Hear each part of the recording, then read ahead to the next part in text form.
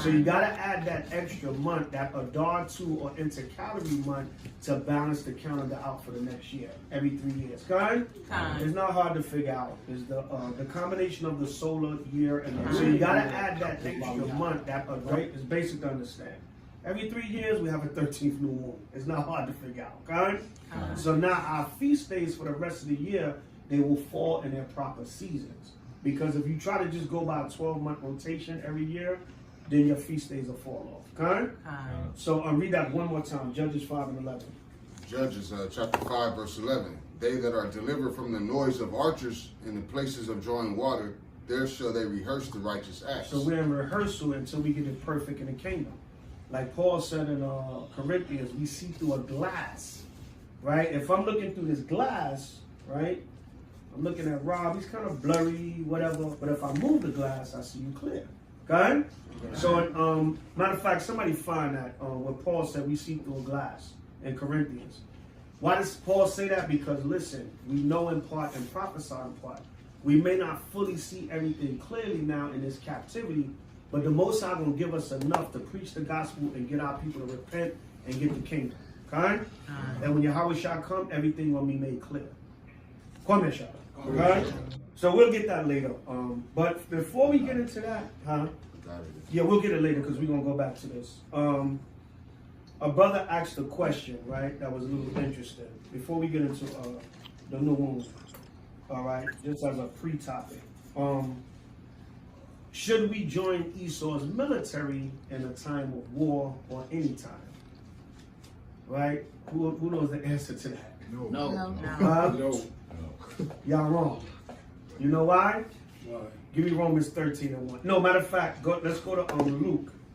Let's go to Luke 3 and start at 12. Now, of course we say no now, but let me rephrase the question. Is a brother or sister wrong for being in Esau's military? No. Y'all sure? What's the answer? No. All right. Should you join Esau's military? No. You should try to avoid it by all means, okay? But you cannot condemn a brother or sister that's in the military, okay? That's what Israel got to understand. And in a time of war, of course, hell no, you shouldn't join the military. But you can't condemn somebody that's in the military or somebody that joins the military as a career decision. Okay? Let's go to Luke chapter 3 and verse 12. Luke chapter 3 verse 12. When everybody have it, say Khan. Then came also publicans to be baptized. Anybody know what a publican is? During the time of Yahweh Shah, what was a publican? By a show of hands. Politician. Somewhat, but no, it was a more specific job. Ada? I should know this. A publican was a tax collector. Yes, kind. And now, tax collectors were hated, right? Like now, everybody hates the IRS. Good? Yes. Nobody really liked the IRS. So you had Israelites that were tax collectors. They were publicans. Now look up the word publican. Yeah. Okay? Public N. Public A-N. Okay? They were tax collectors at the time of the Roman Empire. Okay? And like I said, compare them to the IRS today. Everybody hates the tax. Everybody hates the IRS. Okay? But you got Israelite IRS workers, right? That's just their job. I know brothers and sisters in the truth that work for the IRS. Okay? So that's just a job. You can't hate them for their job, but what? They can still repent. Okay? So if a brother or sister is in the military, they can still repent. We got tons of brothers and sisters that was in Esau military, active in Esau military, recently joined Esau military as a career move, and you can't condemn them. Okay? Now, is it wise to join the military? Hell no. Especially during wartime. But it's not a sin. Okay? And you can't condemn a brother or sister. Even now, if a brother say, I'm joining the military, I want a college, I want this, I want all the benefits they have to offer, you can't condemn them. Should we tell them, no, brother, try to get another job? You know what I'm saying? But we've had brothers and sisters in the military active. I've dealt with a lot of them myself. And they full-fledged in the truth, and the Most High protected them. Some of them even been in combat, and the Most High still protected them. Okay? So don't forget that. Sometimes Israel think, oh, I'm joining the military, I'm going to die in Esau war. No. I know brothers that took out 100 Iraqis. Straight up, brothers in the truth that fought in the Iraqi war. When our elders came up in One West, some of them fought in Vietnam, killed dozens of Vietnamese. But they repented and came to the truth. So you can't condemn somebody. Would we advise it? Hell, emphatically no. You know what I'm saying? But you can't condemn a brother or sister. Luke 3:12 again. Luke chapter 3, verse 12. Then came also publicans to be baptized, and said unto him, Master, what shall we do? And he said unto them, Exact no more than that which is appointed you. See, he said, if you're going to be a tax collector, just take the lawful tribute of the land. Because when nations rule, you have to pay tribute. So during the time of the Romans, they collected taxes. But he said, don't tax the people more than what the law is. So if you was an Israelite publican, Yahushua said, listen, you could repent, you could be baptized, but do your job and don't do it crooked. Right? Don't get over on the people. Don't let the Roman Empire convince you to overcharge the people. You understand? So Yahushua was saying, you can have that job, but just do your job and don't do nothing evil on your job. Don't rob and extort the people. Just collect the fair tax that the Romans have, and that's it. Read on. And the soldiers And likewise. the soldiers likewise. These were Israelites that was under Roman rule. Under Roman Shalom, can you hear me? The soldiers came to him asking to be baptized. Right? What do they call it? So the teacher tonight is Kasaya HOI Philly. So these And were the reader right now will be Gabar. Good. Demanded of him, saying, So yeah, we yield the floor, Ak. Do you think? Can you see me? How's the green screen come in? Oh, hold on, slightly.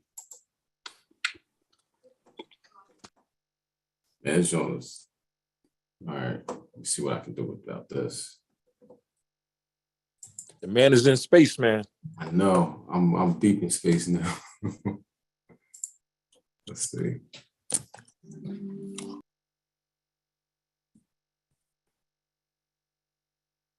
I don't know if this is gonna work. Slocky, y'all. How's that? Am I choppy? Am I coming through? You good? All right. Let's get it started. Let's get it started, y'all. All right. First and foremost, all praises to Yahweh Hashem Mashiach Yahushai. Shalom to the 12 tribes. Everybody enduring, everybody living in these last days. The lesson for tonight is the power of prayer, and I really want to get it started. It's a lot of precepts, and a lot to think about. You know, in these last days, how are we to be in contact with the Most High? You know, just like our ancestors, just like our fathers before us. Okay, what to do and also what not to do. You know, but majority is talking about what to do. All right, so let's get started. A lot going on. I'm gonna bring in, you know, what's going on in the world along with the lesson, because you can't not talk about it. You know what I'm saying? We got to talk about it. We got to talk about Ukraine. We got to talk about these massive back-to-back earthquakes. You know, tsunami warnings. People had to evacuate.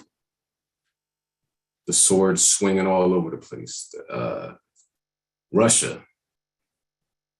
starting to threaten everybody at this point. They're not happy with Ukraine. And we talked about that. They're not going to be happy with Ukraine.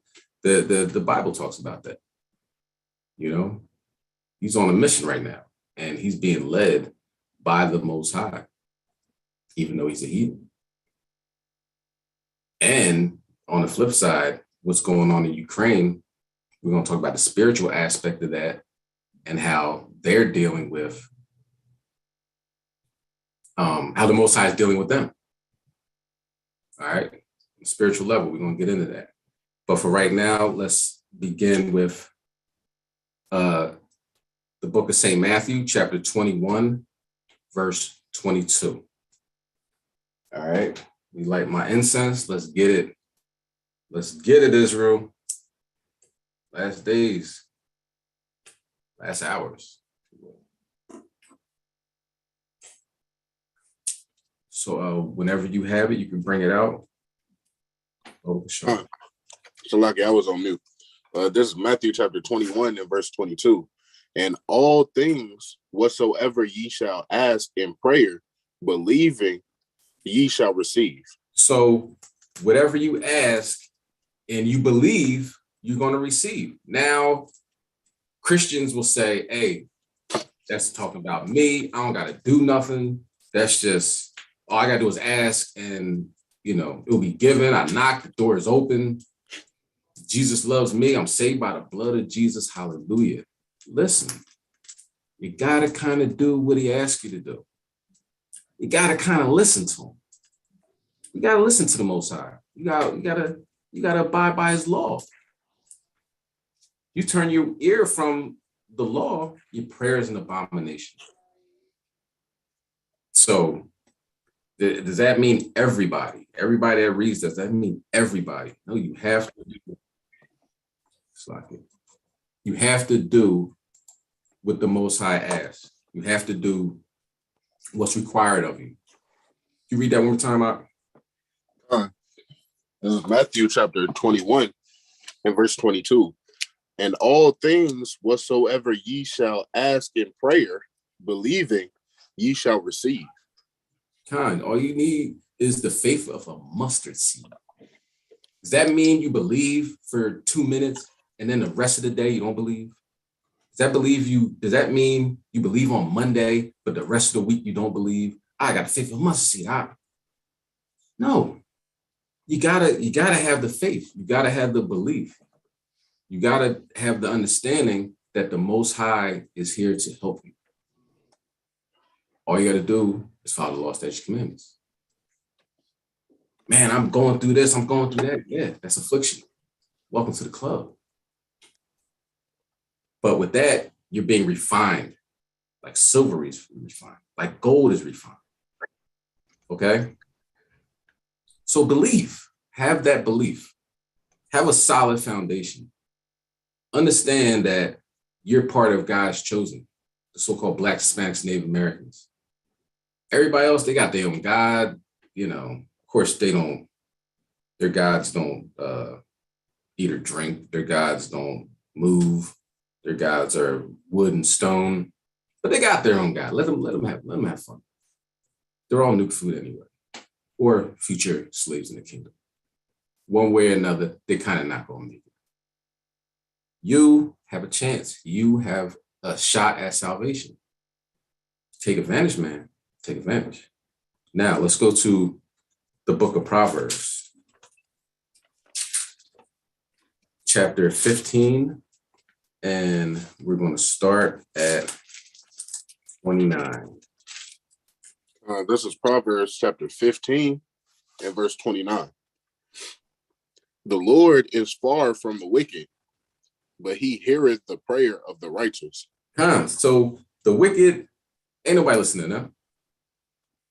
Most High not hearing their prayers. And we talk about the wicked as Esau and the other nations, also the 2/3, because they're going to pray when it's convenient. They're going to go to the Most High when it's convenient for them, right before a car accident, right as somebody pulls a gun out on them, right before something terrible happens. Now they're praying. Now they're seeking the Most High, right? And to be honest, there's nothing wrong with that, to pray during those times. But if you're only asking when you need something, and then as soon as you get it, you're right back to the life you live in, that's wicked. And the Most High understands that. Don't be that guy. Don't be that sister. Be the type of person that prays every day, constantly. Okay? And we're going to get into those precepts, get on those scriptures that are praying, praying without ceasing. Okay? We're going to get into all that. But understand that the Most High heareth the prayer of the righteous. What makes you righteous? Follow the law, statutes, commandments. It's not just a word that people throw down that word like they know what it means. They're just like, hey, I'm righteous, brother. What does that mean? You got to do what the Most High asks you, what the Most High requires of you. Let's go to Psalms. All right. Psalms chapter 16. Slocky, let me see. Psalms chapter 16, and we're going to start at verse 4. Psalms chapter 16 and verse 4. Oh, Slocky. Hold on. That's not what I want. Give me 1 second. My apologies. All right. It might be Proverbs. Let me see.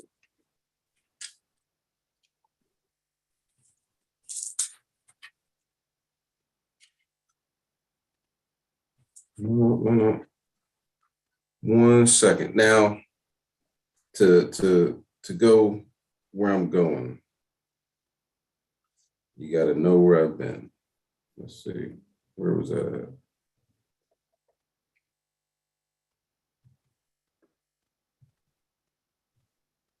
Okay.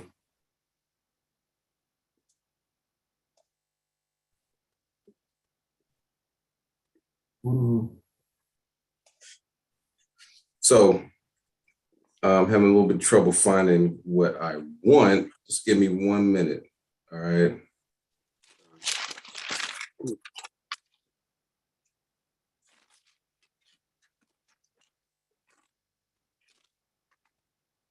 Wow.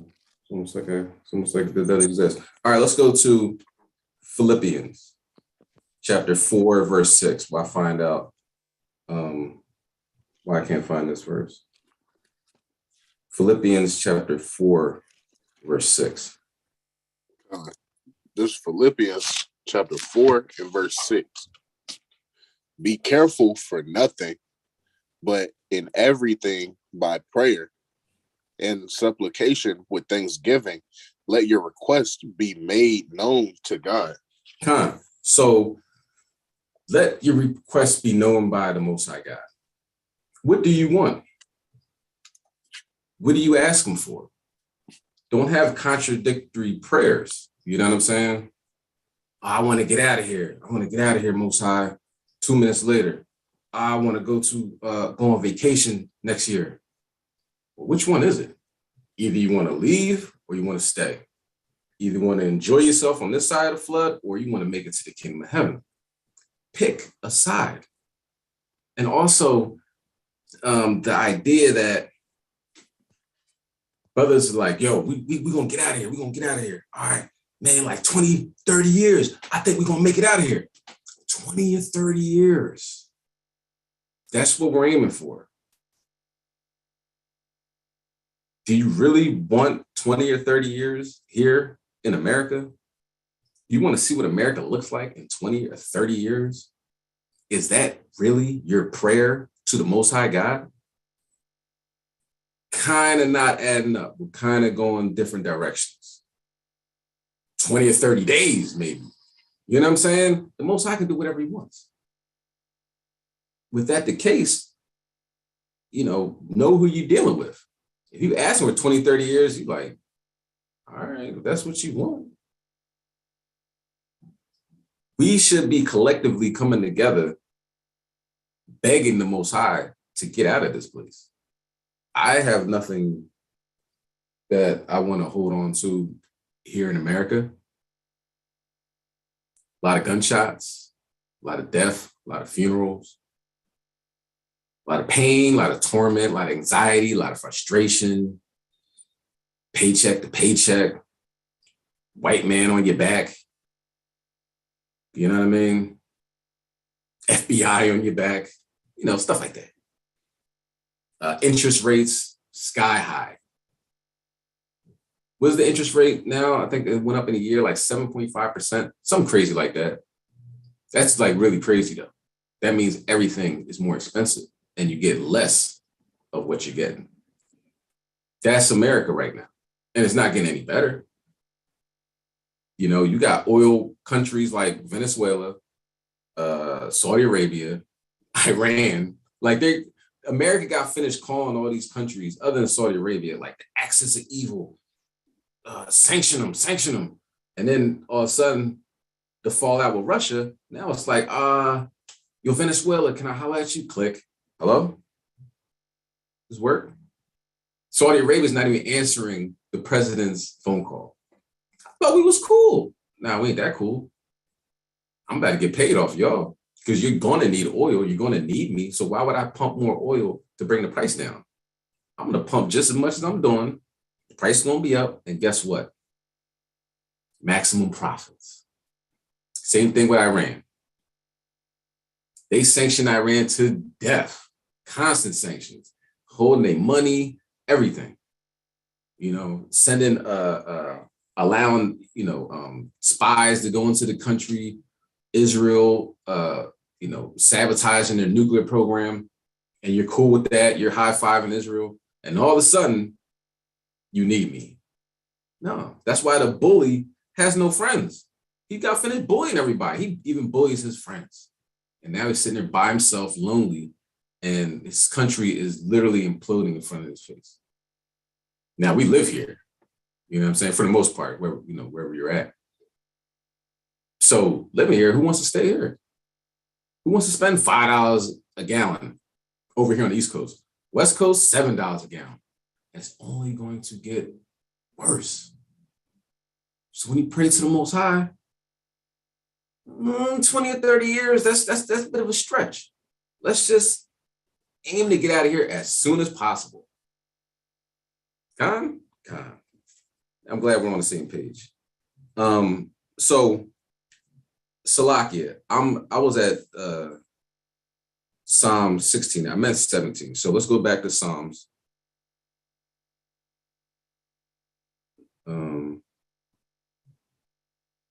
The book of Psalms, chapter 17, and start at verse 4. Publisher.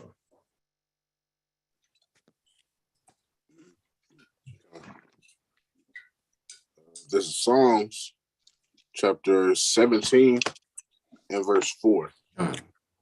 Concerning the works of men, by the word of thy lips, I have kept me from the paths of the destroyer.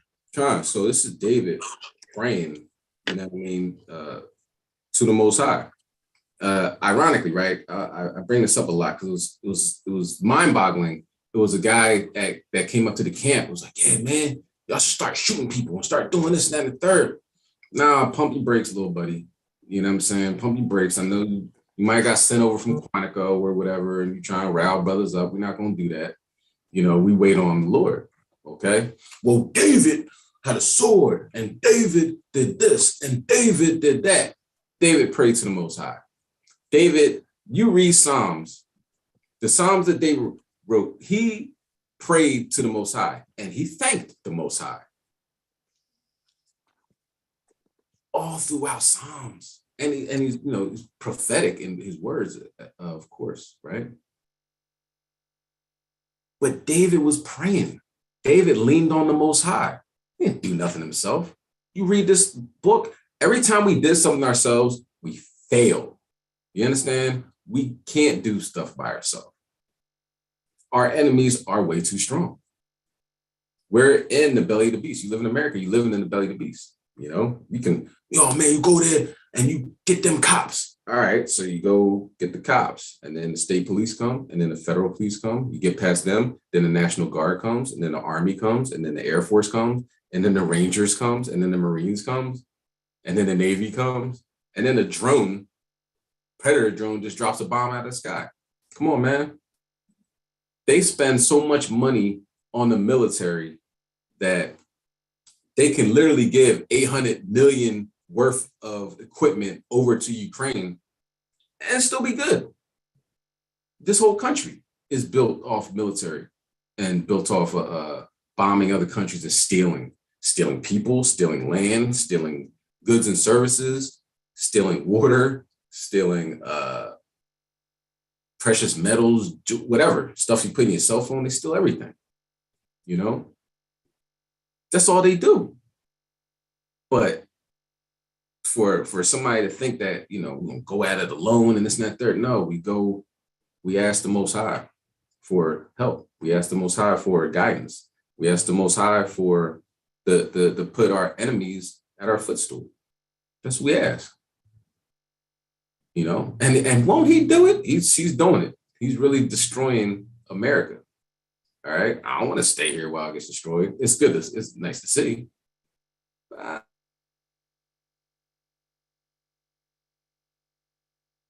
What's over the horizon? Okay. Can you read the next verse? Verse 5. Hold up my goings in thy path, that my footsteps slip not. You know what I'm saying? Hold me up so I don't slip. Go ahead. I have called upon thee, for thou wilt hear me, O God. Incline thine ear unto me and hear my speech. And that's the main goal. It should be. You know what I mean? You follow the law, statutes, commandments. You telling me that the Most High will hear you and incline thine ear to you? That means you're going to make things happen. Right? Isn't that what we want? Like, what we here for? Like, you know what I'm saying? Look, we get the Most High to listen to us. You know what I'm saying? Somebody bothering you, somebody doing something they had no business doing. Most High, destroy this person. And he destroys them. All praise the Most High. You know what I'm saying? You know, and that's not just that, but it's incline his ear so Most High will hear your prayer. And it's power in prayer. And that's what we're going to talk about today. The power of prayer. You know, you can sit back and just, you know, give a random prayer out to the Most High, you know, real quick 5-second prayer. Do you mean it? Is that what you really mean? Well, how did our ancestors get in touch with the Most High? How did our ancestors get the ear of the Most High? We're going to talk about that. All right.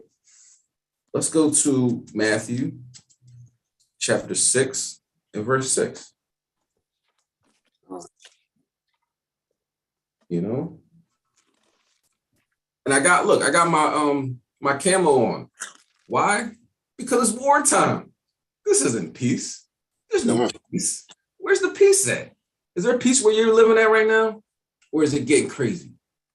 You know what I mean? Is it carjacking rings? Is it people punching old ladies in the face, mugging, robbing, people breaking in houses? Is this a peacetime?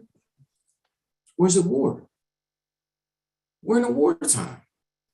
Okay? Ukraine really knows they're in a wartime. You know what I'm saying? It's a bunch of places. Yemen, they know they're in war. Somalia, they know they're in war. Ethiopia, they know they're in war. There's wars happening all over. You know, in Iraq, they're still getting bombed. Iran bombed Iraq. There's a U.S. base in Iraq. They bombed it. They said the Revelation 2 and 9ers had a secret base there. Not anymore, they don't. There's a war going on pretty much on every continent, other than, of course, Antarctica. And who knows what's going on over there. But there's war all over the place. So I got my camo on for that, because I'm ready for war. Bring that out, King. This is Matthew chapter 6 and verse 6. But thou, when thou prayest, enter into thy closet, and when thou hast shut thy door, pray to thy Father which is in secret, and thy Father shall see it in secret, which seeth in secret shall reward thee openly. It's like you. I give you the wrong one.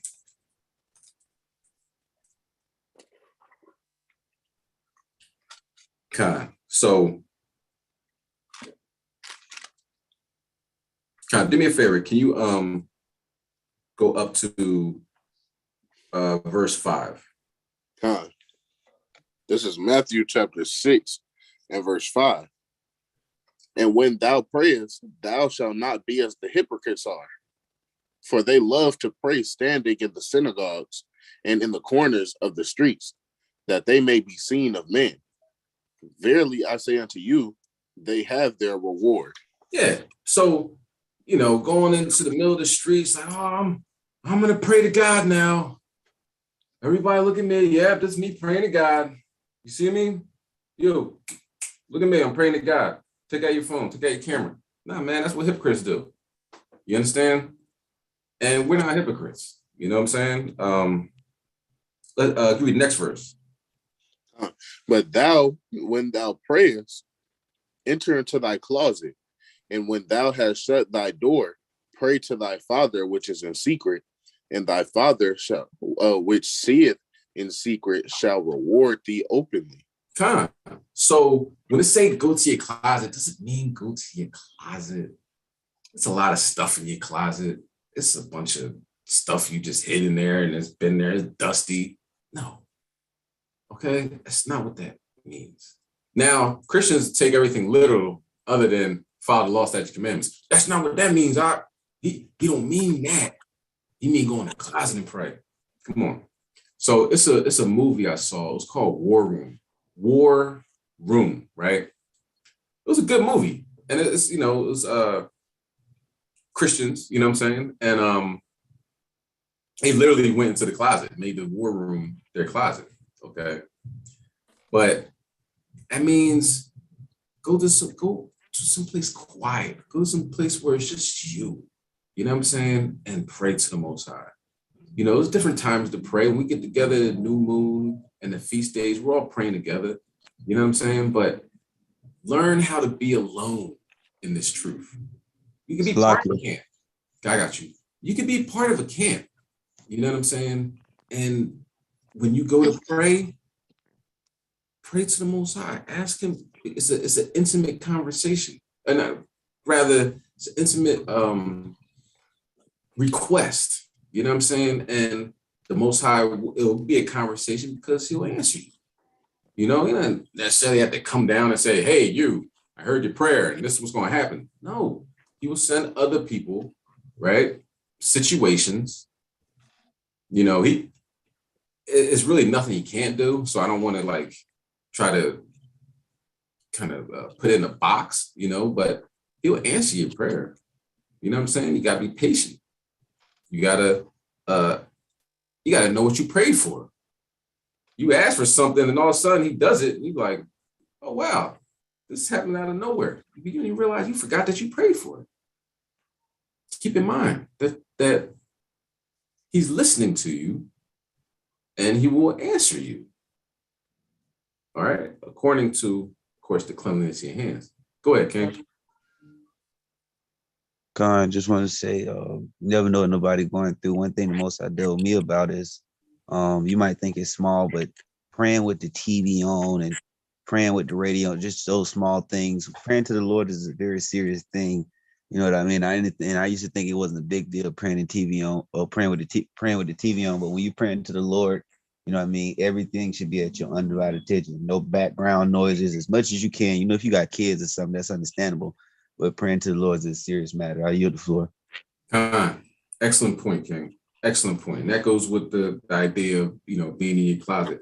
Because, like you said, you pray with the TV on, then you stop like, oh, I like this part. Let me turn it up. You're not paying attention to it. God.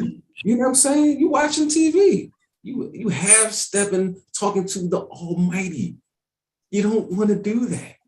You know what I'm saying? Talk about the most important part of your day. You know what I mean? It ain't having Folgers in your cup. It ain't going to have a liquid lunch with Bob and the boys. No. When you sit back and you pray to the Most High, that is a very intimate time. That's a special time between you and your maker. Turn your phone off. Unless you're a doctor and you got to perform surgery or something like that and you on call and this, that, and the third, even then, they can wait. What's more important? It's communing with the Almighty. That's important. And when David says, I wake up in the morning, we're going to get to that. David, wake up in the morning. I'll seek you early. You know what I'm saying? What's the most important thing you do when you wake up? You pray. Before you go to sleep, you pray. Every minute in between, you constantly praying. All right. Now let's go to St. Mark, chapter 1, verse 35. And let's see what Yahushua did. We don't talk about the examples we have. We have a lot of examples in this book. You know, I'm not going to be able to go over all of them because it's a lot. But I'm going to try to go over as much as possible. So I'm going to try to talk less and let the scriptures come out.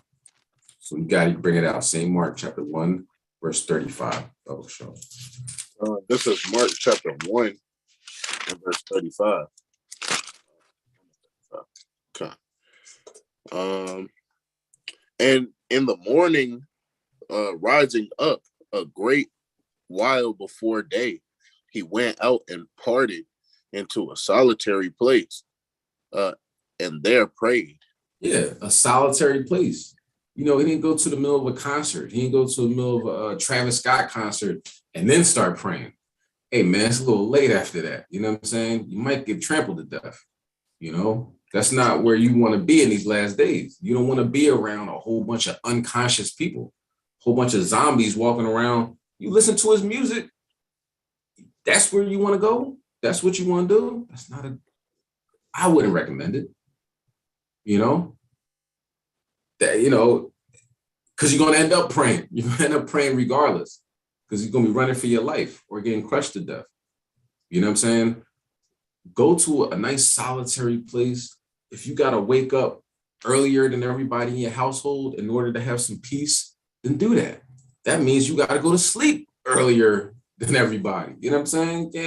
You go to sleep 3 a.m, wake up at 5 to pray. Go to sleep early if you can. You know, it's a lot of people on this call. You know, people might work at night or whatever. But when you have the time and you have time to yourself, it's not the time to get on Facebook, Instagram, Twitter, Snapchat, TikTok. There's a billion different apps that could just really waste your time. You can go on Netflix and watch every movie. And then as soon as you're done, they're going to come out with another season of every movie. And you know what I mean? They're adding on things to distract you. You understand? And they give you a good price. Oh yeah, come to Netflix, $7. Then by the time you look at you be on Netflix a couple of years, $22. What happened? Paying an arm and leg now. You know, but you think it's a good deal. But it doesn't matter what they charge. It doesn't matter what you pay. If they can take hours and hours out of your day, it's only 24 hours in a day. If they can take hours and hours out of your day, you work for 8 hours, go to work, come back, eat, you know what I mean? Do all the other stuff, sleep. So the time that you have, don't waste it. Use the time that you have. What do HOI do? In the morning, rising up a great while before the day. Everybody else get up at 9, he's up at 5:30. He might get up at 4:30 before the sun comes up. You know what I'm saying? And went out and departed to a solitary place and there prayed. That's what our Savior did. We should really take his example. All right. Now let's go. Slack here.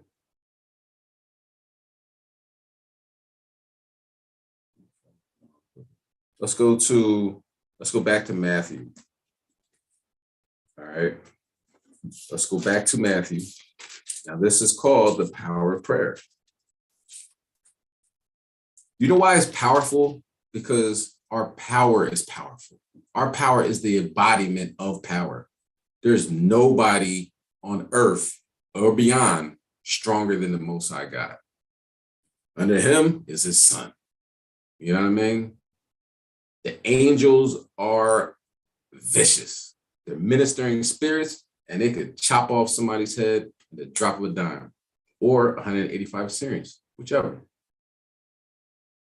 Stealthy, definitely. Okay. Very much into stealth. All right, so we're at St. Matthew, chapter 6, and we're going to start at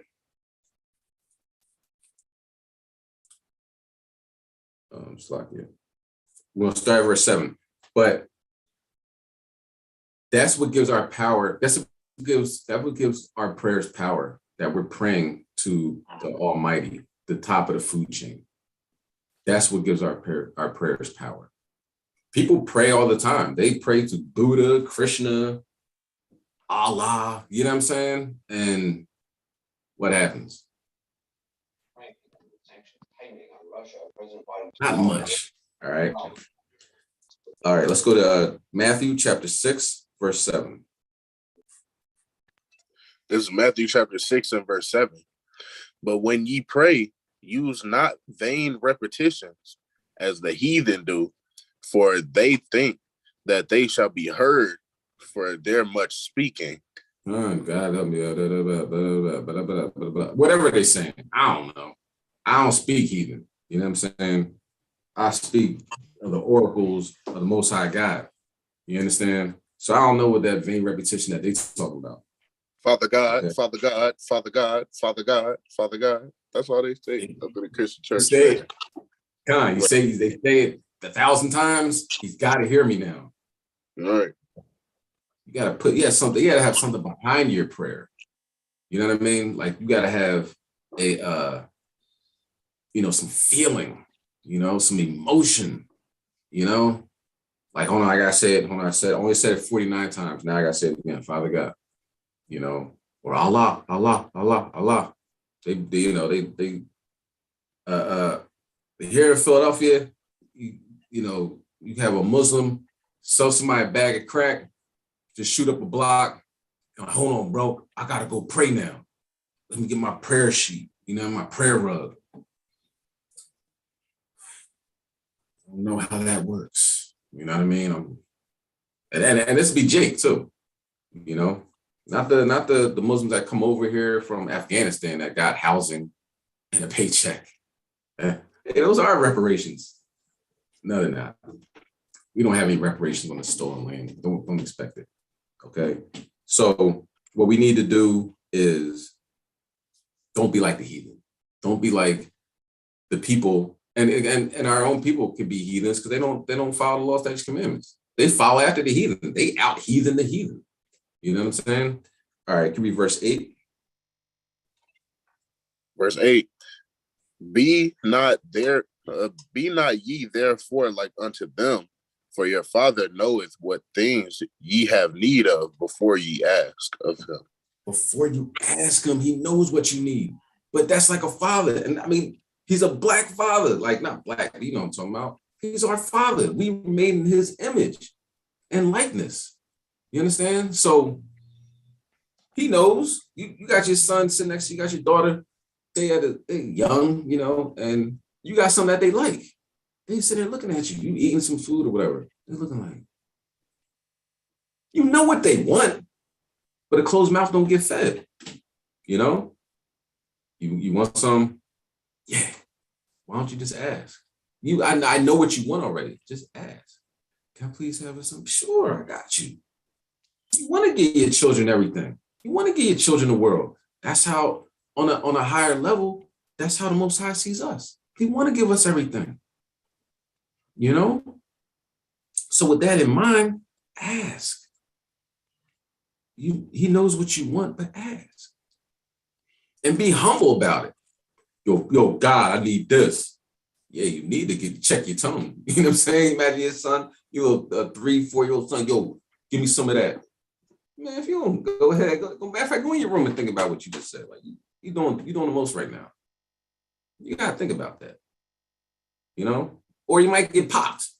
Who are you talking to? Pop. And on a higher level, when the Most High pops us, it could be the last pop. Salakia. You go, that's why you go with him. You go to him very humbly.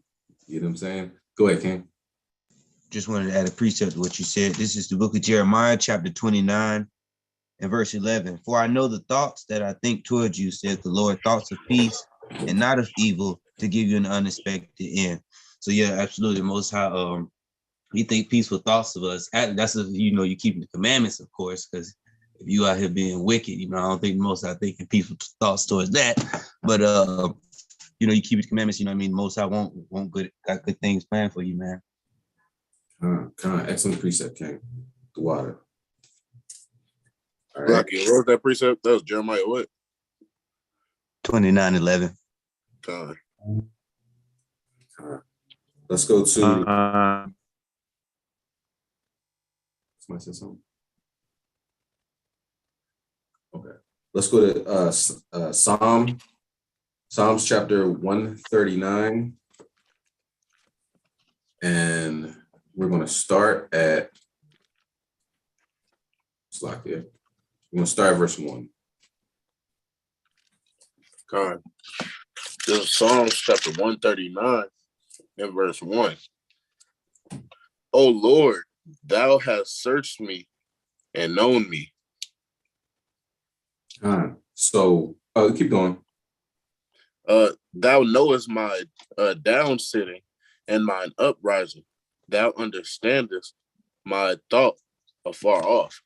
So it's very important, if I don't say anything else, that you take from this, is that the Most High understands what you're thinking. He understands your thoughts. He understands what you're going to think tomorrow. He understands what you're going to think next month. There's nothing you can hide from the Most High. So it's best just to be honest in everything you do. You know, go with him humbly, with the fear of the Most High. I brought this up again. I'm gonna bring it up every time I do the Thursday night class from here on, Most High willing. This is the fear of the Most High. An underwater volcano. You're living in paradise. Fiji's over there, Tonga. I'm living in Tonga. This is great. You know what I'm saying? I moved from, I used to live by a whole bunch of niggas, and now I live in Tonga. What possibly can go wrong? I'll tell you, an underwater volcano, so loud, it pops your ears, you can't hear anything. All right, is that it? Not at all. The ashes went so high, it blocked out the sun. Now you can't see. You can't hear, you can't see. You don't know what's going on, and you're on an island. Now here comes a tsunami. You can't hear it, and you can't see it, but you can feel the rumbling of tons of water coming towards you. And it's going to destroy your house because 100% of those houses were destroyed. You survive. Oh man, thank God, or whatever God they pray to over there. They think God helped them, right? Because they're alive. Now all that ash that went 50,000 feet in the air comes down and just obliterates everything you thought you had.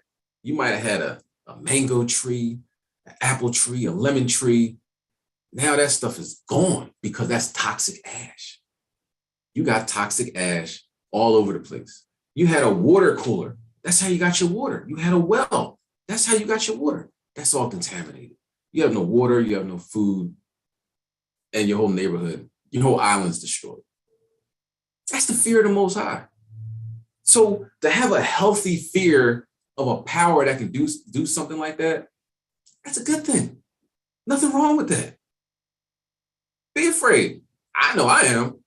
I don't want no smoke with the Most High. You can't win. You can't even see the angels unless they want you to see them. You're never alone. You either have angels sitting next to you or you got demons. Either way, something's sitting next to you. I would suggest you get more angels than demons. Matter of fact, eliminate the demons altogether. That's where that sin comes in. Get rid of that sin and you have angels surrounding you. Life is a lot easier when you're walking with angels. All right. Can you read the next verse? Thou compass my path and my lying down, and art acquainted with all my ways. Yeah, he knows where you're going, when you're resting. He knows everything about you. He knows how much hair you have on your head. You know what I'm saying? How much hair you should have on your head. He knows all that. All right? Very, very closely watched you are. Okay, read next verse. For there is not a word in my tongue, but oh Lord, thou knowest it all together. Yeah, before you even speak, before you even say anything, before you even think something, he knows it. Okay. So this is a time period really where examining yourself is important. What makes you go off? what makes you sin. You know what I mean? Or when I say what makes you sin, you know, what's the pairings that lead you to doing something you had no business doing? For example, calling up a sister you ain't got no business. I mean, she ain't no sister. She's in the world. Calling her up 2, 3 o'clock in the morning. You know what I mean? You're not trying to make her a wife. You're trying to make her a wife for the night. What makes you do that? You know, is that when you go out after you come back from the club, after you had a few drinks or whatever? What makes you do that? Ask yourself, examine yourself, so you can get far away from that, or far away from any sin that you're dealing with. You know what I mean? Is your cell phone calls when you go off? You looking at all types of things you ain't got no business looking for on your phone? Hey man, you might want to turn that joint off. He says, pluck your eye out, chop your hand off if it's stopping you from the kingdom. So cell phone, you know what I mean? Hey, go back to a landline if that's the case. But whatever it is, whatever's stopping you, preventing you from getting to the kingdom of heaven, don't do it. Learn yourself. Learn your patterns. Okay? Because the Most High knows. You know what I mean? You're not getting over on them. People try to do stuff in the dark, like, oh, nobody's seeing me. In reality, everybody's seeing you. The important people will see you. You ain't gotta worry about everybody, the other people. Oh, the camp don't know I'm doing this, or the brothers and sisters don't know I'm doing that. God does. And that's who really matters. Okay? All right, let's go to Isaiah chapter 65. And we're going to we're going to Isaiah 65 and 24, welcome, Shaw. Isaiah 65 and 41? No, 24. Oh. Isaiah chapter 65 and verse 24. For it shall come to pass that before they call, I will answer, and while they are yet speaking, I will hear. That's deep, man. That's deeply profound. You don't even have to say nothing. But he knows what you want, but he wants you to ask anyway. You know what I'm saying? And he said it's going to come to pass. It's like you're a walking, talking kingdom. You don't even have to. The Most High is doing everything for you. You don't have to do nothing. Everything you want, he's like, I got you. Oh, I got you. That's beautiful. You know what I'm saying? And I know brothers and sisters are feeling that. I know brothers and sisters are getting to that. The more righteous we are, the more we follow the law, statutes, commandments, then the more the Most High helps us in every way possible. Angels encamp around you and they help you. You know what I mean? Deeply profound when you really sit back and think about it. So everything's going right. Instead of living a life where everything was going wrong, now everything is going right. It's like, wow. It's like almost like God's helping me. He sure is. Because you're doing what he asked you to do, and you're telling others. You know what I'm saying? Yo, you gotta do better. I don't want to hear that. I tried.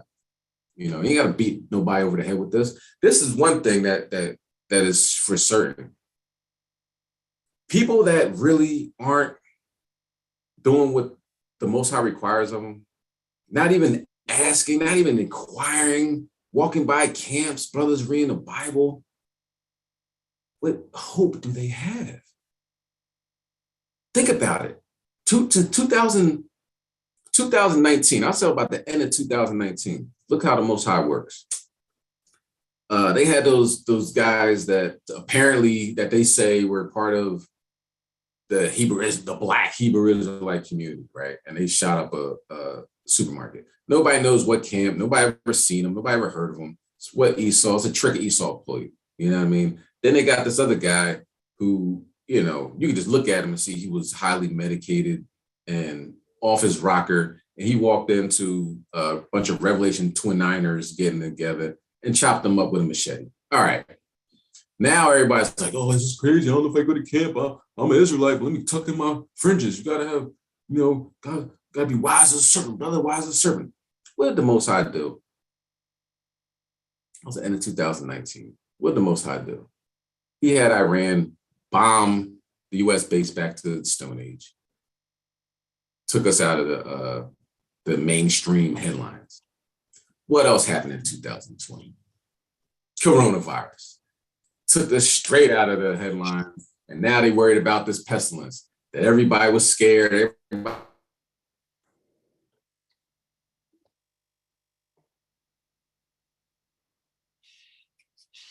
If people didn't repent and think that this is the Most High God, then what do you expect out of them, man? Like the whole economy damn near collapsed in the United States. They're just putting money into the stock market. You know what I mean? To prop it up. But as soon as they stop putting money in, it just goes straight down. This thing's on its last leg. It's the Titanic. We're living in the Titanic. We're living in Babylon, seeing an empire collapse right in front of our eyes. Brothers been praying for this for years, and the Most High inclined his ear.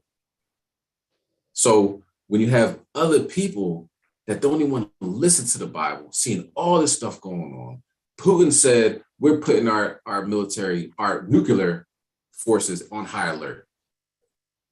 WW3, End Times, Last Days was trending on Twitter for like a week or two straight. Nobody saw that. They still are going to continue to do what they're going to do. Hey, man, good luck. Good luck. All right, let's go to 2 Samuel 22. All right. And when I say good luck, the luck isn't really important. That's not gonna help anything. You know what I mean? So make sure you gathering amongst your people, righteous Israelites. Make sure you follow these laws, statutes, commandments. Make sure you don't, fall off in these last days. You know what I mean? Stay focused. And how do you stay focused? Pray, fast, meditate, repeat. Pray, fast, meditate, repeat. And reading the scriptures. Continue to stay in the scriptures. All right? That's a form of meditation. I got you, Kay. Hold on. That's the form of meditation. When you can sit back and read chapter after chapter, you're focusing on something. You're focusing on the word of God. All right? Very powerful. Go ahead. Can you bring that out? 2 Samuel 22 and 21. Public Shaw. This is 2 Samuel chapter 22 and verse 21. The Lord will rewarded me according to my righteousness, according to the cleanness of my hands hath he recompensed me. So, you say, for instance, your rent's due, right? You gotta come up with $1,000. I ain't got it, man. Oh God. And you half behind following after the law, statutes, commandments, doing what the Most High requires. You're kind of in, you're kind of out. I might go to the new moon this month. I might not. I'll go next month. All right, I'm just going to Passover. I'm not doing none of this. You know what I'm saying? I ain't going, you're in and out, one foot in, one foot out. You lukewarm. So now it's time that you need to pray. Oh, God, please, I need this. If I could just get $1,000. And then somebody calls you up like, yo, I got you, bro. I heard you need something. Here, give you $40. 40. What am I gonna do with $40? I need $1,000. Hey, man, the Most High rewarding you according to your righteousness. If you, 3% righteous, you're gonna get 3% of that $1,000. All right. So that's something to keep in mind. You're not getting what you want. What are you doing? What are you doing to elevate yourself in this walk, in this truth. We just sitting on the sidelines. I'm gonna wait to see what happens. Like Red, I'm gonna tuck mines in. It's all fun and games till Debo snatches your chain. You gotta wake up. You gotta come back to these law, statutes, commandments and make haste. Like, hold on, wait. Did the president of Russia threaten America? Yeah, he did. That should really make you want to do more and not fall back and do less. All right? The Lord's going to reward you according to your righteousness. So be righteous. Let's go to, now what's righteous? Everybody says, oh, I'm righteous. Somebody told me that the other day. Righteous. Give me the definition of righteous. Crickets. Let's go to Deuteronomy 6 and 25. According to the Bible, what's righteous?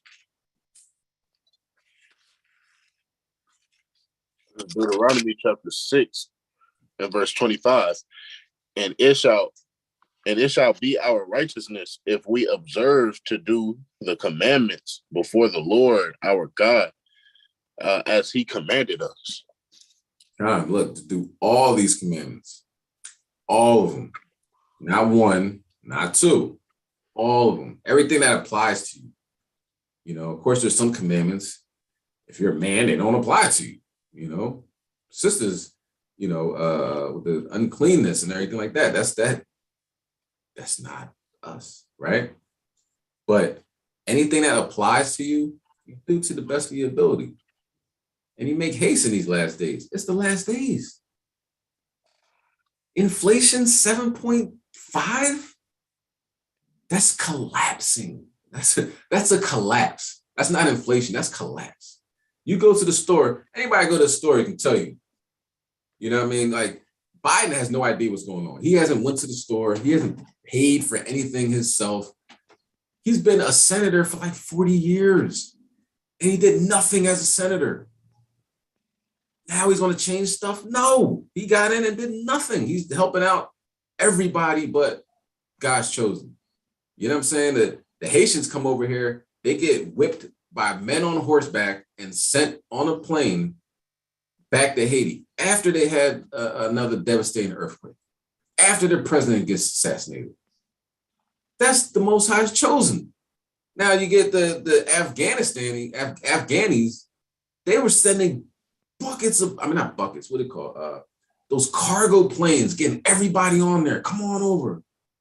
You helped us destroy your own country. Now you can come over here and help destroy America. You know, and we'll give you free housing. We'll give you a check, $1,600 a week or whatever it was. You know what I'm saying? That's how you know who's the Most High's chosen, who's not.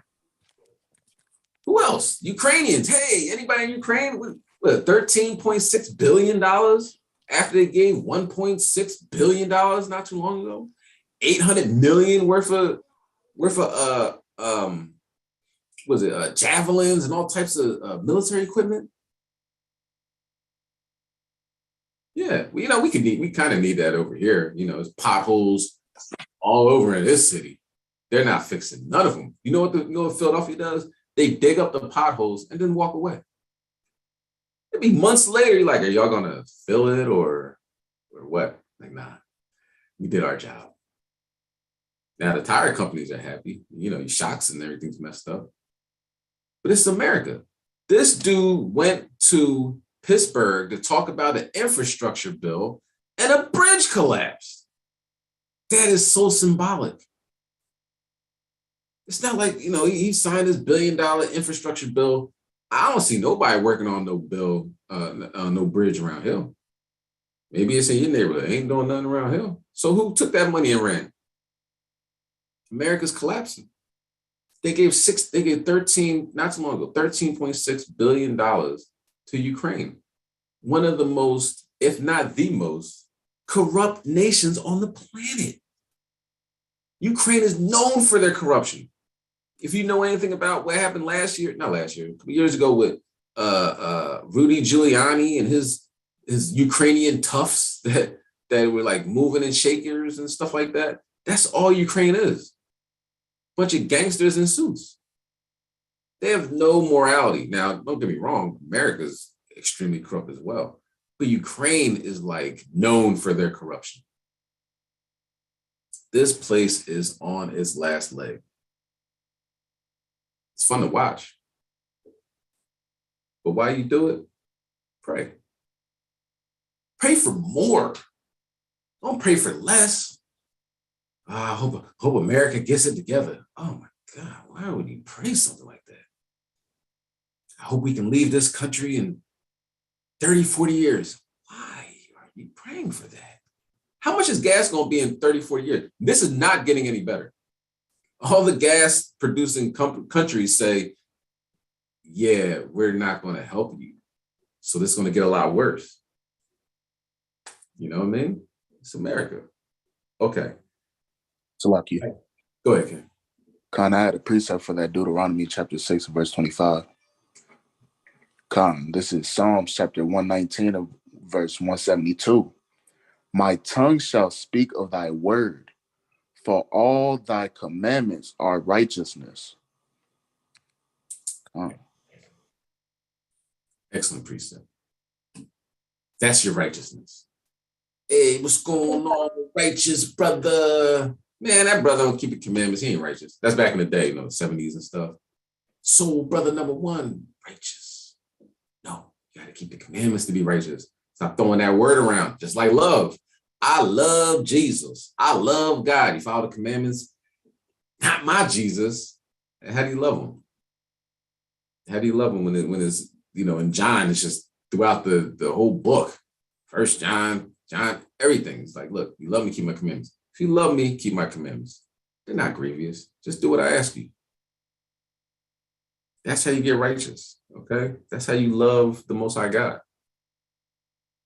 Okay, excellent precept, King. Now, let's go to First Chronicles, okay? First Chronicles, chapter 16. And we're going to start at verse 8. This is First Chronicles chapter 16 and verse 8. Give thanks unto the Lord, call upon his name, make known his deeds among the people.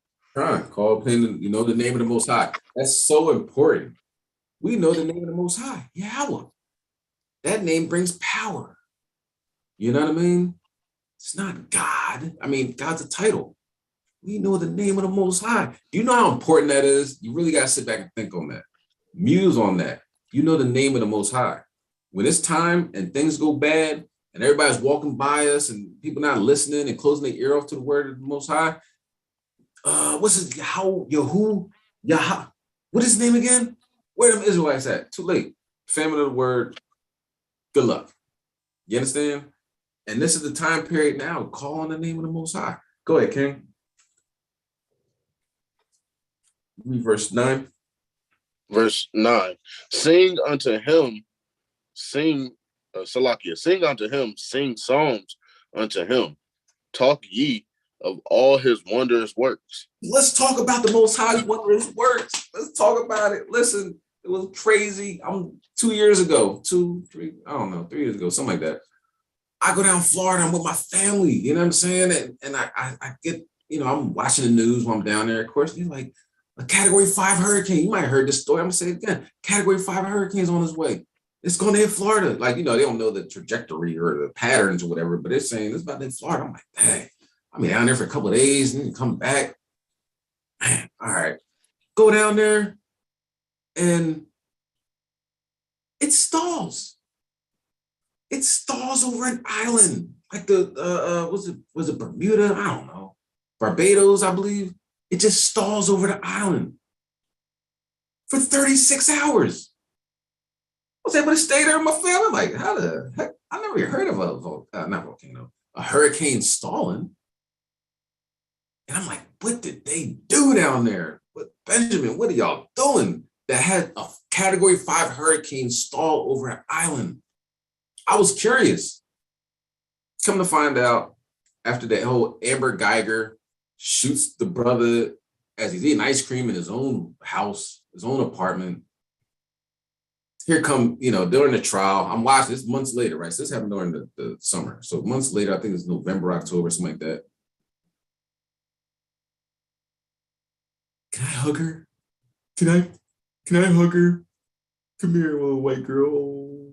You killed my brother, but I forgive you. She's like, okay, I'm not sorry, but okay. I'm sorry I got caught, and I'm sorry I'm facing time, but I'm not really sorry, but whatever. Then you see the quarter porner, the bailiff just playing in her hair. I'm like, oh, this is disturbing to watch.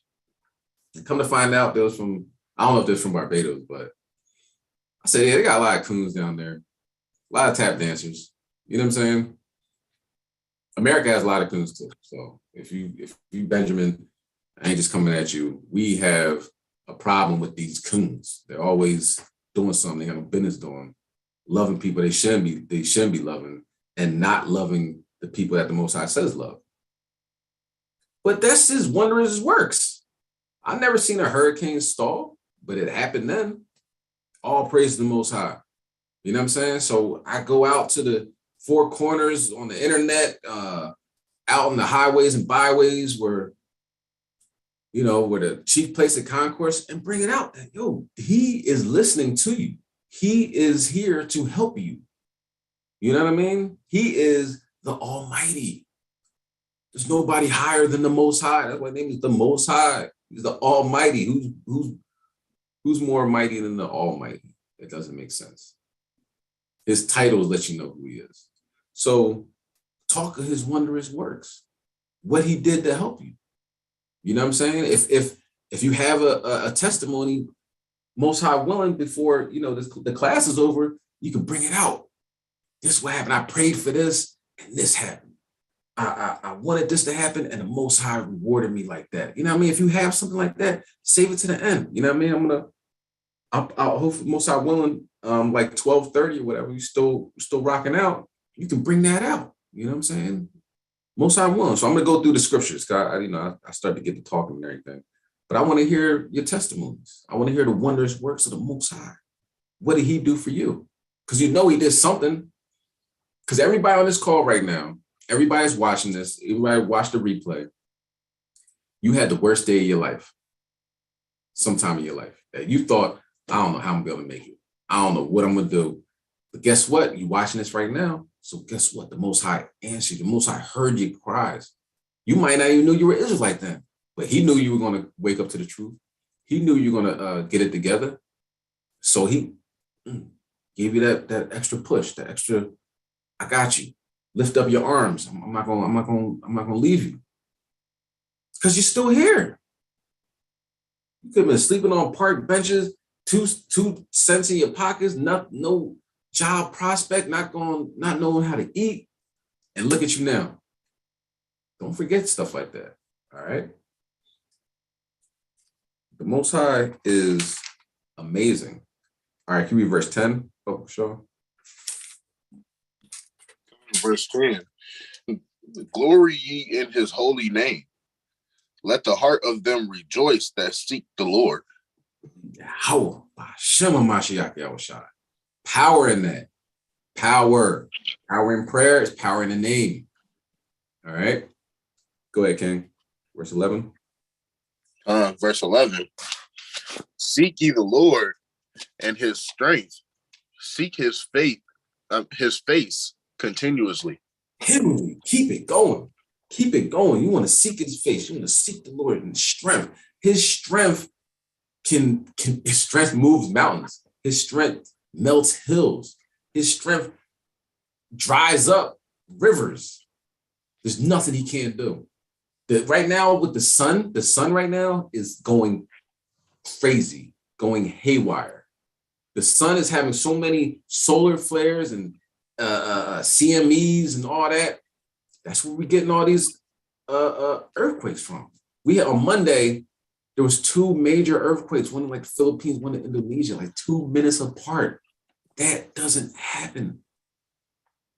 Now, in the past couple of years, it happened. I believe it happened in Indonesia back in 2000,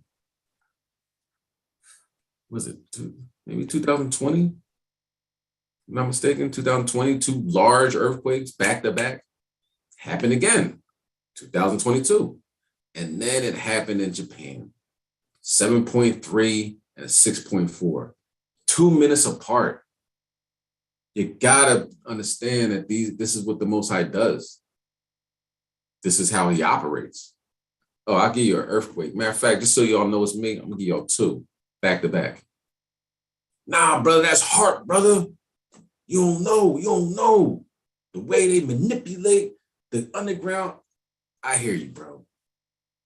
But when does God play a part in what's going on in the world? When can we just drop the idea that Esau has anything under control right now and understand this is all the Most High? When?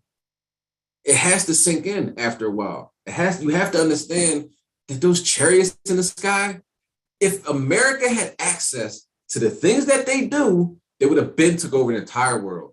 If China had access to the things that they do, we would all be eating Chinese food every night. Same thing with Russia, same thing with Germany. They cannot go 12,000 miles an hour and stop on a dime and then go up into space and then come back down into the water and go thousands of miles or what was it? I forget how fast they were going. Faster than torpedoes in the water.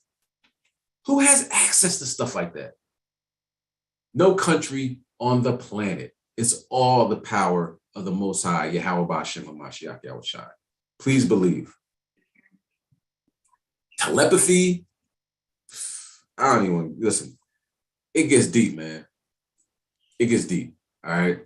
So don't give this Edomite credit for anything. He gets credit for rape, robbery, murder, looting, polluting, destroying the world. That's his credit. He has no credit outside of that.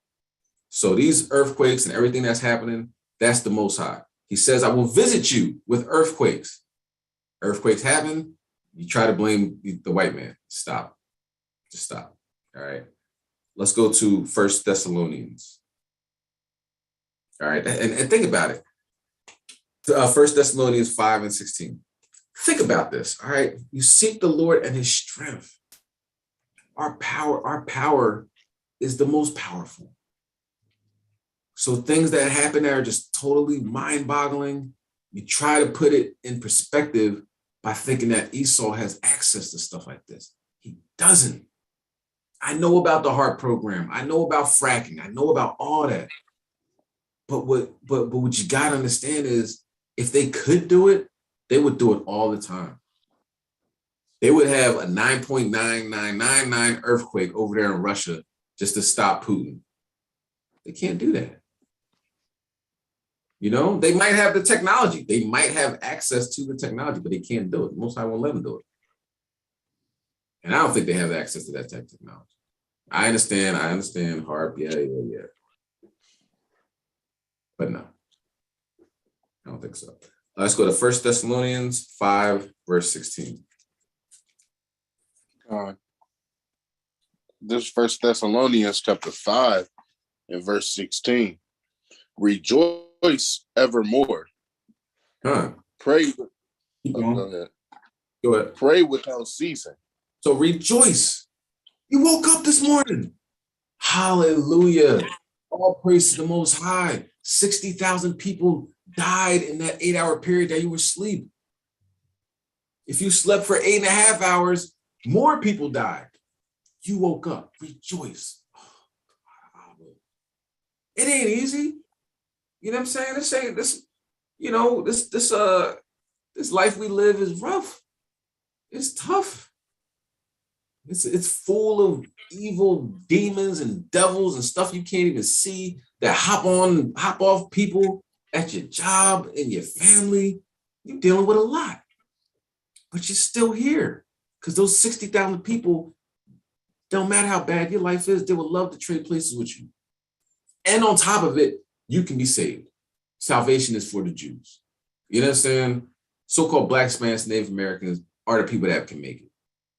Talk to some sister. Oh, it's terrible. But you know, the Most High, the way he works, he's, you know, just gotta let you know what it is, right? So talking to the sister, I'm like, sister, you know, you can, it's that camp.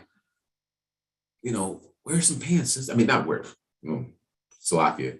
Don't wear pants, sister. You wear a skirt. You know, I asked her, you know, what your nationality? She's I'm an Israelite. Okay, so you know. So what you need to do is you gotta do what the Most High says. Like, all you gotta do is what he says, and you on easy street. You know what I'm saying? You know, the with the floors paved with gold and, you know, all types of different stones and peace. It's all for you. But it's cold outside. Okay, I get it. You know, you can wear something underneath it. Like, that's what a lot of sisters do. It's wintertime. You can wear your pants underneath it, but then you wear your skirt. Like, you know what I mean? That's what a lot of sisters do because it's cold, right? Kind of give me like a look. I'm like, some of my spirit made me ask, like, do you want to get saved? Do you want salvation? You could have heard the Jeopardy music at that point. And she's like, yeah, I guess. You guess? Okay. You know, it's a billion Chinese that would love to be in your position. It's a billion Elamites that would love to be in your position. But our people are so like, whatever, I guess, then, you know, the stiff-necked rebellious. What do you do with that, you know? But it is what it is. Rejoice. You woke up this morning. Most High willing, you'll be able to lay your head on a pillow tonight. Wherever you living right now, a lot of people ain't able to do that. So you rejoice. Be happy. Have gratitude for the Most High. And pray without ceasing.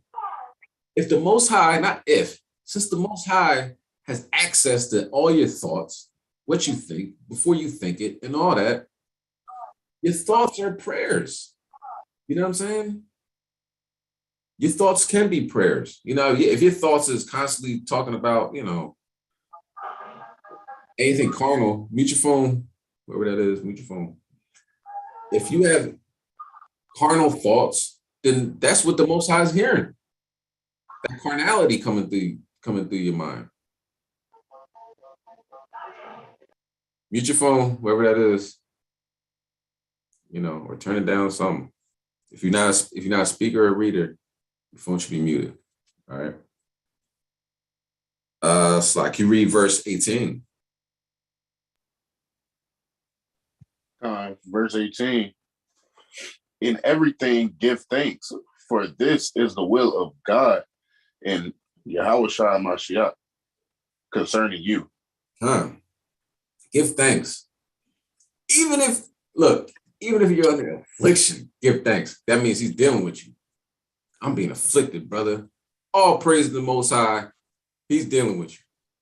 You understand? Some people are living the Miller high life and never had a problem a day in their life, and things are about to hit the fan like you would never believe. I gotta tell you, I went to the grocery store. I'm like, hold up, I just bought this last month. It was $10. Now it's $14.99. From $10, no, $13.99, Slovakia. That's a 40% increase. It was frozen cherries. I'm telling you, it was frozen cherries. You know what I'm saying? I make my own ice cream. You know what I mean? I don't buy, brothers told me that you get the vanilla ice cream. Is a beaver. It's the gland, the anal gland of a beaver. I don't want to eat no beaver. Nothing. I don't want to do that. You know what I'm saying? So I make my own stuff. You know what I mean? So from $10.99 to $13.99, that's a 40% increase. Now, in a month, what's going to happen in next month or the month after that or next year? I mean, look at the gas prices. They're going to make their profit, or it ain't going to be nothing at all. All right. So it's important to give thanks to the Most High God. It's important to let him know that what you see the writing on the wall. Don't start praying when things get bad. Pray now. And then when you pray when things get bad, most high willing, they get, he's going to listen. All right. And we're going to go through some scriptures like that. Like, hold on. Let me, hold on. Somebody's praying. Let me see what they talking about. Oh, I know him. Oh, I know her. This ain't the first time they talk to me. They talk to me all the time. Okay. Let's go to 2nd Ezra. All right. 2nd Ezra, we're going to go to chapter 9. Salakia, one sec. Let me grab it. Yeah. So,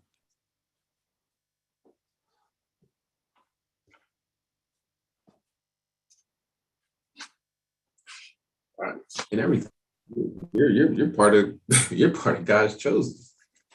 Everybody can't say that. So it's something to be proud about. You're dealing with situations that in your life that most people, Esau would took a nosedive off a bridge if he walked in your shoes for a week, not even a week, a day. He can't hang. And a lot of other nations can't hang. They don't know what it's like to be thoroughly oppressed. They come from their countries over here, and they look down on us. But they were at their country, and everybody over there looked the same. We're the American kicking post, and they come over here and do the same thing to us. They can't. People don't know how that feels. The first initial shock of, wait, you don't like me just because of the color of my skin?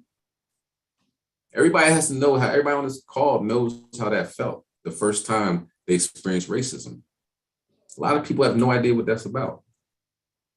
So the stuff that we go through is making us better people. It builds character because you're still here. And that means nobody can break you. You know what I'm saying? Satan can't break you. You know what I mean? The Most High woke you up to this truth. Just stay on the righteous path. So you bring that out, 2nd Ezra 9, verse 23. This is 2nd Ezra chapter 9 and verse 17. 23. 23, Salakia. Nevertheless, if thou wilt cease yet 7 days more, but thou shalt not fast in them, Go ahead. but go into the field of flowers, where no house is building, and eat only the flowers of the field. Taste no flesh, drink no wine, but eat flowers only. So the situation. If you don't, I'm not going to assume everybody does. Ezra is having a conversation with an angel, Uriel, right? And through this angel, if you understand the scriptures, they're messengers. Okay. The angels just don't, just talking on their own accord, not, oh, God don't know I'm here, so I'm going to talk to you. No, man. So this is messages of the Most High. Okay. And he said, he said, I want to have this conversation. I want to learn what this means, help me out. Right. He's like, all right, this is what I need you to do. You go to a place where there's no houses, another solitary place. Right. He said, you don't got to fast. Before, he's fasting 7 days, fasting a couple days. Listen. So he said, look, you got to fast, eat flowers like herbs of the field. Right. Me, I drink my tea. You understand? And, no wine, there's a time and place for everything. You're trying to get messages in. So don't sip. All right. And what else do we do? Can you read verse 25? And pray unto the highest continually. Then will I come and talk with thee. Pray continually. How about that? You want to have a conversation with the Most High? You want to commune with the Most High? You got to ask him, And you read these scriptures and it'll tell you the way to go. It'll tell you how our ancestors did it, how our ancestors went about this. You know, then I say go to a concert, pound a couple beers and some shots, and I'm gonna come holler at you. No, get away from those people, get away from everybody, sit back, chill, you know, pray, pray continually, meditate, have your herbs, you know what I mean? And every herb doesn't have to be cannabis. You know, like there's other herbs out there. Like some people read this like, oh, eat herbs. That means I can eat some wheat. Listen, you got other stuff. You got tea, chamomile, green tea, Paul de Arco. What else? I got ginkgo biloba and blueberries and Fiji water. You know what I'm saying? That's what type of time I'm on. All right. Because I want stuff to increase brain capacity. You know what I'm saying? Stuff that helps your brain. That's lawful, of course. You understand? And it's available. But this is what Ezra did. All right, let's go to Romans.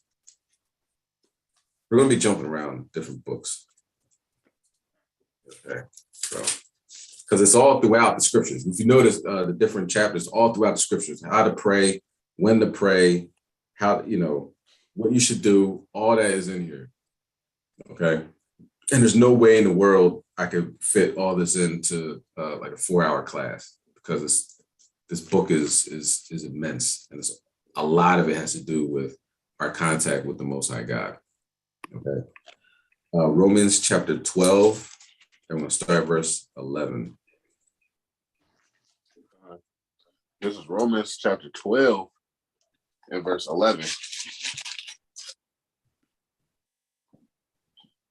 Not slothful in business, a fervent in spirit, serving the Lord.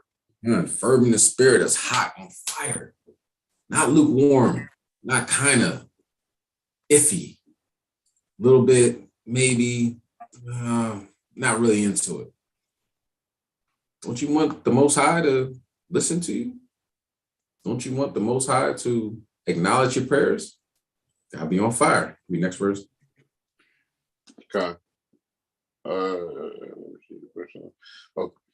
Verse 12, rejoicing in hope, patient in tribulation, continuing instant in prayer. Rejoicing in hope, patient in tribulation. It's not going to last forever. Tribulation do not last forever. If you go back in time, like, you know, Most High willing, we can have a conversation, you know, at the end of the class, right? Tribulation was not lasting forever. It was a time where you thought it would, though. You're like, man, this is never going to get any better. And did it get better? And if you're going through it right now, it's going to get better. You know what I mean? You just gotta meet the Most High halfway at least take some steps towards him. You know what I mean? Oh, Most High, carry me. No, so Christians do. They don't do anything that's in this book. They do the 10 Commandments. I don't kill nobody. All right, good for you. You're not supposed to kill anybody. You know what I mean? I don't steal. Well, here's a cookie. You understand? But what do you do? You tell me what you don't do. What do you do? Do you follow the new moons? Probably not. Do you honor the Sabbath? More than likely not. It's, you know, fringes, beard, dress, whatever, food, all that. Do you do any of that stuff? You know?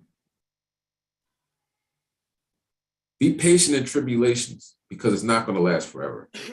But continually instant in prayer. Always be in prayer. Okay?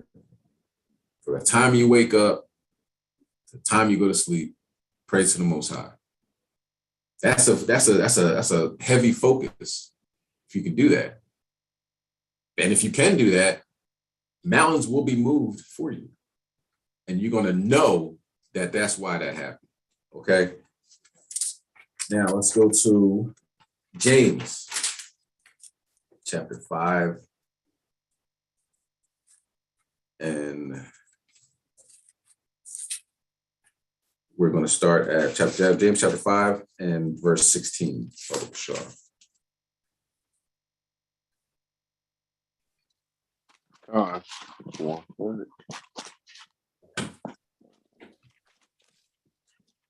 This is James. So,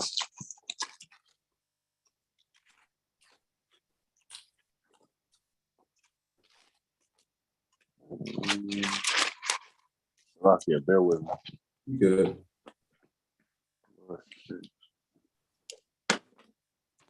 Remember, this is all about the power of prayer. It's what it's all about. This whole 4 hours, Most High One, is all about the power of prayer. Because there's power in prayer.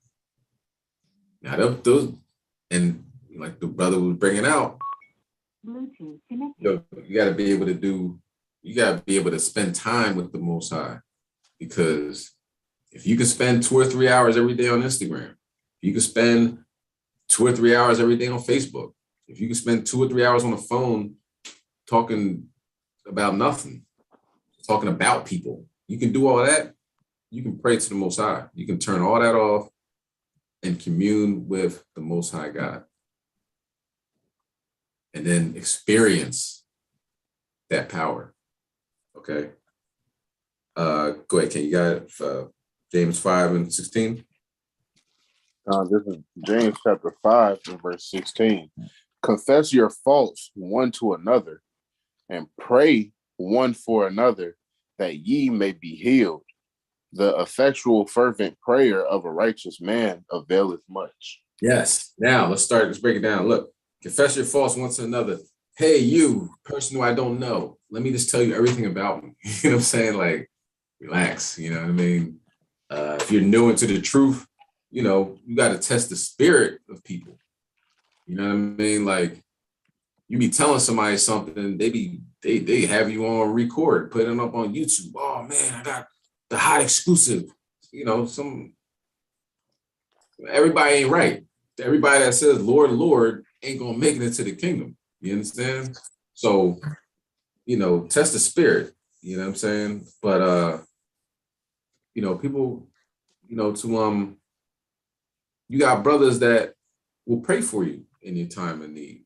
You got sisters that will pray for you in your time of need, you know, and that won't just expose everything you told them to the world. Brother, in order to get where we need to go, we gotta put this on the internet, brother. You know what I'm saying? So the whole world can see the way you was going off, so you ain't gonna do it again. And it's some people that have ulterior motives. You understand? You can see right through them. Right? Like my homie said, I see right through you, Judas. You know what I'm saying? Like, yeah, I was shy, I see right through Judas. Like, yeah, I know what you're gonna do. You know, but some people, if they talking about somebody else to you, 9 times out of 10, they're gonna talk about you to somebody else. It's kind of the way it goes, you know. So when they confess your faults one to another, you got to have somebody that you trust. You understand? And the on fire, you know, effectual fervent prayer of a righteous man availeth much. So the things that you pray for, and sisters, the things that you pray for, if you're righteous, you follow the law, statutes, commandments, that prayer goes to the top. The Most High hears those prayers. All right? He hears those prayers. So that's why I kind of started off like, yo, please stop praying that we get out of here in 20, 30 years. If I got to wait 20, 30 years, I got to wait 20, 30 years. But if I got to wait 20, 30 years, y'all keep praying for 20, 30 years, I don't like that. Just stop, okay? We all got to get on site one accord. Like, let's get out of here soon. Let's ask the Most High, can we get out of here tomorrow? You know what I'm saying? Like, what's wrong with that? You know? Brother, man, my 401k, once that turns over in about 20 years, then I could buy that house I wanted and I can buy that Lamborghini. Yeah. And then we can go to the kingdom of heaven. Man, you are op, man. Stop doing stuff like that. Don't pray for stuff like that, okay? Because you might as well be Esau. Esau wants 20 or 30 years. Yeah, man, hopefully I get 20 or 30 years more of doing whatever I want before the inevitable, you know what I'm saying, for something that we all know is going to happen takes place. You watch a YouTube video where Esau says, yeah, I carried the one right here in 2045, we should be out of here. And you telling everybody, no, don't listen to your enemy about none of that. He don't know, all right? Yeah, then if we wait 20 or 30 years, Putin's gonna blow this place up. You know, most high willing he does sooner than later, but I don't think Russia has 20, 30 years really. You know what I mean, they putting Putin back against the wall, okay? Starbucks gone, McDonald's gone, Citibank gone, Visa, MasterCard, PayPal, everything, the internet. I can't even watch Russia Today on YouTube. How am I gonna know what America's doing? You know what I'm saying? Like Russia Today was like, I don't like America, America don't like me, so everything that they do to their citizens, we gonna put on our YouTube page. I can't watch it no more. They got the internet messed up down there, man. Like embargoes, tariffs, like they're really backing up Putin against the wall. Like those sanctions are really hurting him. The ruble, and it's not hurting Putin. Putin's fine. Putin ate today. He's probably gonna eat tomorrow. You know what I'm saying? All those rich Russians, they're fine. It's the people that are suffering. That's what sanctions do. They put the sanctions on the people, really, and then they start protesting like, yo, y'all gotta stop, y'all gotta chill, da-da-da. Putin don't care about none of that. He'll arrest them all. So the ruble, you know what I'm saying? 5%. Hold up. Ruble had a 5% spending capacity. I'm probably saying that wrong, but meaning if you had a piece of bread for $5 in Russia before all this happened, now that same piece of bread costs like $25. So you see where that's going. That's like hyperinflation is what's going on to their currency. You know what I'm saying? So with that in mind, you know, that's hard to sustain. Now, of course, you having Europe still buying their oil. You know what I mean? America's like, oh, we got to sanction them. They're like, yeah, we kind of need their oil. So y'all be cool. Like, don't get too hyped. You know, Germany's like, look, if we totally stop getting Russian oil, all our jobs are gone because a lot of our jobs and our economy runs off petroleum. Okay. So most high willing, you know, we're going to talk about also how they're seeing chariots fighting the Russians over there in Ukraine. Bro, well, brother, why would you do that? Why would you say something like that? They wouldn't do that. The chariots fight for us. They don't fight for them. Hey, man, Most High Yahweh Shem Yahushua do what he won. What's wrong with you? You read the scriptures? He did what he won. Russia should have been took Ukraine. Ukraine should be a sweltering heat right now. But what's happening? The Most High is using those chariots to shoot down, not shoot down, but I don't know, maybe to shoot down the planes too, but they blew up like tanks. The tanks were on the way. That's a strategic location in Ukraine. The daggone Edomite prayed, and he saw a chariot come down and shoot what he said was lightning out of the sky. The next day, the whole tank brigade was blown up. Ask, why would God do something like that? He backing Putin into a wall, into a corner. He's like, man, I got these nukes. I don't know if I'm going to use them. Most I said, oh, you going to use them. I'm going to make you use them. I'm putting hooks in your nose, and you're going to do what I tell you to do. You know what I mean? And that's a legit story. You can check it out. All right. Did somebody say Salakia? No? Okay. Let's go to 2 Kings. Let's get some accounts. Let's get some accounts about praying.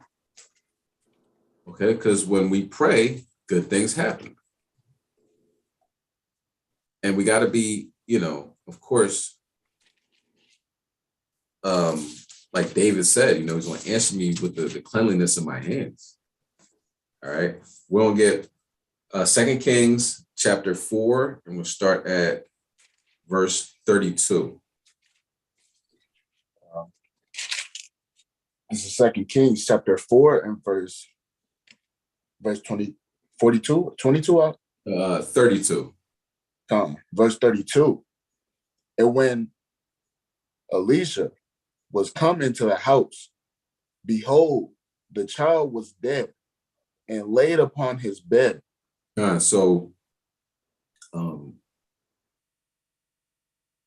the story, you know, it's a great story, you know what I'm saying?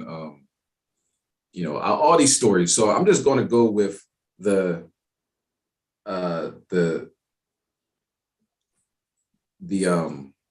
you know, the part dealing with praying. But in these chapters, read the whole chapter, get some, you know, not if you get some time, make time. Okay. Read these chapters. All right. I think it's a time period to know what our ancestors did to do some miraculous things through the power of the Most High. Because when I say my ancestors, I don't want anybody to think like, oh man, yeah, because he did that and Moses did that and Abraham did that. They did it through the power of the Most High. You know what I mean? It's not when we get our head, you know, expand and like, man, I did this, I did that. I'm the best thing next to sliced bread or whatever. You know what I'm saying? It's like, no, you take on that responsibility of being the you know, up there with the Most High. He's gonna knock you down. So don't do that. Okay. Go ahead. Can you read verse 33? Verse 33. He went in therefore and shut the door upon them twain and prayed unto the Lord. He prayed unto the Lord. You know, not okay. Let me do this. Let me do that. It's time for me to shine. Da da da da. No, humbly praying to the Most High God, knowing that He can do anything. It's God. All right, we're mortal men with the hopes of being, you know, in a whole nother category. Most High willing. Okay, go ahead. And he went up and laid upon the child and put his mouth upon his mouth and his eyes upon his eyes and his hands upon his hands. And he stretched himself upon the child, and the flesh of the child waxed warm. Go ahead. Then he returned and walked in the house to and fro, and went up and stretched himself upon him. And the child sneezed 7 times, and the child opened his eyes. Yeah, when you look at that you know, look at that you know, the word, you know, sneeze, and like he gasped 7 times, right? But when he returned and walked in the house, he's going back and forth, to and fro. You know what I'm saying? He's like, he's praying to the Most High. So guess what? You can pray while walking.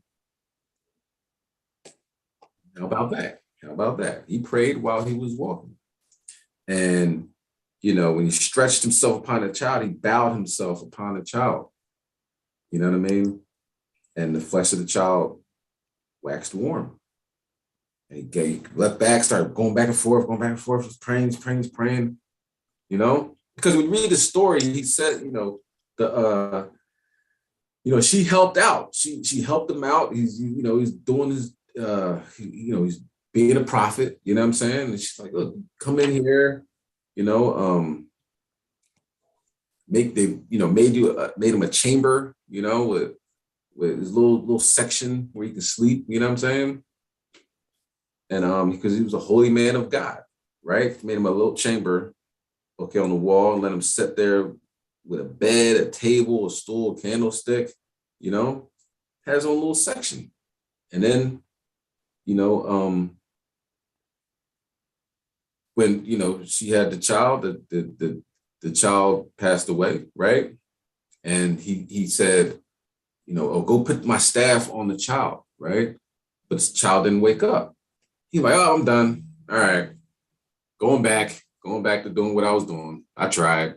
No, he went there and he prayed, he put his face on the child, bowed down, and was praying, all that, right?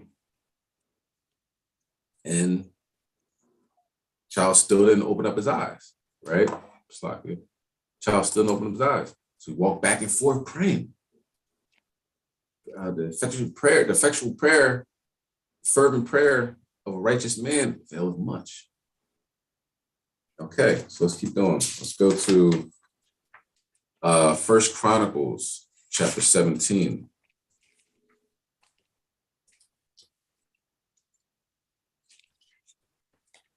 Let me show you. I'm see what. 1 second. Chronicles 17. Start at verse 15. This is First Chronicles chapter 17 and verse 15.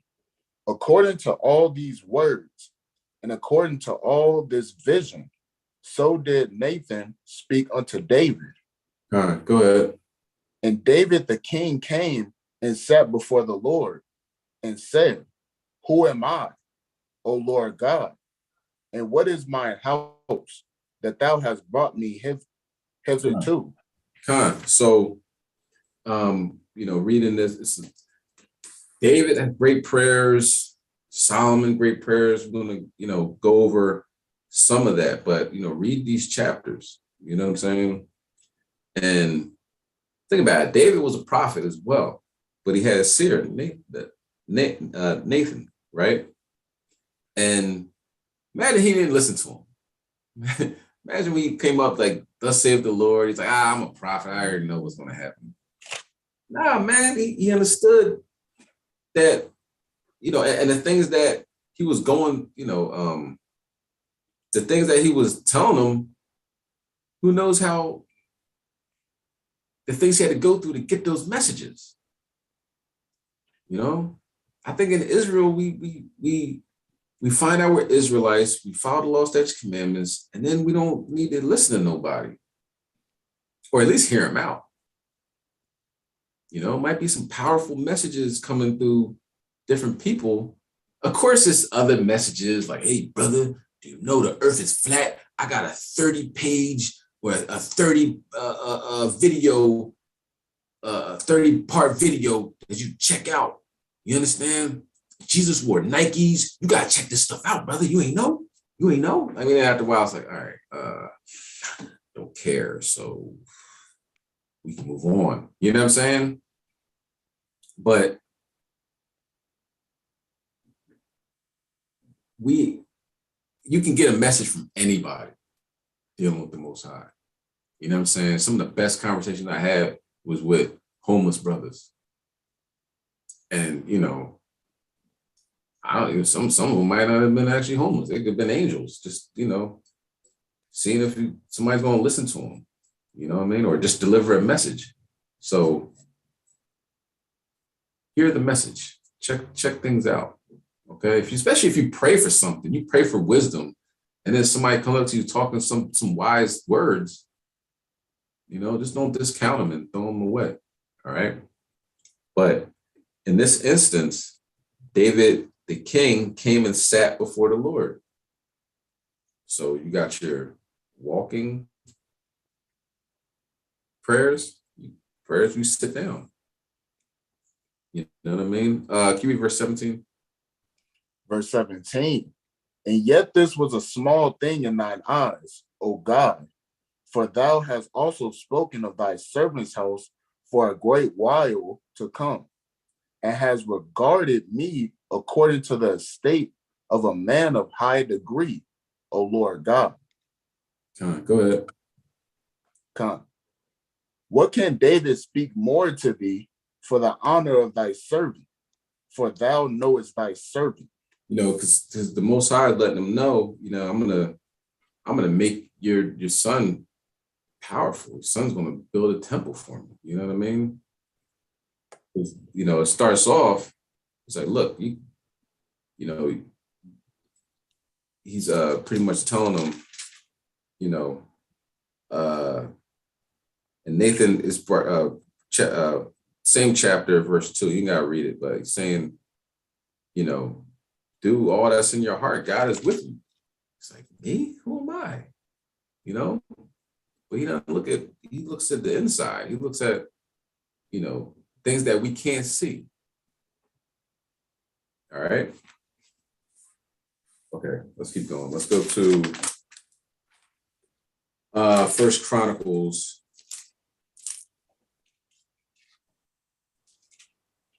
Matter of fact, let's go. Yeah, we'll stay here. Stay there. Get down to verse 24, Public Show. Verse 24. Let it even be established that thy name may be magnified forever, saying, the Lord of hosts is the God of Israel, even a God to Israel. And let the house of David, thy servant, be established before thee. Go ahead. For thou, O my God, hast told thy servant that thou wilt build him an house. Therefore, thy servant has found in his heart to pray before thee. So in his heart and his mind, you know, stayed in prayer. Stayed in prayer. Okay.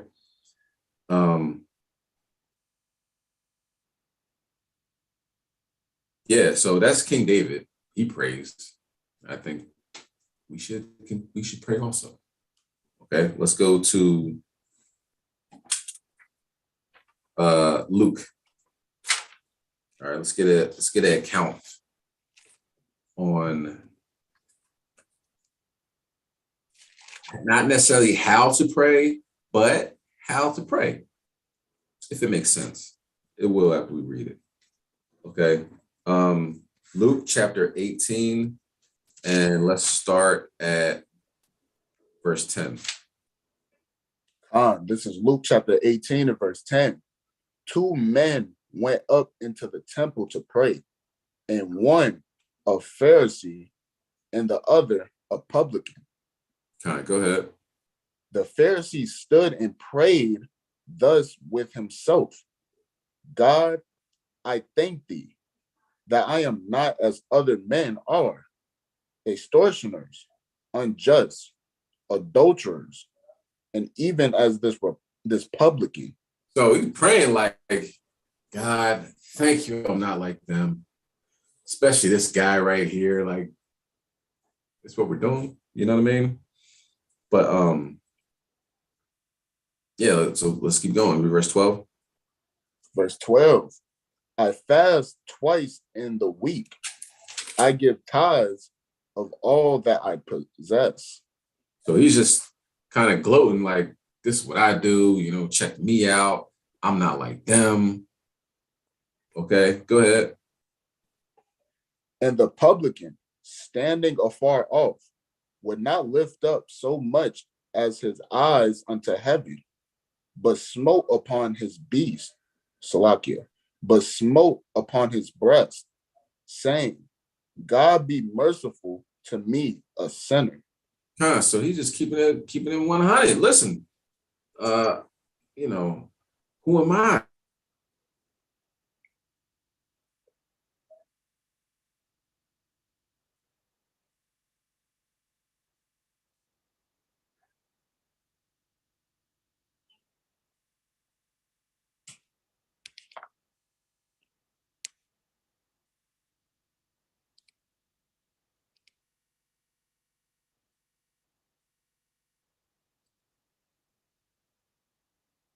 Salakia.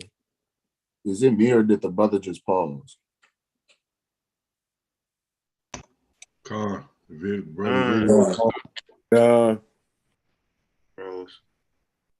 Can't even see the brother no more. that's Satan, man. Con.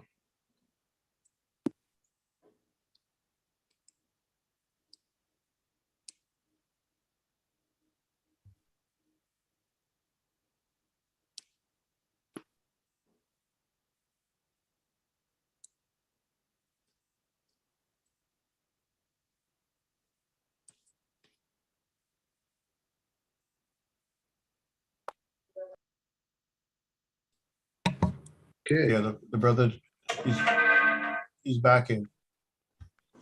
You back on, Kay? Yeah, he's back. Okay, Con. No praises. It's Satan. Satan trying to hinder the word. Damn devil. Devil, man. Oh man. All right. Slaki, y'all. See if I can get everything back the way it was. All right. Okay. Con. All right, where were we before Satan tried to hinder the word? Let's go verse 14. Verse 14. Verse 14. I tell you, this man went down to his house justified rather than the other. For everyone that exalted himself shall be abased, and he that humbleth himself shall be exalted. So humility, that's how you pray. Humbly. You know what I'm saying? Not, people, the first you meet them, the first 10 minutes that you meet them, the first 5 minutes, they tell you everything they did. And then I did this, and then I did that. I. All a bunch of I's. You know what I'm saying? That isn't the way to go. When you talk to the Most High, he knows everything already. Humble yourself. I'm a sinner. I appreciate you. I exalt the Most High. I'm grateful, and then let the Most High do his job. Let him work. Okay. But if you go, with that, the puffed up spirit and proud and all that, pride go for destruction. Stay away from pride. Stay away from being proud. You know what I mean? What are we proud about? Our ancestors sinned and we're stuck here in captivity in Babylon, the pit, hell. The white man's heaven is the black man's hell.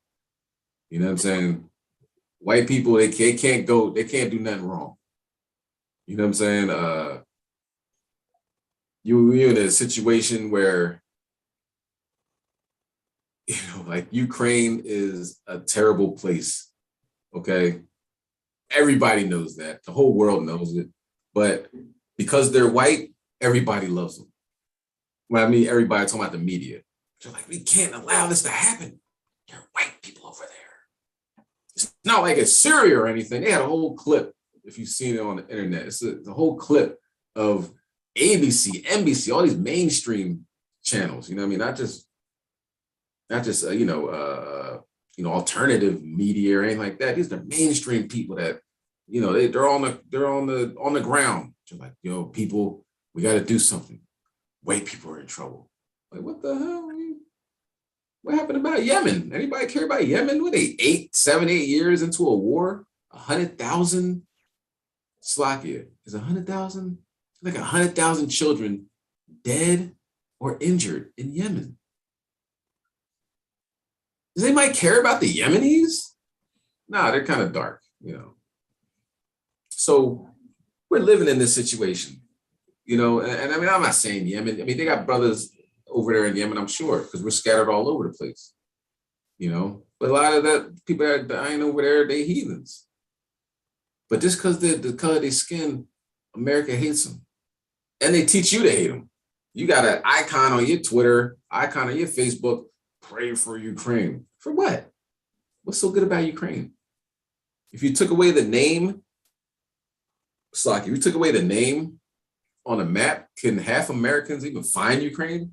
Probably not. All right, so we're living in a pit right now.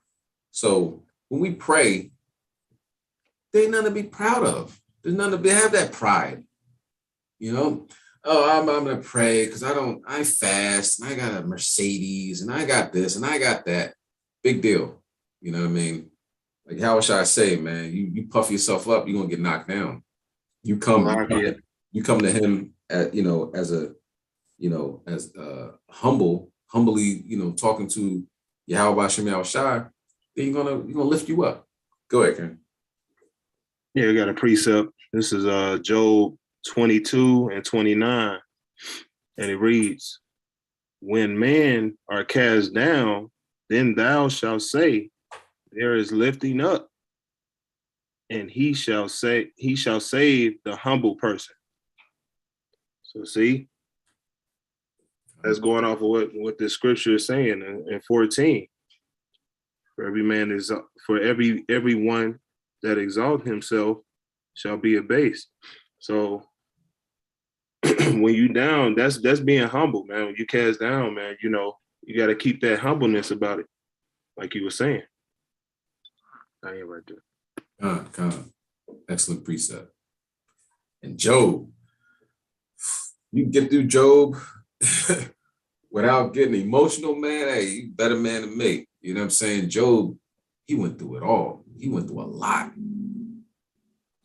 Folks trying to, you know what I mean, bring him down. But he stayed strong. He didn't curse the Most High. You know, and you feel that way, you're afflicted. You don't question the Most High. You got to question, what did you do to get there? What did I do to bring this on? You know what I'm saying? And it could very well just be a test, you know, where you could be doing everything right, you know, but pretty much nobody's sin free. You know what I mean? So figure it out, what you did to open this type of affliction onto you, and change. All right. And Job is a great book. It didn't just happen to Job. That's why it's an example. You know, yes, it happened to Job, and it continues to happen. You know what I mean? You continually, he'll send Satan that's his job. You know what I'm saying? He's the accuser, he's the adversary. You know what I'm saying? He'll send them out, and Satan's like, yo, I bet you I get him. I bet you I get her. You know, but don't let it happen. Okay. Don't, when things are going left, that means you get into the scriptures more. It's literally the word of God. So, God, why don't you talk to me? Bible right in front of you. Just read. Okay. All right, let's go to Exodus.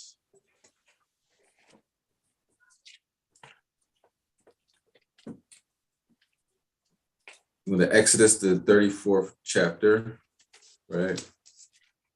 And 7th verse. Okay. This is Exodus chapter 34 and verse 7. Keeping mercy for thousands, forgiving iniquity and transgression and sin, and that will by no means clear the guilty, visiting the iniquity of the fathers upon the children and upon the children's children unto the third and to the fourth generation. Yeah, Most High, he don't play no games. You know what I'm saying? You can set your family up for good, or you can bring them down to the pit. You understand? And what did Moses do in this situation? You read verse 8. Verse 8. And Moses made haste and bowed his head toward the earth and worshiped. Make haste means quick. Nah, I'm gonna do it later. You know, I got something else to do. No, and bowed his head, you know what I mean, to the earth and worship. Okay, go ahead. And he said, if now I have found grace in thy sight, O Lord, let my Lord, I pray thee, go among us, for it is a stiff-necked people, and pardon our iniquity and our sin, and take us for thine inheritance. So Moses, man, he had to deal with stiff-necked and rebellious Israelites. And he stayed praying to the Most High that, don't kill them all. Don't kill them all. He's like, I'm about to kill all these dudes, man. They keep murmuring. I'm about to, no. All right, I got you. Hold on, let me do this. Let me do that. Let me pray. Let me make haste and pray. You know what I mean? For Israel. And, this happened in thousands of years ago, and we really haven't changed much since then. You know what I'm saying? That's why it's a remnant, 144 and 1/3. It's not a lot. 2/3 is a lot. You know what I'm saying? Of our people that just aren't going to make it and just aren't going to get it, and they think that life is a joke and everything's funny until there's nothing to eat. That's when people are going to start realizing, all right, something's up. They're talking about $300 $300 a barrel for oil coming up. Where like, I don't know what it is now, it's like 130. Whatever it is, it's not up to $300. So if you worried about things now, hold on, how much a barrel of oil costs, right?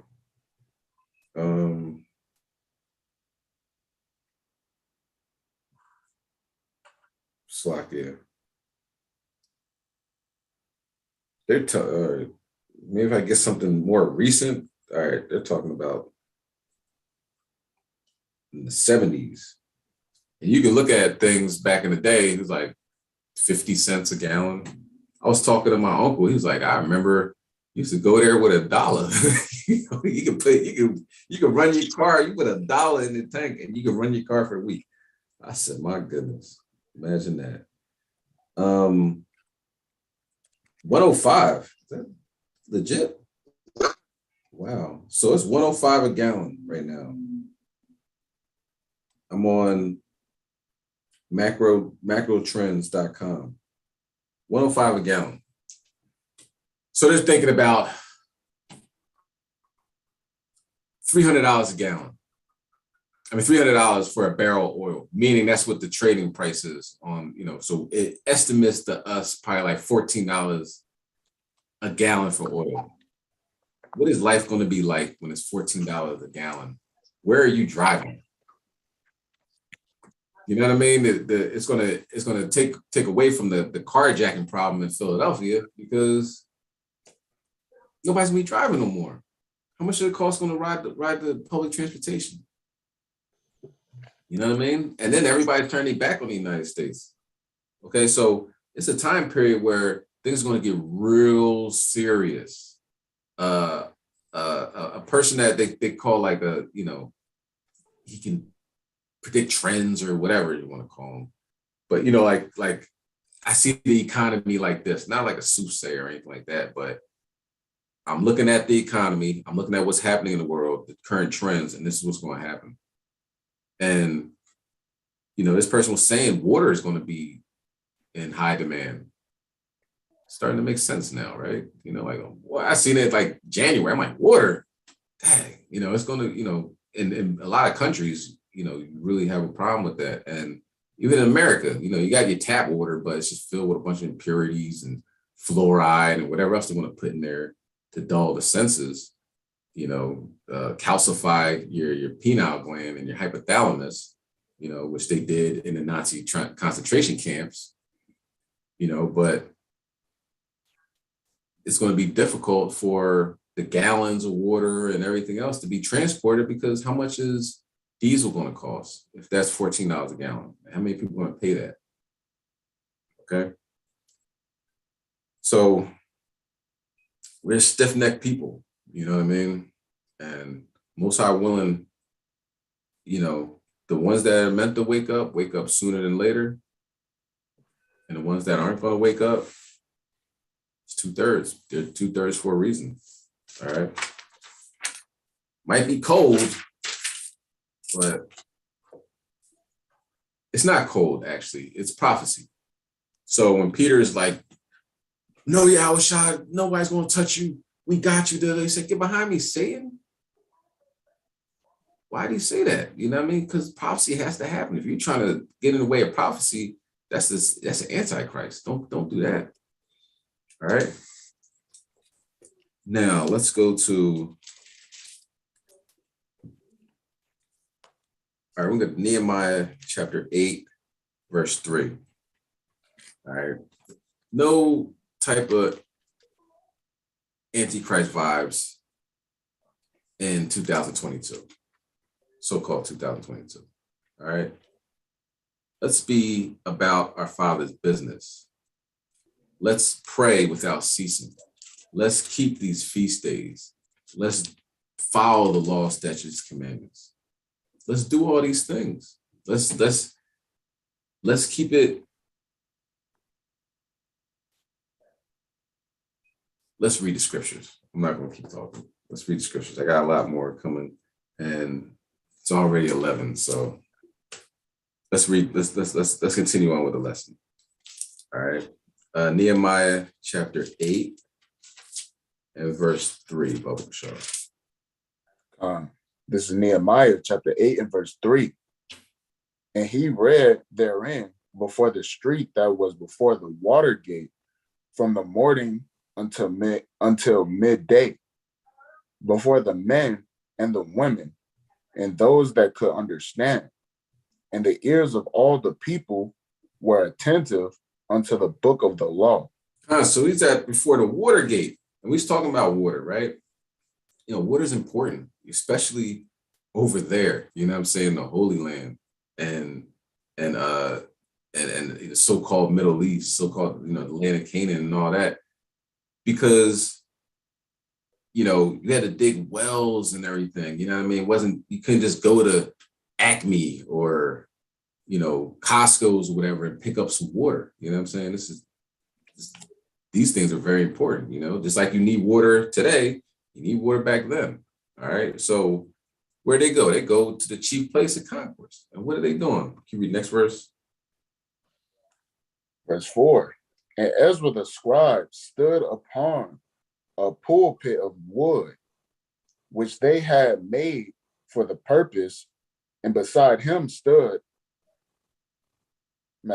Mattathiah and Shema and Ananiah and Uriah and Hilkiah and Messiah and his right hand, and on his left hand Pedaiah and Mishael and Malchiah and Masham and Hashbadana, Zechariah, and Meshullam. All right, good job, King. All praises. I had to read that one time, and Sweating for you, brother. Yo, I had to do that. Look, I was reading for Ariala. You know what I'm saying? He came to Philly. And I'm like, oh my goodness. I'm trying to read it. You did good. You did an excellent job, King. And, and just like Ariel said, hey, it's like, doesn't that sound like a camp? He's reading the book of the law, the chief place of concourse. He got brothers on his left, he got brothers on his right. That sounds like a camp. You know what I mean? It sounds like a camp to me.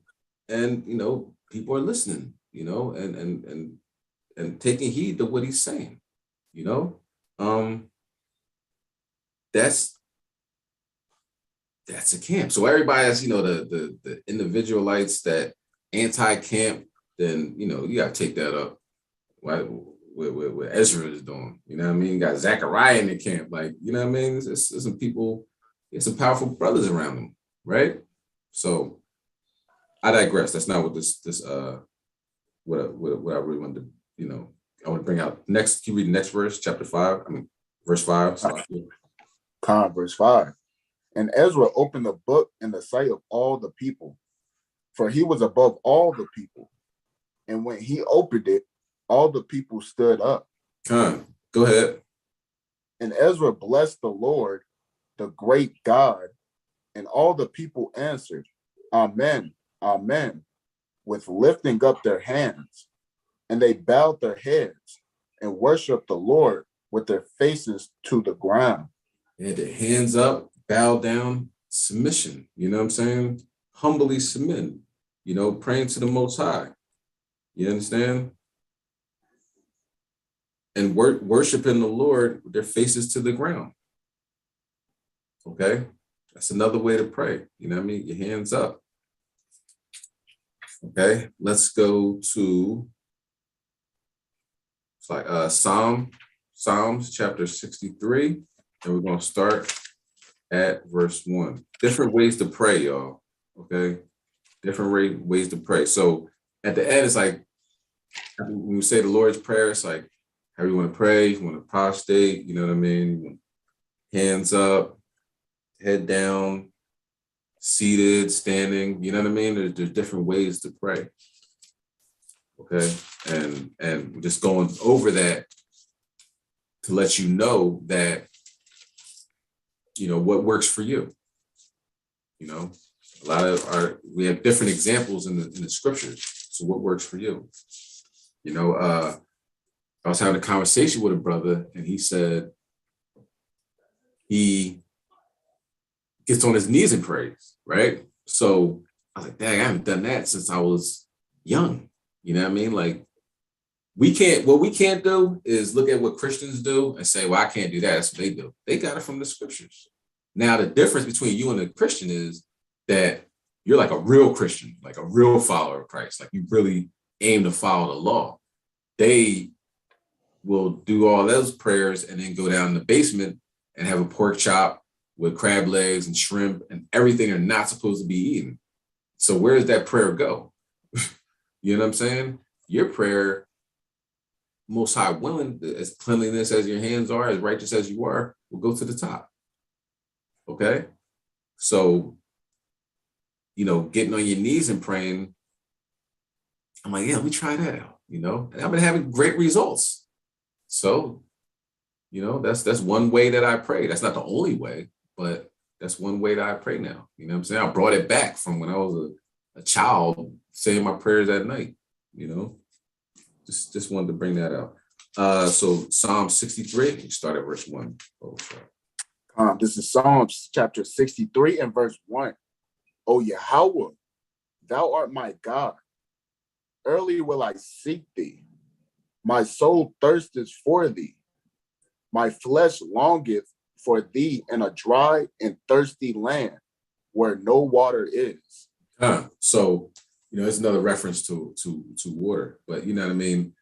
In that dry and thirsty land, like America, they have all the water in the world, but there's no order, there's no knowledge, no real knowledge. You can go all throughout school, you can get 5 doctorate degrees and not know your nationality.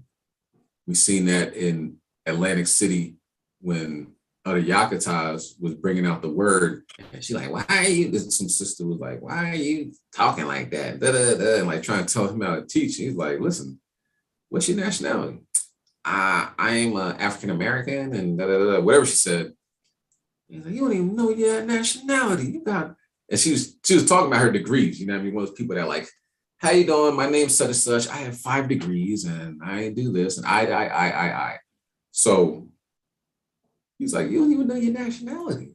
And she had to sit there like with a dumb look on her face, like, yeah, you're right. So this is a dry, thirsty land. You know what I'm saying? There's no knowledge given. You know, people still think Columbus discovered America. You know, they were high-fiving the Native Americans, high-fiving Gad, and everybody was happy. You know, but you don't see too many Native Americans walking around on this land because Esau killed them all. Well, killed a lot of them and put them on reservations. You know what I'm saying? But let's continue. You go to verse 2. Verse 2. To see thy power and thy glory, so as I have seen thee in the sanctuary. Go ahead. Because thy loving kindness is better than life. My lips shall praise thee. Better than life, loving kindness. All praises. Can you read verse 4? Verse 4. Thus will I bless thee while I live. I will lift up my hands in thy name. You know what I'm saying? Lift up their hands. You know what I'm saying? That's what Christians do. Well, we're the real Christians. All right. Don't let nobody. They also read the Bible. They say they do. A lot of people read the Bible. You know what I mean? Just because somebody else does it doesn't mean you shouldn't do it. especially when you have examples in the scriptures of our ancestors doing it. You know what I'm saying? It's a Psalm of David. David was powerful, mighty man. Okay? Man of the Most High's heart. Can you read verse 5, folks? Sure. Verse 5. My soul shall be sanctified as with marrow and fatness, and my mouth shall praise thee with joyful lips. Go ahead. When I remember thee upon my bed and meditate on thee in the night watches. So look, this what's David doing? He's meditating, musing on the works of the Most High. You know, not meditating, I'm young break, I'm your, or whatever, Tina Turner was doing after, I got busy, you know what I'm saying? No. Sitting in his bed, he's not listening to Lil Durk, you know what I mean? He's not watching Jimmy Kimball, you know what I'm saying? What is he doing? He's meditating in the night watches. He remembers thee upon his bed, thinking about the Most High, And he said in the first verse, you know what I mean? I will seek thee. He said, oh Yahweh, thou art my power. Early I will seek thee. And just doing this lesson, it came to me. I'm like, all right, now early, like Yahweh said, he woke up before everybody, you know what I mean, and went to meditate or went to pray on the mountain and everything, right? But our days start at night. So he's from the nighttime, in the morning, and everything in between, just praying and getting close to the Most High. All right. Now, there's so many different,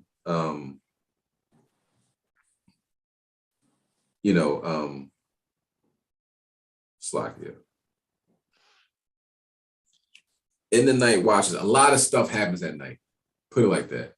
A lot of things happen at night. There's realistically, like science, they don't know why we sleep. Because it's not like your brain turns off. It's not like anything really different happens while you sleep. Everything's still moving and shaking. Your heart's still moving, your body. It's more stuff. More stuff that probably happens while you sleep than when you're awake. Your body, your mind, your dreams, all that stuff, your brain is still moving. So it's not like, I got to go to sleep so I can rest and get my energy back and all that stuff. Your body's still moving and shaking. So what's the reason why we sleep? What happens while we sleep? You talking about the fear of the Most High? It's a lot of things. You know what I'm saying? It's, people, demons. If you're really not into this thing, if you're just doing whatever you want to do, it could be demons walking around you while you sleep. You're subjected to stuff like that. Or if you're doing what you're supposed to do, you have angels protecting you while you sleep. All right. A lot of stuff happens while we sleep. That's why you got to be really humble in this thing because,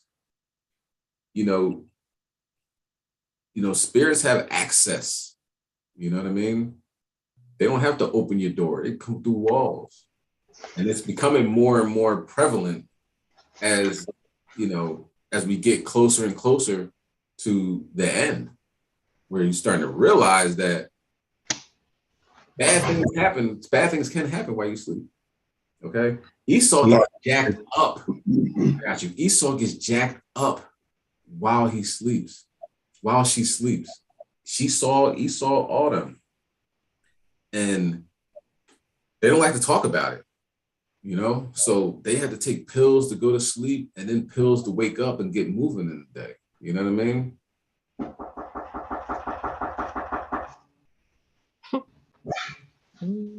Somebody knocking like the police on that down. All right. So let's keep going. Slakia, let's go to 1 Timothy's. Go to 1 Timothy's. Salakia, King, before you go there, I got a quick precept. Go ahead. Salakia for the noise delivery, man. No problem. Because we're talking about what happens when we sleep, right? So we'll see what the Most High say.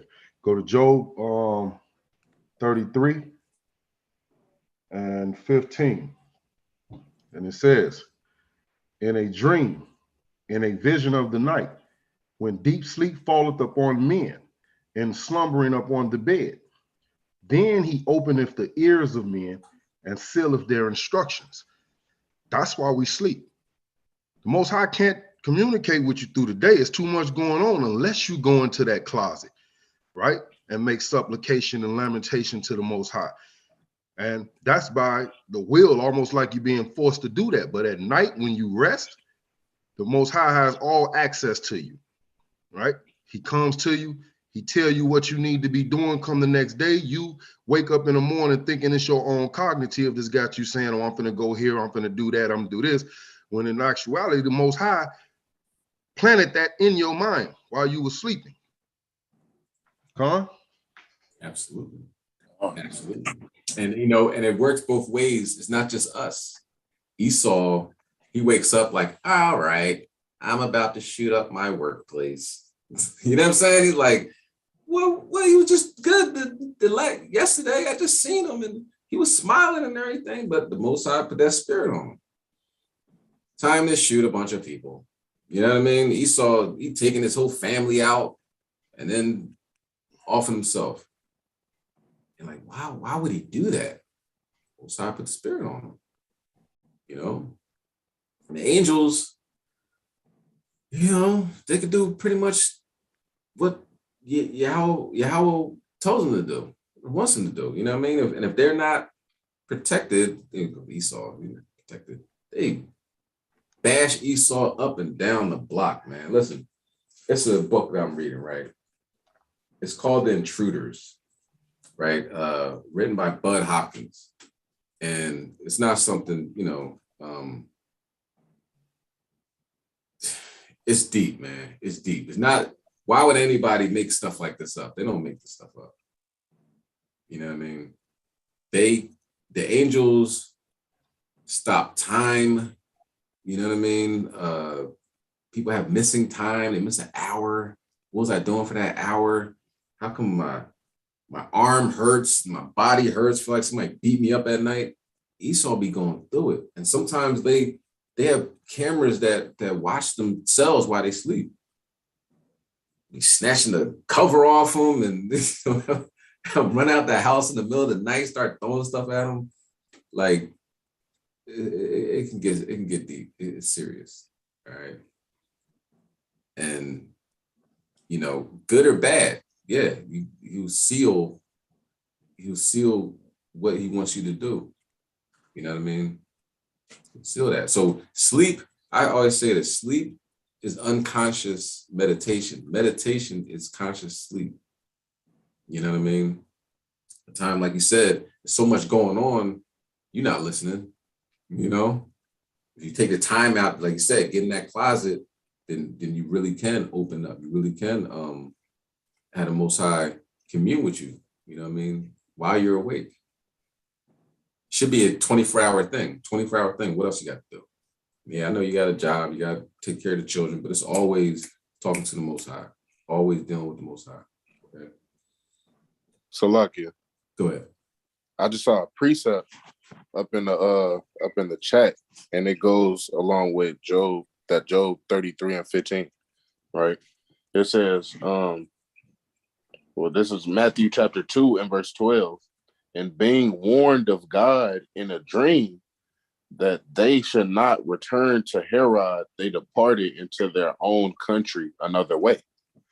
Hey, so the Lord used their dreams to warn them, man. You know, that's going along, you know, right along with what Nadif brought out, that Job 33 and 15. So, and it goes along with what you said, with it being, what did you call it? You said that meditating is conscious sleep. And you said another part to it. It was dope. Sleep is unconscious meditation. You need to make that into a t-shirt, huh?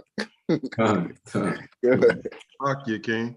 That Matthew 2 and 12, like if you read that Job 33 and you go down to verse 17 and 18, that's exactly what he said. Con. So I want y'all to really be aware of how important your sleep is. You know what I'm saying?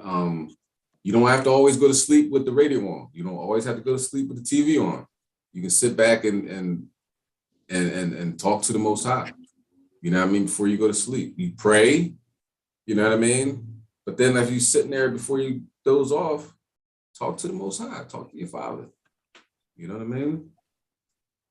And that's something that only Israelites can do. You know what I mean? Black, Hispanics, and Native Americans. Esau trying to talk to him like nobody hearing them prayers. You know what I'm saying? I mean, they got their blessing. They got this. They ruined the sea, they ruined the sky, and it's all coming down on their head. So all the prayers and the I'm sorries and all that, they're getting rejected. Okay. And that's why their children are getting vexed at sleep as well. You know what I'm saying? The children go through a lot. And, you know, reading this book, I'm like, daggone, like, that's rough. You know, mommy, there's somebody in my closet. Like, I go to sleep. No, it's really somebody in his closet. You know what I'm saying? It's pretty bad. But, you know, I'm not praying for him. So I think it's funny. All right, let's go to Timothy. 1 Timothy chapter 2, verse 7, Bubba Shaw. This is 1 Timothy chapter 2 and verse 7. Whereunto I am ordained a preacher and an apostle. I speak the truth in Christ and lie not, a teacher of the Gentiles in faith and verity.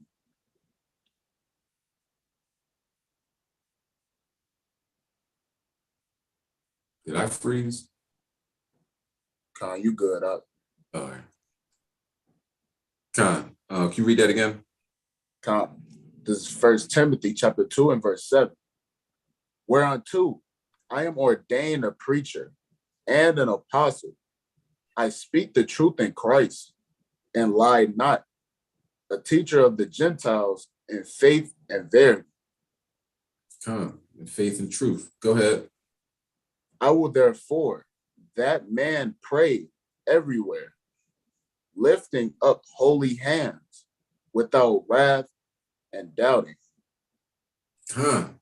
Pray everywhere, lifting up the holy hands, right?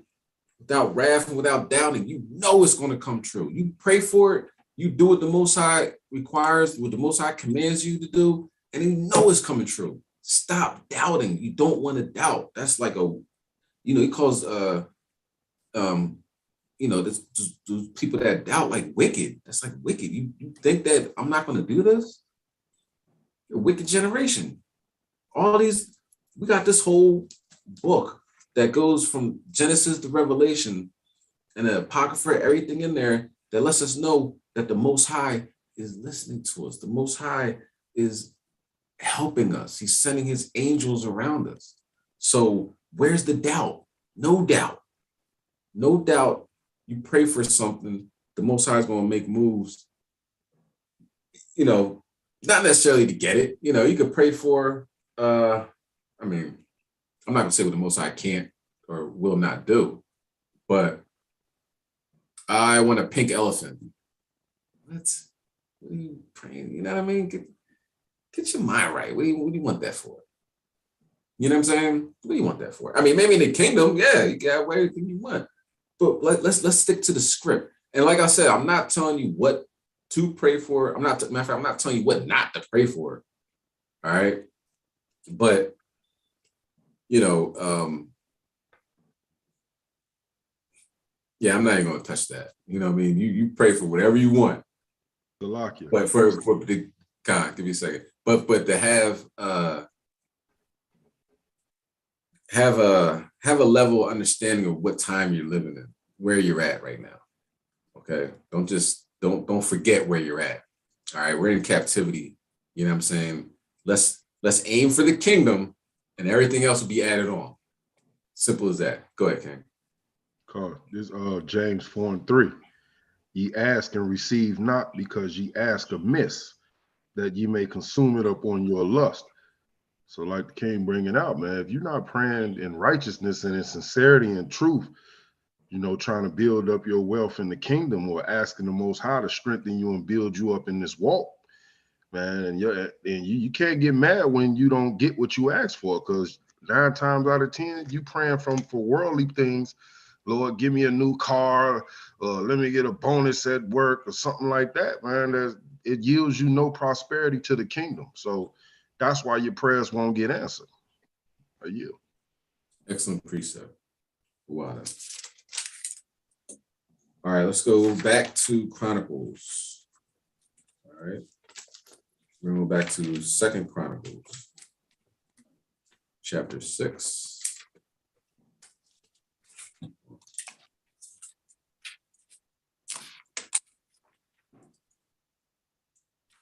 Second Chronicles chapter 6, and we'll start at verse 10. Oh, sure. This is 2 Chronicles chapter 6 and verse 10.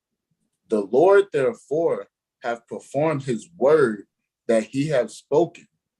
For I am risen up in the room of David my father, and am set on the throne of Israel, as the Lord promised, and have built the house for the name of the Lord God of Israel.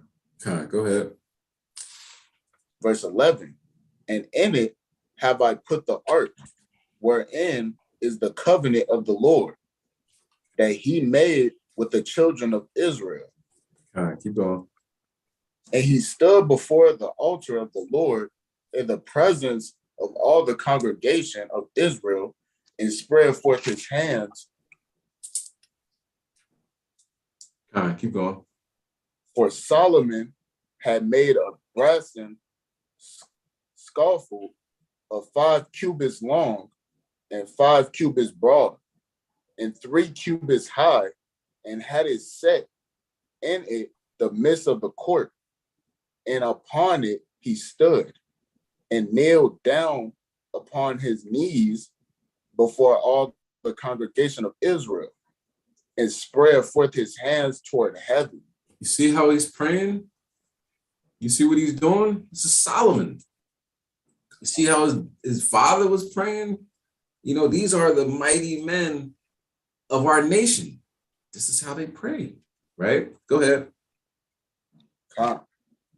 And said, O Lord God of Israel, there is no God like thee in the heaven, nor in the earth, which keepeth covenant, and showeth mercy unto thy servants that walk before thee with all their hearts. So he's letting the Most High know there's nobody else like you. You know what I mean? Bigging up the Most High. You know what I mean? Like I appreciate you. Trust me, I appreciate you. That's real. Who doesn't like to be appreciated? You like to be appreciated. You don't think your father likes to be appreciated? You know what I mean? What happened? Well, for example, you know what I'm saying? Say your car won't start, right? You're in the middle of a bad snowstorm. Your car won't start. It's getting cold. You know what I mean? Pray, oh God, please help me. Please don't let this, let me, please let this work. I'm do it one more time. God, please let this work. And then you start the car and you put your foot on the gas and it turns over. Like, oh man. Whew, I'm so glad I stepped on the gas and did that, Must have been something wrong with the wire or something. All right, now I can drive home. Guys sitting there like, you serious? You really think that you stepping on the gas made the car work rather than you praying and me turning the car over for you?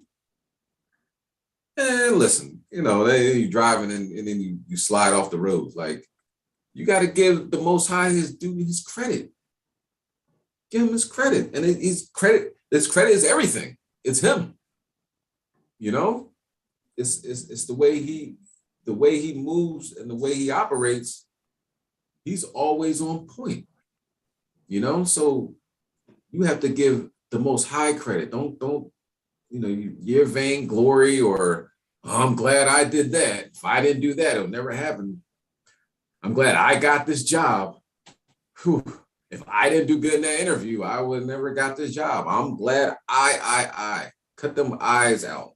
Pick them, not eyes, but cut your lingo down to all praise the Most High. All praise the Most High. You know what I mean? Bro, you did good. Nope. All praise to the Most High. Straight like that. Okay. And things will he'll answer your prayer before you even ask. And it's really all praise to the Most High. You know what I mean? Because now, the kingdom of heaven is coming upon you. You know what I mean? You'll walk in heaven. Okay. We're not going to get into it, but think about matter of fact, let's go. Where we at? Time period. All right. Now I'm going to kind of speed things up. I'm not going to rush through anything, but kind of speed things up and talk less. I say that a lot, but I'm going to try to do it. Okay. Let's go to Exodus 17th chapter. Go to Exodus 17th chapter.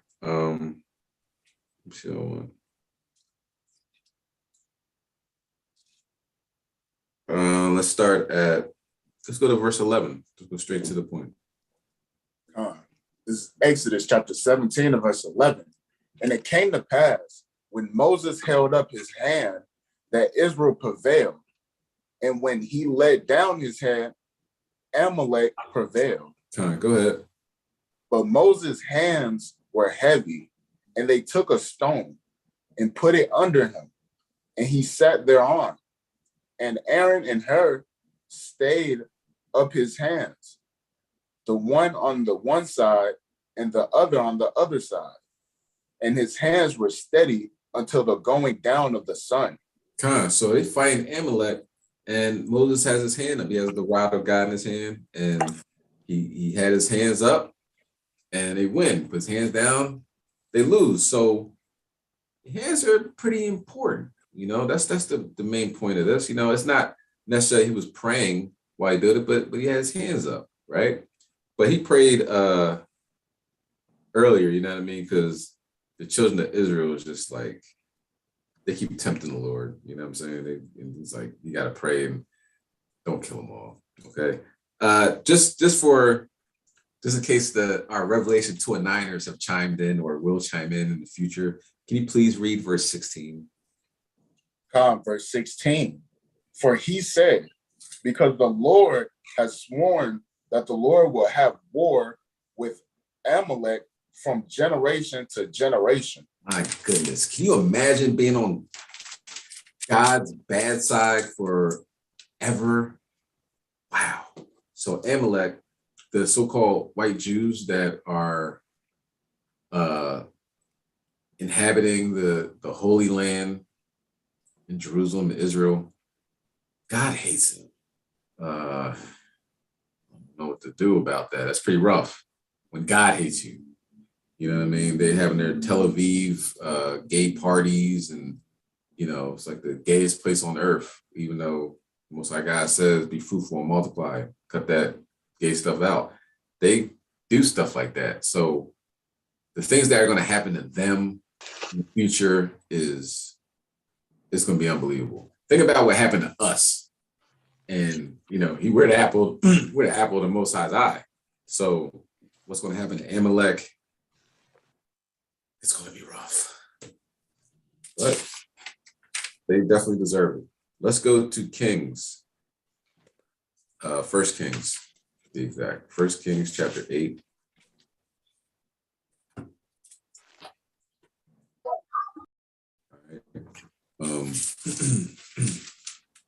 It's like the First Kings chapter 8, and we're going to start at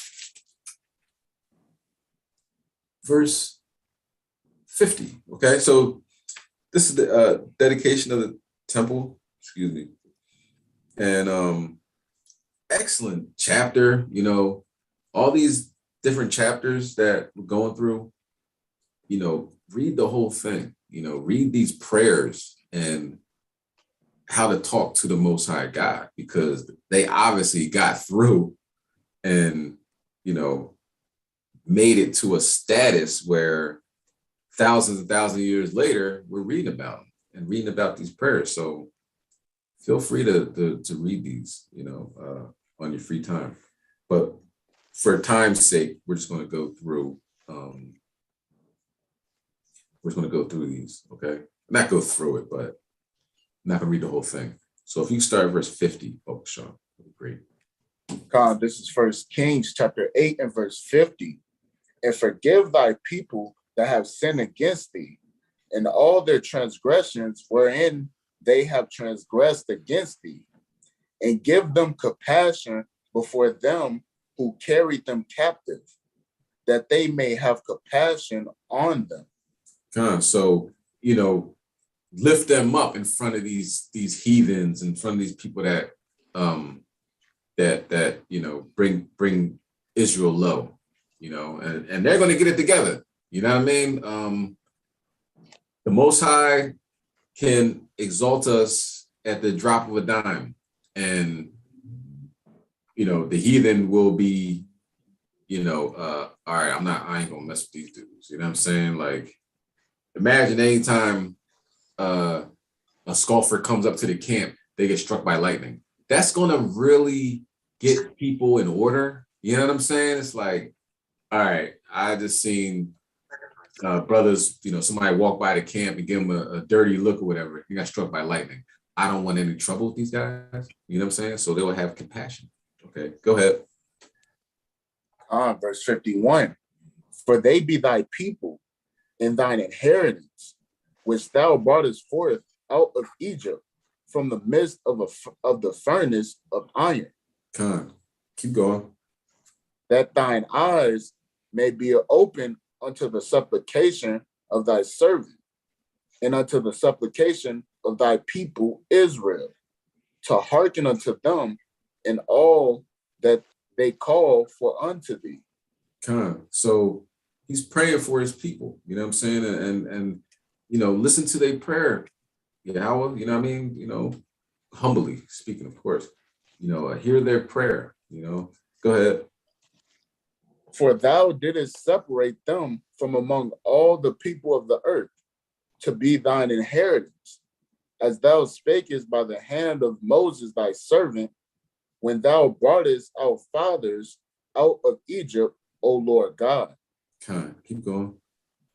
And it was so that when Solomon had made an end of praying all his prayers and supplication unto the Lord, he arose from before the altar of the Lord, from kneeling on his knees with his hands spread up to the heavens. So he's kneeling with his hands up to the heavens. That's how he's praying, right?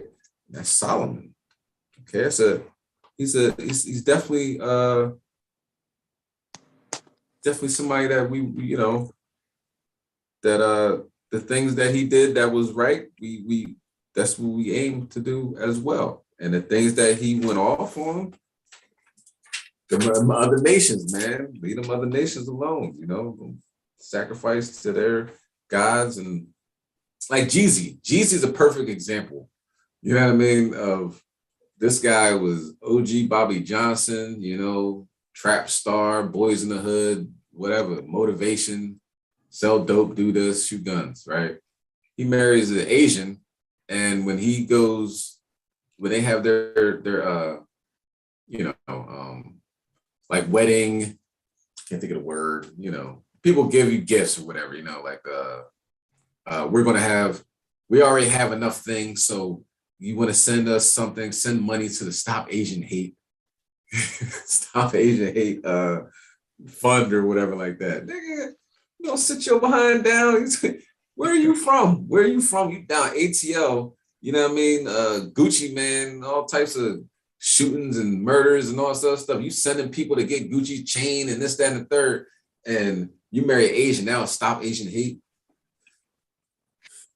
And I think his child is non-binary or non, we're not even going to pick a gender. It's like, we're going to let the child pick the gender. Like, you're gone right now, Jeezy. Like, you know what I'm saying? And it's not funny, but at the same time, it's seeing how this guy was one way and he marries a heathen, and now he's, marching for Stop Asian Hate. You got, what's his name? 21 Savage talking about the slut walk with a sign with Amber Rose. Amber Rose got him. He's a gangster, right? Ain't you a gangster? But you walking around with I'm a slut like sign. Like, why would you do something like that? Because you messing with these other nations. So I say that to say, leave them alone. You know what I mean? We're gonna get into that more with Ezra's, like, put them away. All right. Let's go ahead. Who swears to Slocky first? I just want to say, forgive me, have mercy on me, Kings. I'm here in Chicago. It's 10:35, man. I gotta leave the lesson early to go pick up my rib. She getting ready to get off work at 11 o'clock. I just want to say, mighty lesson is always very in-depth, very informal whenever you bring it out, King. And I just want to say, call halal Yahweh Bashem Yahweh Shai, brothers.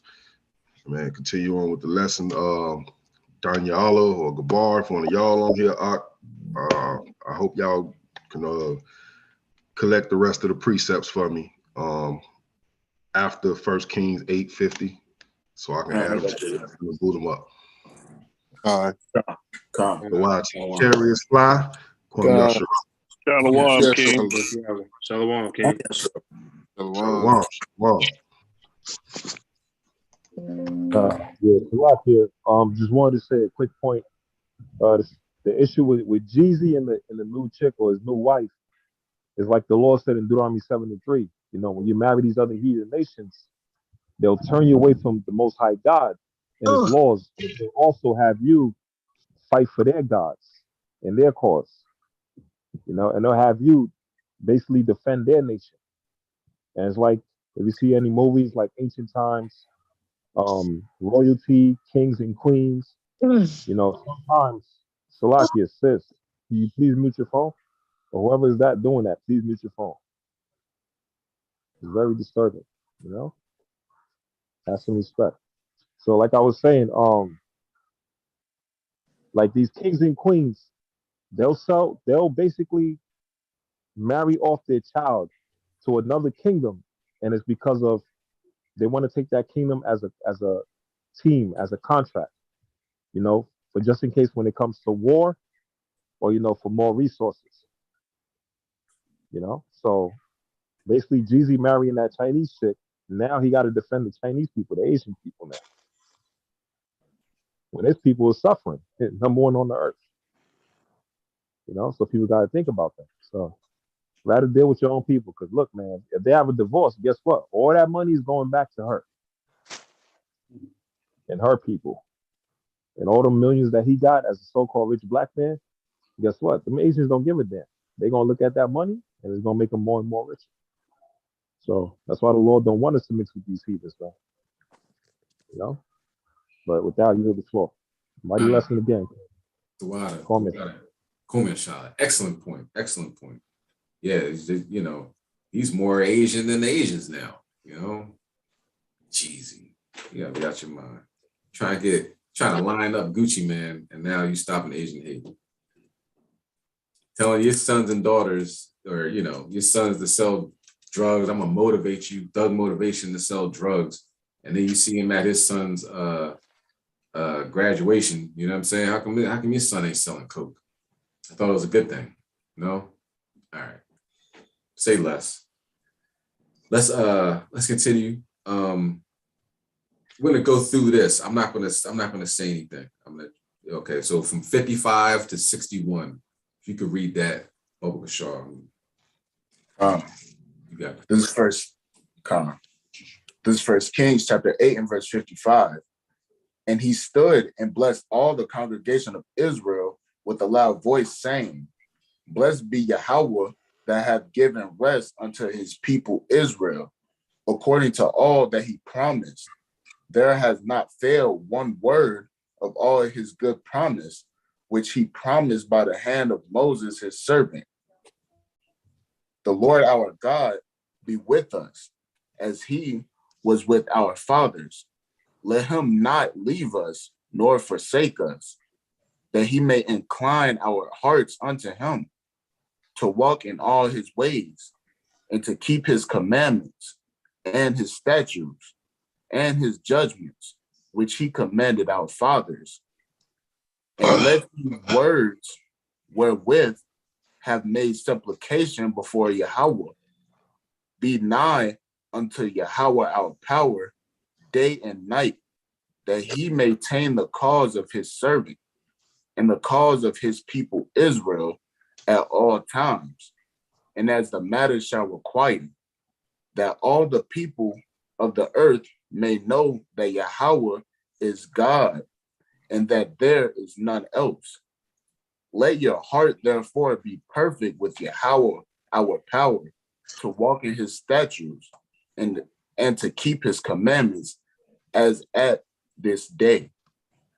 Shema Mashiach Yahushua. It's like some powerful prayers, man. Some powerful prayers coming from King Solomon. You know what I'm saying?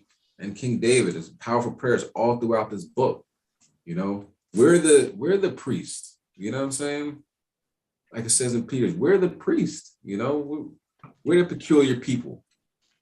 You know, and we're going to go through this other scriptures. We're going to go through where they pray, you know, not they, but was prayed for the heathen. Because if he did it, he did the Most High told him, like, look, if he don't pray for you, then you ain't gonna make it. You know what I'm saying? Like, you know, they don't understand that yet, I guess. You know, they back themselves into a 100th year of hard bondage, captivity, thousands of years of subjection. So, you know, those prayers coming far in between. So hopefully nobody on this call is sitting back praying for the heathen. For what? You going against scripture, man. Don't pray for them. It's a wrap. Their prayer is that they can make it into slavery. That's the best they can do at this point. You know what I mean? Saying to Isaiah 14th chapter. Hopefully, the good heathen, if they're not, it's an oxymoron, can make it into slavery. Like, other than that, they're stuck. There's nowhere to go. There's nowhere to run. There's nowhere to hide. Elon Musk wants to go to Mars, but at the same time, he wants to contribute to World War III, and then he's going to run to Mars. Not going to happen, Elon. Any white guy from South Africa is one of the worst people on the face of the planet. You know what I'm saying? There's no way white people should be in Africa. How, Sway? Because they stole everything and they apartheid and all that. So he's from South Africa. He's trash. What's his name? Amazon guy, Bezos, trillionaire that won't give his people that work at Amazon. Ew, I made this. Access to mute your phone. Access to a union. Like he said, oh, y'all can get a union, but you got to go in front of your boss. And here's one box that says pro-union and one box that says no union or whatever. And I'm your boss gonna sit there and watch you. Go ahead, put whatever in there. And we're gonna cut your hours. We're gonna do this. You know what I'm saying? So they did that really real sneakily. He's almost a trillionaire. You know, but these people, they don't stop. And they're the oligarchs. Can you imagine what they're doing to Russia right now? How they're taking away the people have nothing to do with what's going on in Ukraine.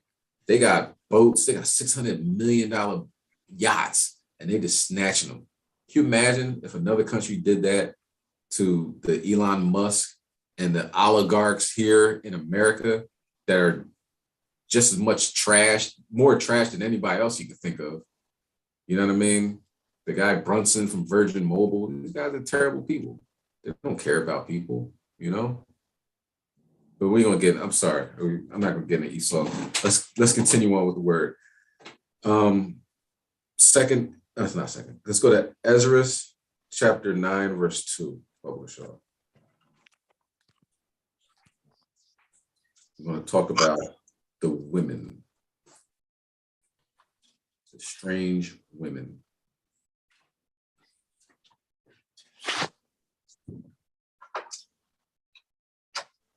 Salaki, can you say the precept again?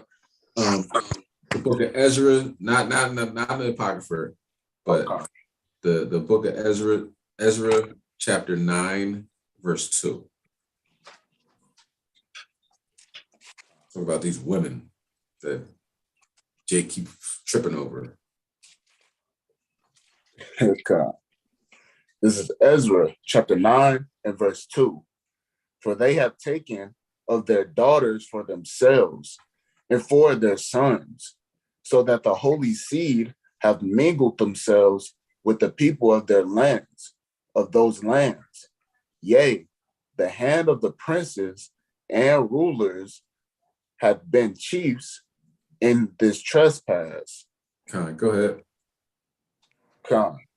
And when I heard this thing, I rent my garment and my mantle and plucked off the hair of my head and of my beard and sat down astonished. So,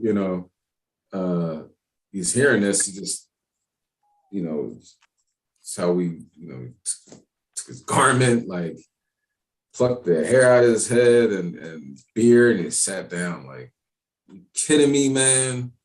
What's wrong with y'all? Wow, for what? And another thing with Israel, man, like if you have, I don't know if it's a fetish, whatever you want to call it, like you just love really light women, right? Really light, like almost white. You can go in like Brazil or even Puerto Rico. Women of our nation are, really, really fair skinned. So they might as well be white. No, they're not white though. You know what I'm saying? You know what I mean? If that's your what's the word? Type. Thank you. Preference. That's what I want to. Yeah, that's your preference, and that's your preference. You know what I'm saying? Some brothers like them really dark, some brothers like them really light, and in between. Our women are beautiful, just period. You know what I'm saying? But you don't have to go to an Edomite, man. They don't even take showers. Did you know that Edomites have bath day? It's a day, one day, like a Wednesday or something. I don't know what day it is, but like a random day. Okay, it's time to take baths. What? You had to sleep next to somebody like that? So of course they smell like dog. They don't take showers. They don't wash. That's a problem, man. I don't know about you, but I got a good nose. I got a good sense. You know what I mean? Oh my goodness, 2 weeks.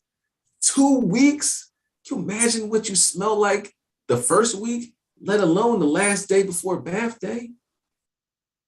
You know what I mean? You go to Ukraine before they start bombing. I'm not gonna go too far off on this, but you go to Ukraine before they start bombing, you watch stuff, do videos and everything. They had houses. You could still see the dirt in their hands.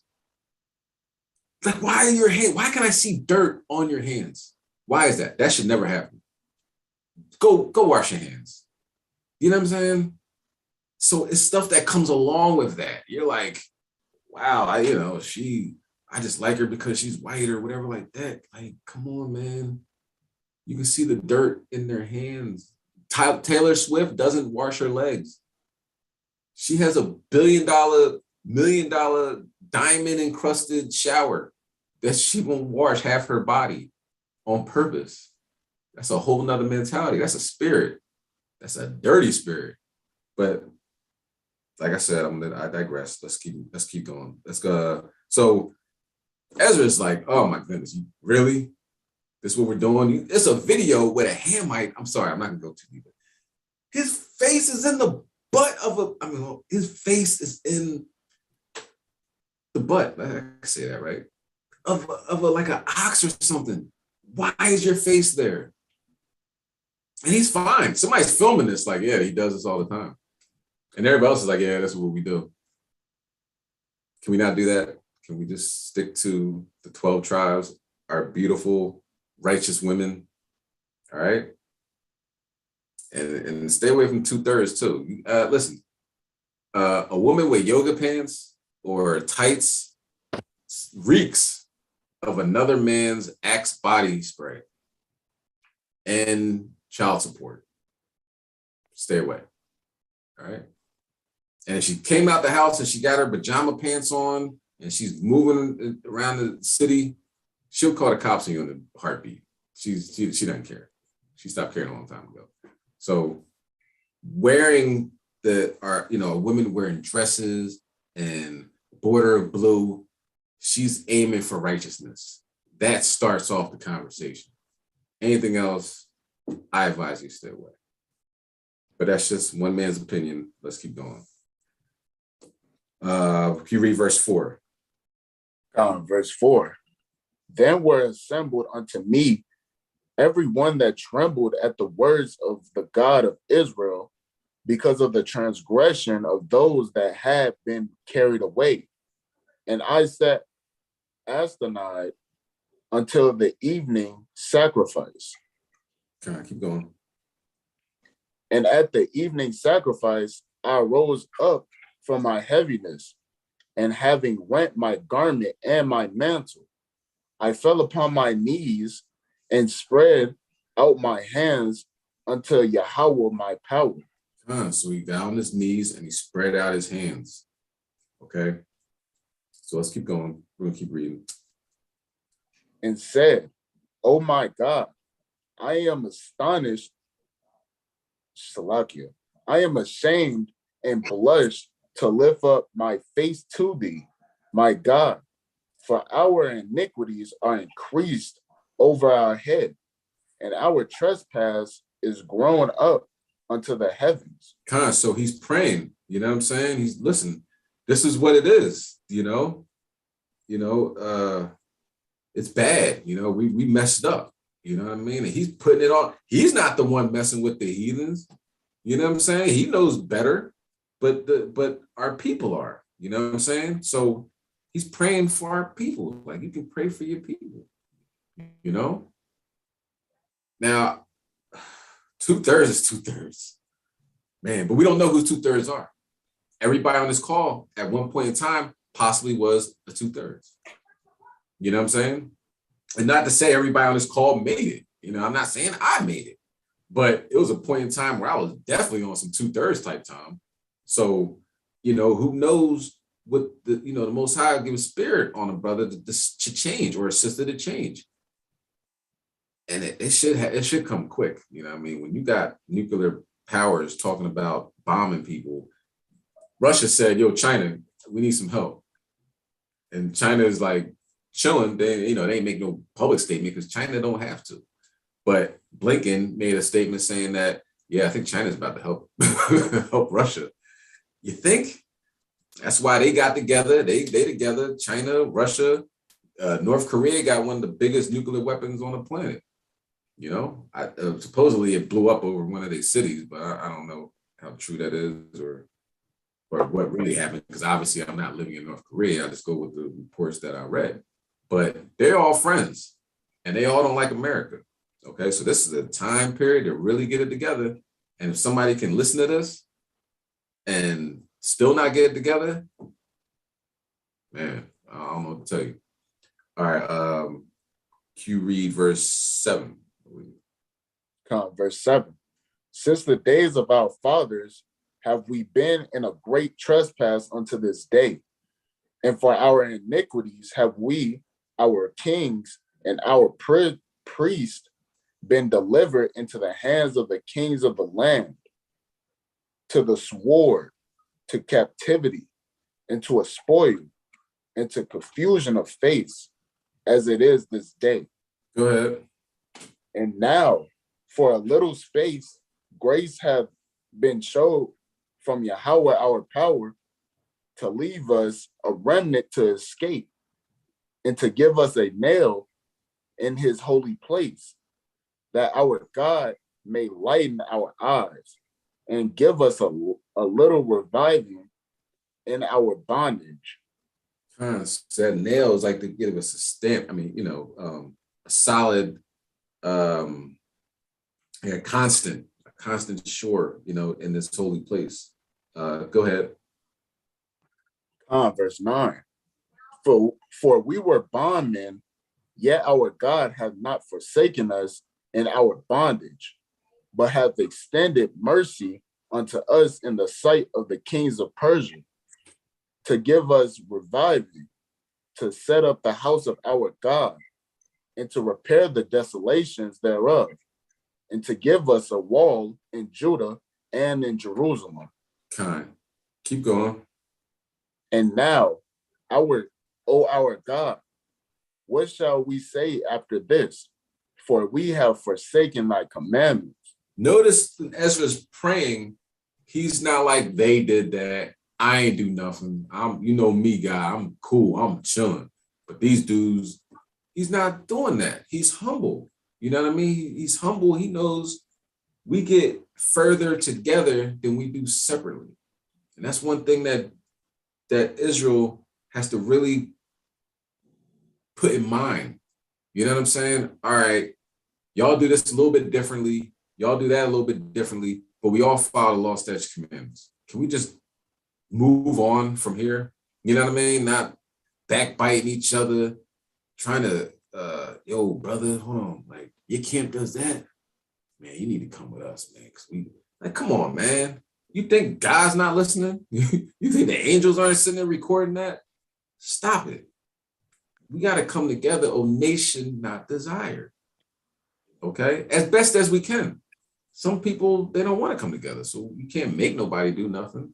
But at the same time, we shouldn't be going to war over like small doctrinal differences. Okay? You keep going. Verse 11.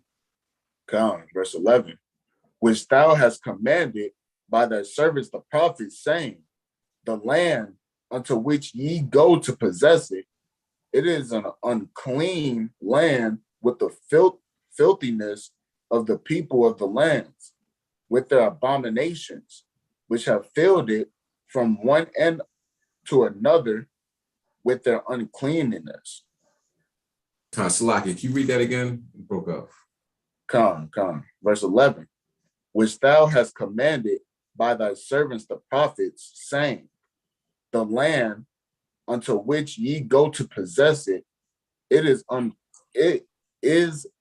an unclean land with the filthiness of the people of the lands, with their abominations, which have filled it from one end to another with their uncleanness.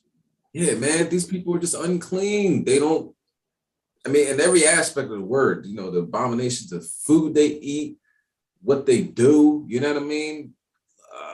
I think we are aware what Esau does with her dog, you know what I mean? And then with not just her dog, with his dog, like what Edomites do with dogs, and just anything they can do, perversely, they do it.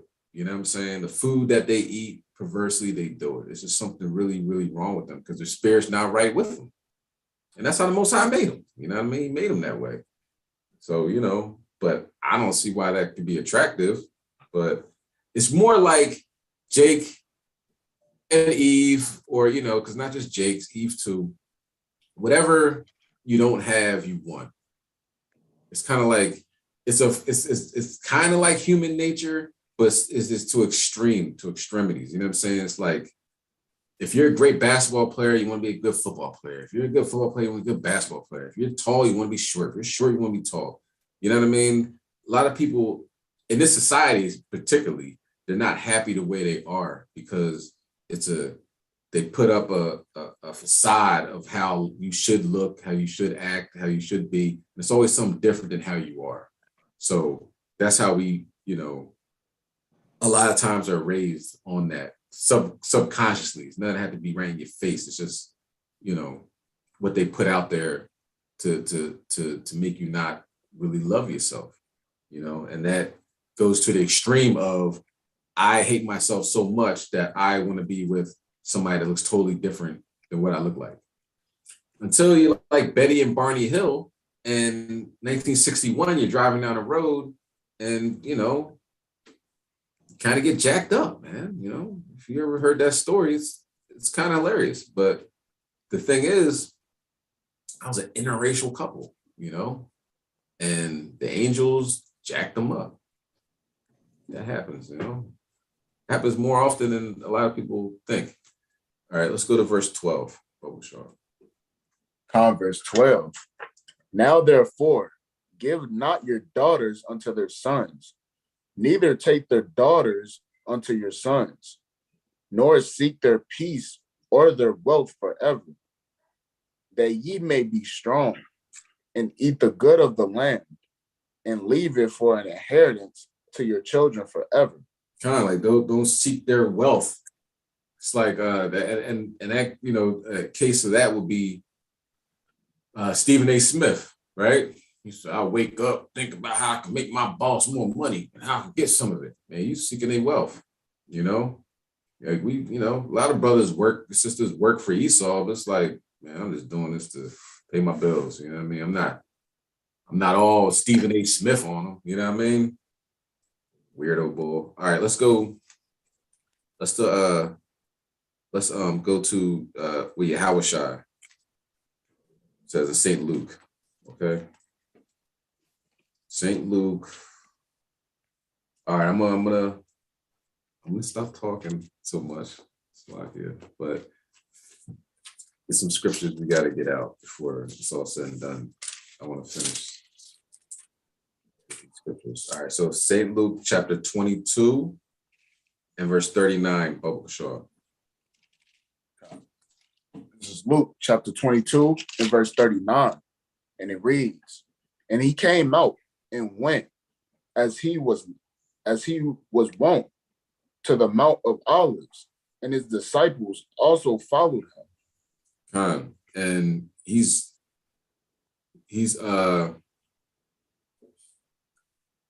feeling down, you know what I mean? Like he sees what's coming, you know, he's like,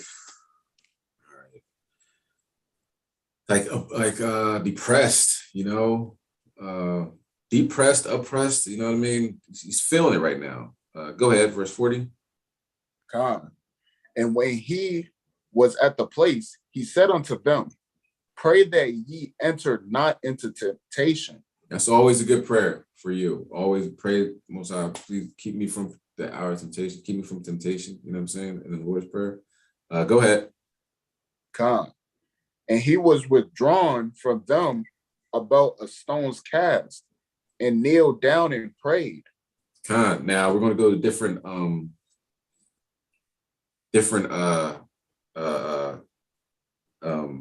you know, accounts, so to speak, of what happened. You know what I mean? And it's a kneel down of like, it's hit the ground, like your body just drops, right? And we're going to get to that in a little bit. We're going to finish this out though. Go ahead, verse 42. Verse 42, saying, Father, if thou be willing, remove this cup from me. Nevertheless, not my will, but thine be done. Go ahead. And there appeared an angel unto him from heaven, strengthening him. So, hey, you know, your prayer of a righteous man availeth a lot. Go ahead. And being in agony, he prayed more earnestly. And his sweat was that it were great drops of blood falling down to the ground. That's some prayer. That's some praying. All right, let's go to Matthew. We get the same account, but a little bit different. And you know, it's not, they don't contradict themselves. It's you know, but it's just a little bit different. Matthew 26 and 39. This is Matthew chapter 26 and verse 39.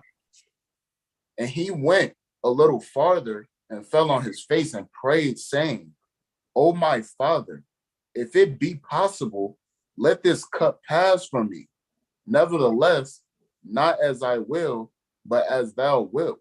So it's kind of like, you know, your body just shuts down, like it just falls. You hit your knees first, you know what I mean? So it's he hit his knees and then he's on his face. Go ahead. Verse 40. And he cometh unto the disciples, and findeth them asleep, and saith unto Peter, What could ye not watch with me 1 hour? So this wasn't a 2-minute prayer. That's another thing about this. He's talking to the Most High. He's saying, let this cup come. He's talking for like an hour. You know what I mean? He's praying for an hour. Musing. Communing with the Most High. He said, "You cannot watch for me 1 hour." So when we get the praying, it's like, all right, I'm about to go to work. If you late, then any prayer is better than no prayer. But give yourself some time before you leave out the house. 5-minute prayer, 2-minute prayer. You know what I mean? Give the Most High some time. All right. Can you read the next verse? Verse 41. Watch and pray that ye enter not into temptation. The spirit indeed is willing, but the flesh is weak. Yeah, the spirit is willing, but the flesh is weak. All right, let's go to Mark chapter 14. Mark chapter 14, verse 33. This is Mark chapter 14 and verse 33. And he taketh with him Peter and James and John, and began to be sore amazed and to be very heavy. So he's feeling it, you know what I mean? You feel heavy. When you're light, oh man, how you doing? But you feeling heavy, you bogged down like. All right, so go ahead, verse 34. And saith unto them, My soul is exceeding sorrowful unto death. Tarry ye here and watch. All right, go ahead.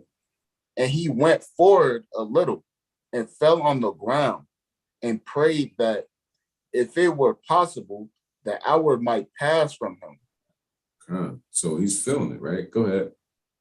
And he said, Abba, Father, all things are possible unto thee. Take away this cup from me. Nevertheless, not what I will, but what thou wilt.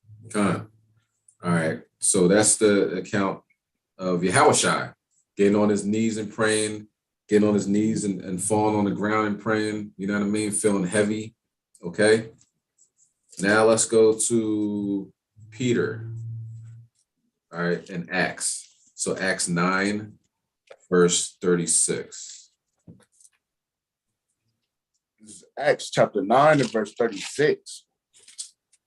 Now there was a Joppa, a certain disciple named Tabitha, which by interpretation is called Dorcas. This woman was full of good works and alms deed, which she did. It's a righteous woman, Tabitha, right? Go ahead. And it came to pass in those days that she was sick and died, whom when they had washed, they laid her in an upper chamber. So she's dead, you know what I'm saying? She died. Keep going. And for as much as Lydda was nigh to Joppa, and the disciples had heard that Peter was there, they sent unto him 2 men, desiring him that he would not delay to come to them. Keep going. Then Peter arose and went with him. When he was come, they brought him into the upper chamber, and all the windows stood by him weeping, and showing the coats and garments which Dorcas made while she was with them. She's a righteous woman. She's, you know what I mean? And the sisters are out there, you know what I mean? That making garments and everything like that, like just are righteous sisters, right? Go ahead. But Peter put them all forth and kneeled down and prayed, and turning him to the body said, Tabitha, arise. And she opened her eyes, and when she saw Peter, she sat up. Keep going. And he gave her his hand and lifted her up. And when he had called the saints and widows, presented her alive. Yeah, so I mean, come on, the power of prayer. You know what I mean? He prayed to the Most High, kneeled down and prayed, and look what happened. Go ahead, finished out with 42. 42. And it was known throughout all Joppa, and many believed in the Lord. All right. So that happened. You know what I mean? Coming back from the grave. You know what I mean? Off the power of prayer. Okay. So let's go to Joshua. Joshua ain't no joke. You know what I'm saying? Ephraim ain't no joke. Shout out to Chief Ephraim too. You know what I mean? It's one video that I remember where Chief is in Camden, how he had a guy spitting up blood. You know what I'm saying? Like saying, if you don't change, the Most High is going to destroy you. He's like, man, I ain't worried about that. And just spit up blood. And if you you know, from just watching, if you're not in the camps or you haven't met these brothers and stuff like that, you're like, man, they that guy's a ringer. You know what I mean? Like somebody told me that one time, like, y'all be sending people out there and doing that. Like, no, that's what really happens when we out there. You know what I mean? And that was amazing to me. But Ephraim, the tribe of Ephraim is a powerful tribe. I think we all understand that. You know what I mean? Especially Ephraim that's in order and not praying to no white Jesus. The sky's the limit with Ephraim, right? All right, so Joshua chapter 6, and let's start with verse 17. This is Joshua chapter 6 and verse 17. And the city shall be accursed, even it, and all that are therein, to the Lord. Only Rahab, the harlot, shall live, and she all that are with her in the house, because she hid the messengers that we sent. So the city is going to be done, annihilated. All right. And what does he say? Give you verse 18. Verse 18. And ye in any wise keep yourselves from the accursed thing. Let ye make yourselves accursed when ye take of the accursed thing, and make the camp of Israel accursed and trouble it. Yeah, so leave all that stuff. Don't take nothing. Okay. If I'm saying it's a curse, it's a curse. All right. Listen, all right. Joshua ain't no, he knows what he's talking about. Put it like that. All right, can you read the next verse? Verse 19. But all the silver and gold and vessels of brass and iron are consecrated unto the Lord. They shall come into the treasury of the Lord. That's the only thing you're supposed to take, right? Now let's go to chapter 7. Okay, and we start verse 1. This is Joshua chapter 7 and verse 1. But the children of Israel committed a trespass and a accursed thing. For Achan, the son of Carmi, the son of Zabdi, the son of Zerah. Yo, mute your phone. Mute your phone. Salakia, mute your phone. We can't hear you. Okay, can you start over again? This is Joshua chapter 7 and verse 1. But the children of Israel committed a trespass in the accursed thing. For Achan, the son of Carmi, the son of Zabdi, the son of Zerah, of the tribe of Judah, took of the accursed thing. And the anger of the Lord was kindled against the children of Israel. Go ahead. And Joshua sent men from Jericho to Ai, which is beside Beth-aven, on the east side of Bethel, and spake unto them, saying, Go up and view the country. And the men went up and viewed Ai. Go ahead, keep going. Verse 3. And they returned to Joshua and said unto him, Let not all the people go up, but let but let about 2,000 or 3,000 men go up and smite Ai, and make not all the people to labor thither, for they are but few. Go ahead. So there went up thither of the people about 3,000 men, and they fled before the men of Ai.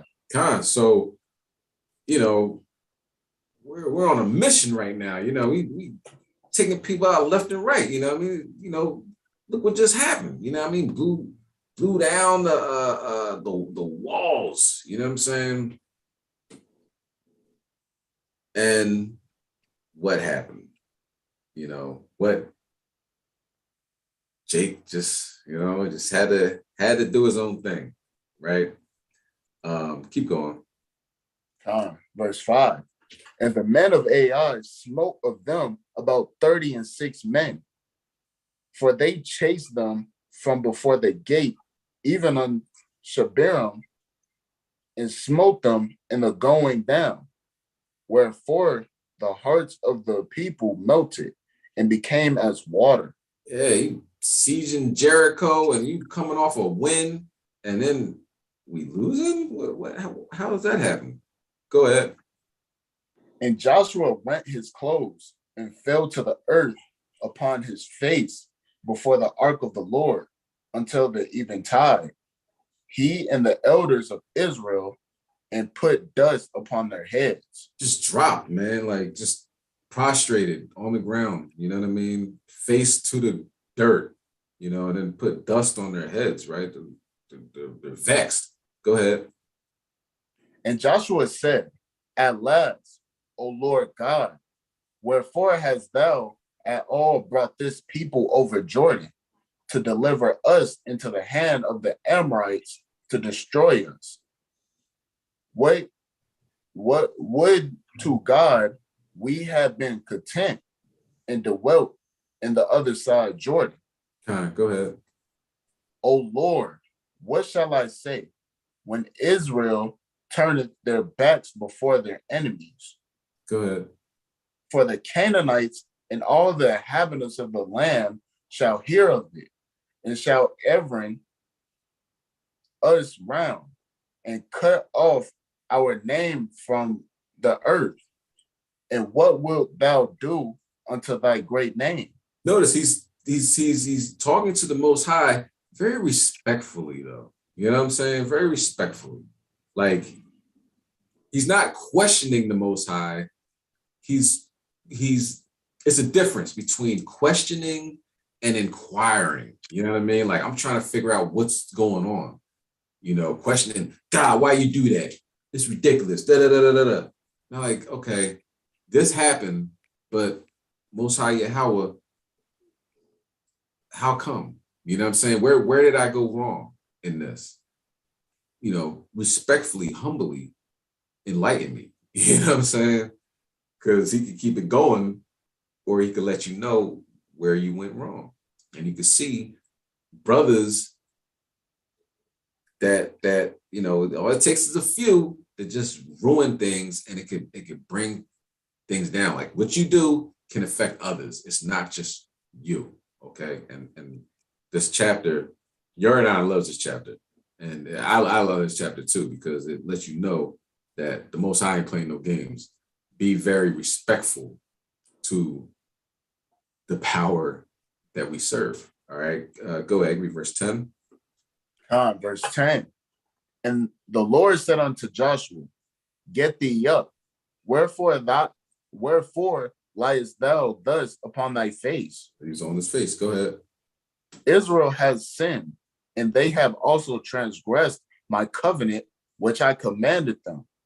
For they have even taken of the accursed thing, and have also stolen, and dissembled also, and they have put it even among their own stuff. John, nobody's seen that. The Most High seen it. You know what I'm saying? Go ahead. Finish out with verse 12. Verse 12. Therefore, the children of Israel could not stand before their enemies, but turned their backs before their enemies, because they were accursed. Neither will I be with you anymore, except ye destroy the accursed from among you.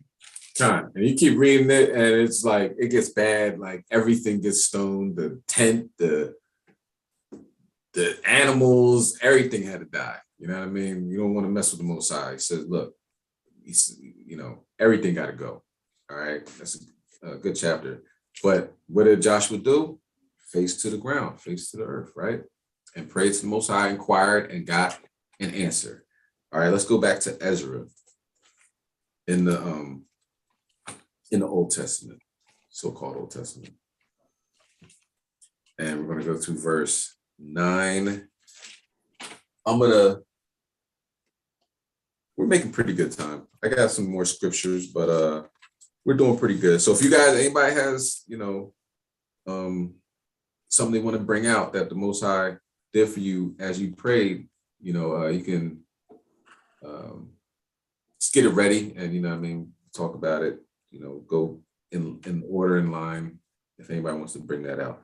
But let's go through the rest of these scriptures. So we're going to go through Ezra 9, verse 13, Bubba Shaw. This is Ezra chapter 9 and verse 13. And after all that is come up, Salakia, and after all that is come upon us for our evil deeds and for our great trespass, seeing that our God has punished us less than our iniquities deserve, and has given us such deliverance as this. So it's less, you know what I mean? Saying it could have been a lot worse. All right, go ahead. Should we again break thy commandments and join in affliction, Salakia, and join in affinity with the people of these abominations? What is not thou be angry with us till thou hadst consumed us, so that there should be no remnant nor escaping? Go ahead. O Lord God of Israel, thou art righteous, for we remain yet escaped, as it is this day. Behold, we are before thee in our trespasses, for we cannot stand before thee because of this. All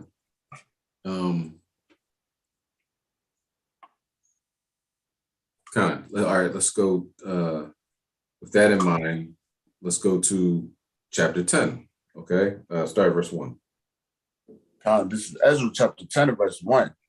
Now when Ezra had prayed, and when he had confessed, weeping and casting himself down before the house of God, there assembled unto him out of Israel a very great congregation of men and women and children, for the people wept very sore. So Ezra's cast himself down, you know what I mean? As he's praying, he prayed and he had confessed, weeping and casting himself down before the house of Yahweh, right? Go ahead. And Shechaniah, the son of Jehiel, one of the sons of Elam, answered and said unto Ezra, we have trespassed against our God, and have taken strange wives of the people of the land. Yet now there is hope in Israel concerning this thing. Ezra sat there, he prayed to the Most High. You know what I'm saying? And how he did it, he's humbly laying on the ground and he's upset. Okay, go ahead.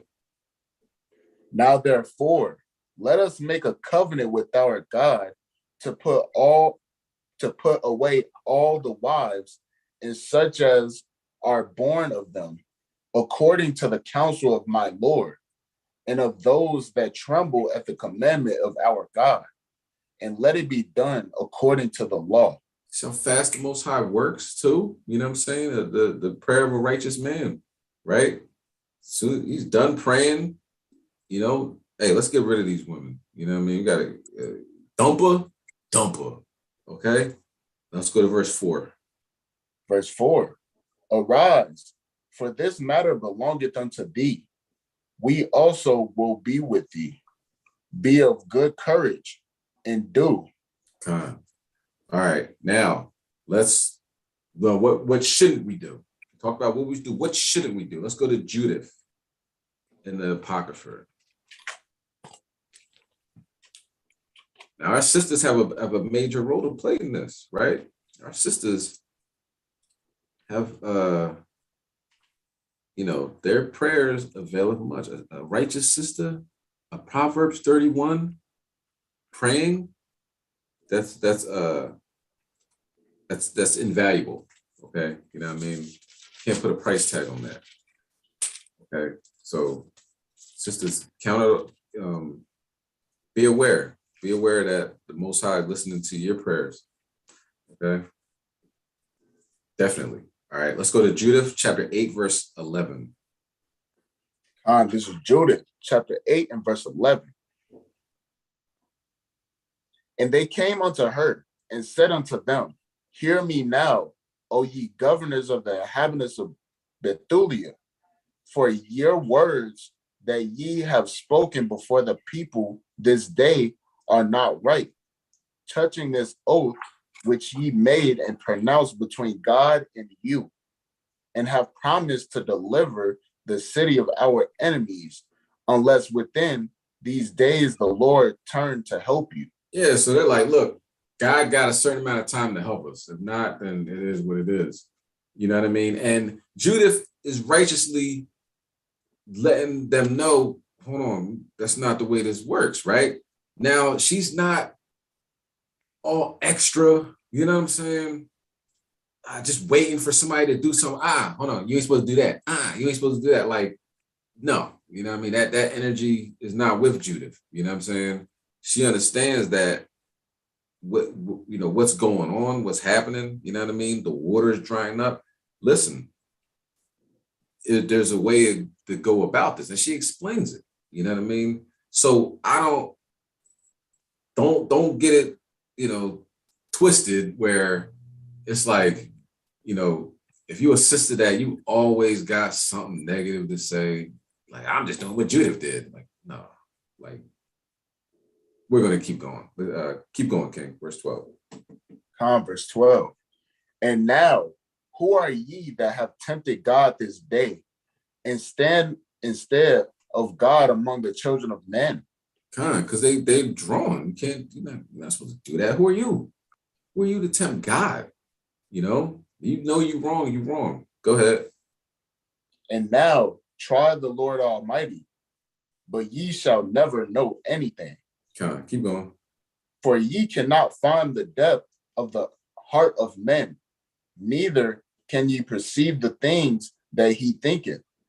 Then how can ye search out God that hath made all these things, and now his mind, and comprehend his purpose? Nay, my brethren, provoke not the Lord our God to anger. It's like, don't provoke God. That's one thing when you pray, don't provoke God. God, I need you to do this, or I'm not going to Passover if you don't do this. Who are you? Who are you? You cannot provoke God. Your arms are too short. You're not going to win. He has 1,000,001 ways, 6 million ways to die. Like, and then there's a lot more ways to get judged and you kill you on your feet. Don't provoke God. That's one thing. If you catch anything from here, don't provoke God. All right. You're going to pray, don't provoke him. I'll do this if you do that. Who are you to say that to God? It's not how this works, not how any of this works. Okay.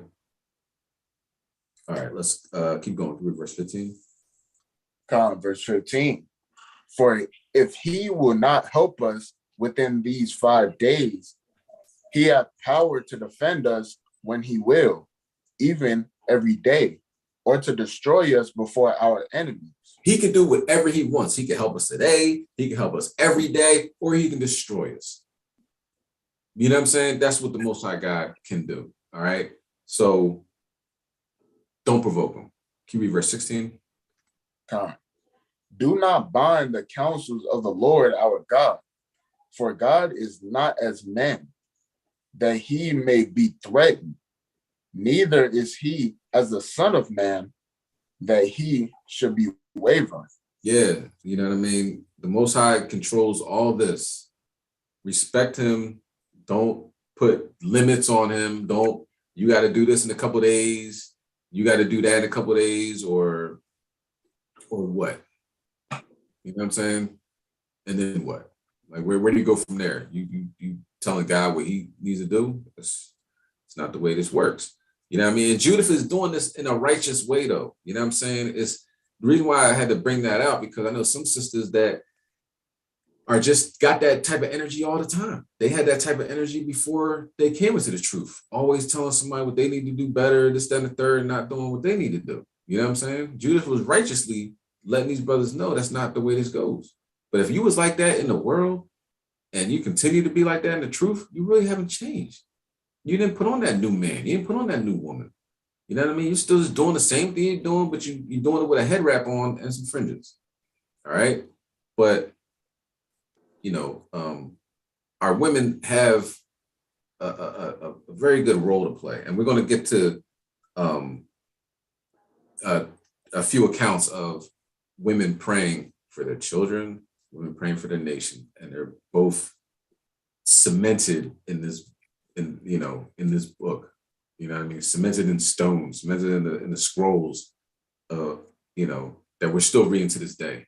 So, you know, let's just keep in mind, you have the power to make major moves for the nation. You know what I'm saying? So let's do that. All right. Do prayer. Okay. Can you read the next verse? What's that? 17? Verse 17. Therefore, let us wait for salvation of him and call upon him to help us, and he will hear our voice if it please him. If it please him. You know what I'm saying? If it please him, you know, let's wait for the salvation of the Most High and ask him to help us. And if he hear our voice, he's going to help us. You know what I'm saying? If that's what pleases him, if that be his will. All right. Now let's get to who prayed. And it's like, you know, it's not, we'll be here until next Thursday, you know what I mean, to go through all the accounts of who prayed, but it's got a few. Let's start with Judges 16. Judges 16, verse 28.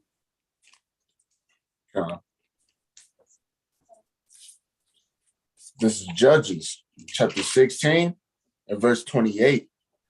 And it reads, and Hazar Sharal and Beersheba. Slakia. That's 16 Judges. Salakia. Judges chapter 16 or verse 16. Chapter 16. This is Judges chapter 16 and verse 28. Salakia. Good. Salakia. Why am I in Salakia? I was just in Joshua. Oh, kind of. No sweat. No worries, bro.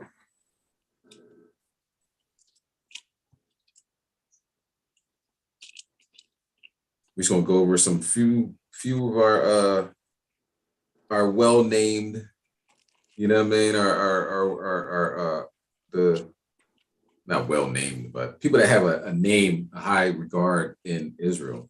You know what I'm saying? And the things that they did, they prayed, you know. This is Judges chapter 16 and verse 28. And Samson called unto the Lord and said, O Lord God, remember me, I pray thee, and strengthen me, I pray thee, only this once, O God, that I may be at once avenged of the Philistines for my 2 eyes. So he prayed to the Most High, right? Remember me, I pray thee, strengthen me, I pray thee. So he's praying. Go ahead.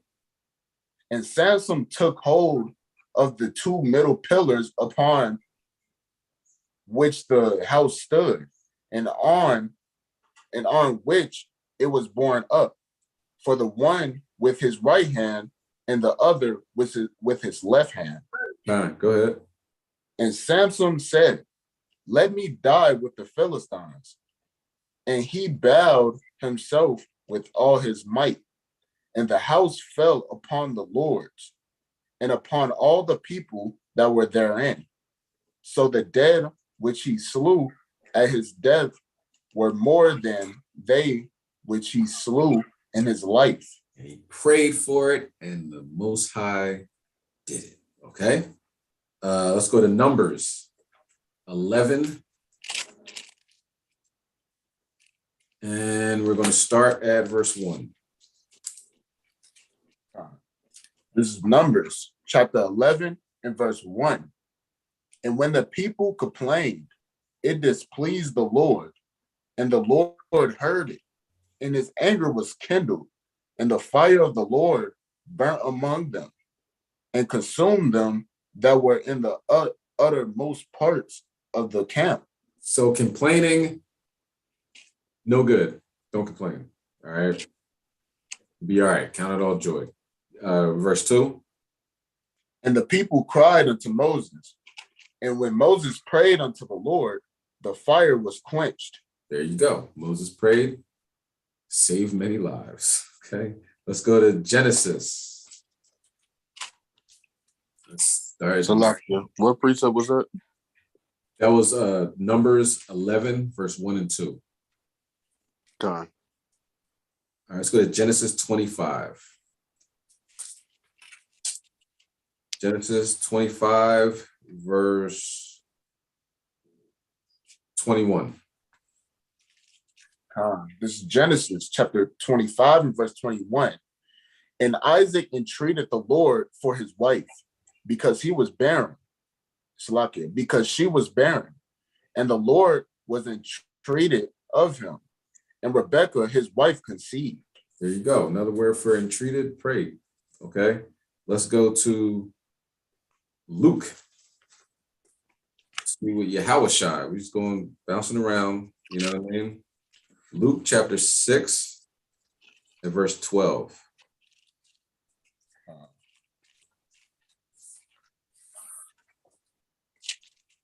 All people are praying, right?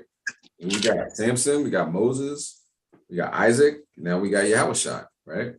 I say important that, books written about him. You know what I'm saying? It's a lot of a lot of knowledge in these scriptures, and these brothers prayed. And we're going to get to the sisters that prayed as well, just a few. Go ahead, King. You get the Luke 6 verse 12. This is Luke chapter 6 and verse 12. And it came to pass in those days that he went out into the mountain to pray, and continued all night in prayer to God. All night, you know what I'm saying? So we woke up in the morning and prayed, one account, he's praying all night, okay? And what happened the next morning, right? The next day after he prayed? Give me verse 13. Verse 13. And when it was day, he called unto him his disciples, and of them he chose 12, whom also he named apostles. Go ahead. Simon, whom he also named Peter, and Andrew, his brother, James and John, Philip and Bartholomew. Keep going. Matthew and Thomas, James, the son of Alphaeus, and Simon called Zelotes. Go ahead. And Judas, the brother of James, and Judas Iscariot, which also was the traitor. So after he prayed all night, he woke up, and his disciples picked 12, the apostles. Kind of important, you know what I'm saying? So, like you said, in that time you're praying, time you're meditating, time you're sleeping, the Most High, you're communing with the power of the earth. Okay. And good things happen with that. Good things definitely happen.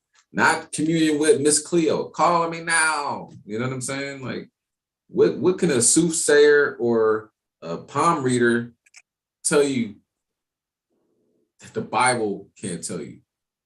They don't know anything. They don't know what's going on. They don't know they left from their right. They just know, they take is it cash or credit. You know what I'm saying? You want to get some knowledge, you want to know what's going to happen next, you talk to Yahweh Shem Mashiach Yahushua. You know what I'm saying? And Yahweh being the name of the Heavenly Father, Yahushua being his only begotten son. Okay, let's keep going. I know I've passed the 12:30 mark, but just a couple more scriptures, y'all. A couple more scriptures. All right. Genesis 20 and verse 17. This is Genesis chapter 7, No, chapter 20. Yeah. This is Genesis chapter 20 and verse 17. So Abraham prayed unto God, and God healed Abimelech and his wife and his maidservants, and they bare children. Because he said, Sarah is is his sister, you know what I mean? And the Most High gave him a dream like, yo, you about to die, homie. He's like, no, I didn't know. He's like, yeah, I didn't know. I know you didn't know, but guess what? If he don't pray for you, you still gonna die. You know what I'm saying? Like, it's up to him, He said, restore her not, know that thou shalt surely die, thou and all that are thine. You know what I'm saying? You gonna die and everything you got gonna die, right? The Slackies, let me read this real quick. Now, therefore, verse 7, now, therefore, restore the man his wife, for he is a prophet, and he shall pray for thee, and thou shalt live. And if thou restore her not, know that thou shalt surely die, and thou and all that are thine. You know what I'm saying? So he's like, yo, please pray for me. You know what I'm saying? That's how important the prayer of a righteous Hebrew is. You know what I'm saying? If you read verse 18. Verse 18. For the Lord hath fast closed up all the wombs of the house of Abimelech because of Sarah, Abraham's wife. Yeah, they say y'all ain't having children, you ain't gonna, nothing's gonna happen until you make things right. Okay. And that's a Philistine city, right? So that's the king of Philistine. Let's go to 1 Samuel chapter 1. You got to get these in right here. You know what I'm saying? Now, I don't know if I like Esther, her prayer, mighty. Okay. I want to get to that as well before it's all said and done. All right. 1 Samuel chapter 1, verse 10, Bobashar. This is 1 Samuel chapter 1 and verse 10. And she was in bitterness of soul and prayed unto the Lord and wept sore. Because she didn't have any children. She was barren, right? Go ahead.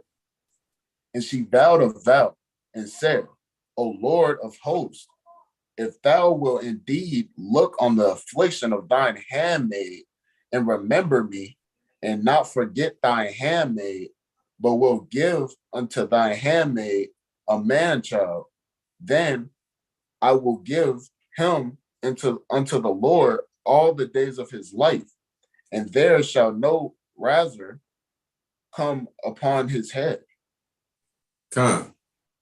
Razor. So let's go down to verse 19. Verse 19. And they rose up in the morning early and worshiped before the Lord, and returned and came to their house to Ramah. And Elkanah knew Hannah his wife, and the Lord remembered her. I know you. Go ahead. Verse 20. Wherefore it came to pass, when the time was come about after Hannah had conceived, that she bare a son, and she called his name Samuel, saying, because I have asked him of the Lord. So the prayers that you sisters, you pray for your children might be going off or what have you, like he's not going to get it. He's in the world, this, that, and the third. Pray for him. You see how powerful prayer is? Keep praying for your child. Keep praying for your family. You know what I mean? Like the prayers of our women that are in righteousness move mountains. Okay. Now let's go to Esther. All right. Let's go to Esther. All right. And we'll get to the additions of Esther. But for right now, let's go for Esther in the so-called Old Testament, chapter 4, verse 16.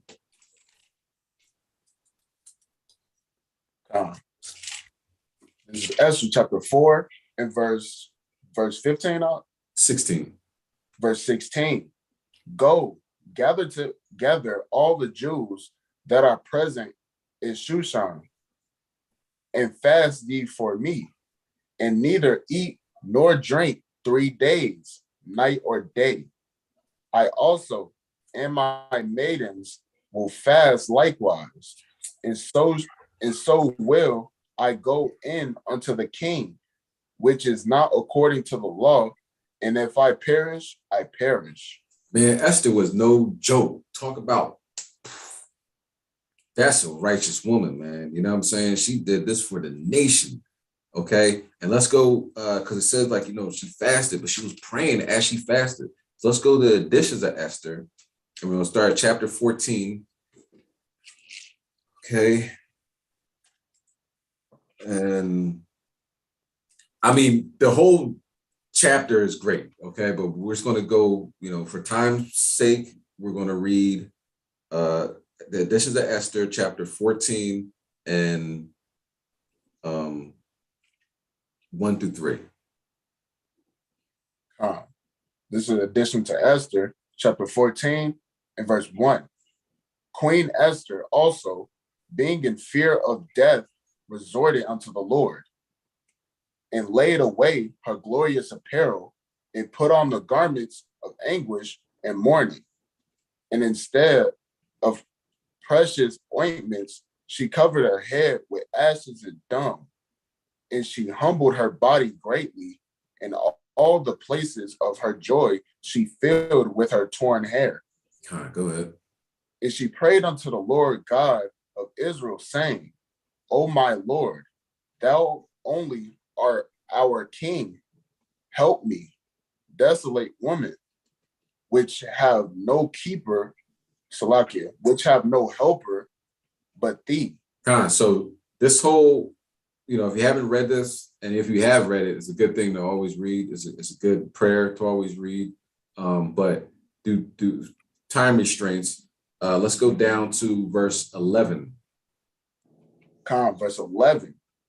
O Lord, give not thy sepulchre unto them that be nothing, and let them not laugh at our fall, but turn their device upon themselves, and make him an example that have begun this against us. She asked for this. She didn't just, wing it. She said, no, what they're doing, put it on them. Just like David says in Psalms 35, the net that they cast on me, let them fall in it. She asked for this, and that was amazing how the Most High, heard her prayer, and the gallows that they made, Mordecai, they got hung, and his whole family, the Amalekite and all his family, and the things that they was going to do, it went to them. It went to them. Give me verse 12. Verse 12. Remember, O Lord, make thyself known in time of our affliction, and give me boldness, O King of the nations, and Lord of all power. And the way she was just like, King, I want to talk to you. Like Esther really played her part. She played her part. I'm not saying she wasn't afflicted, but she was prudent in what she did. She was very strategic in what she did. You know what I mean? And she loved her people, and she prayed for her people. She fasted for her people. And what happened? You know what I mean? She goes down in history as one of the, like a powerful sister in our nation. Okay. Now I'm gonna end with this one. Let's go to Maccabees. Can't talk about praying without this account in Maccabees, chapter 15, 2 Maccabees, chapter 15, verse 27. We're gonna end on that. God. This is Second Maccabees, chapter 15 and verse 27. Slaki, you start at 26. Verse 26. But Judas and his company encountered the enemies with invocation and prayer. Go ahead. And then see that fighting with their hands and praying unto God with their hearts, they slew no less than 35,000 men. For through the appearance of God, they were greatly cheered. So they were praying and fighting. You can do both. How about that? You can be a prayer warrior and a warrior at the same time. Just because you can bench press 500 pounds, don't mean you can't sit an hour and pray to the Most High. Just because you pray to the Most High, sit down for an hour, pray, muse, and meditate on His word, don't mean you can't bench press 500 pounds. You know what I mean? And our sisters, a righteous sister, a Proverbs 31 sister, is very rare. In fact, they count y'all as rubies. And I have never even seen a ruby, like, you know, I mean, I've seen it on TV. I don't have rubies, you know what I mean? But I never walked outside and seen a ruby laying on the ground. That's not what happens, you know? So for the most part, you know, when you go in Zales, look around, oh, ruby, you know what I mean? But it's rare. So if you consider yourself a Proverbs 31 woman, pray to the Most High. Take your prayers seriously. You know what I mean? Very, very important in these last days. And that is the lesson. All praise to the Most High. How about Shemashak? I was shy. 20 minutes over. I wanted to stop at 12:30, but I wanted to, you know, had to get these words out. It was on my spirit. Even before I knew I was doing this lesson, I wanted to do it this week because it's very important in these last days that we continue to pray, fast, meditate, all while keeping the law, statutes, commandments. All right. Stay focused, Israel. Stay focused. Anybody want to, you know, if you raise your hand or if you know, Sislakia, have anything that you want to share as far as a testimony with, you know, how the Most High moved mountains, then now's the time. Or any questions or anything. I know it's late.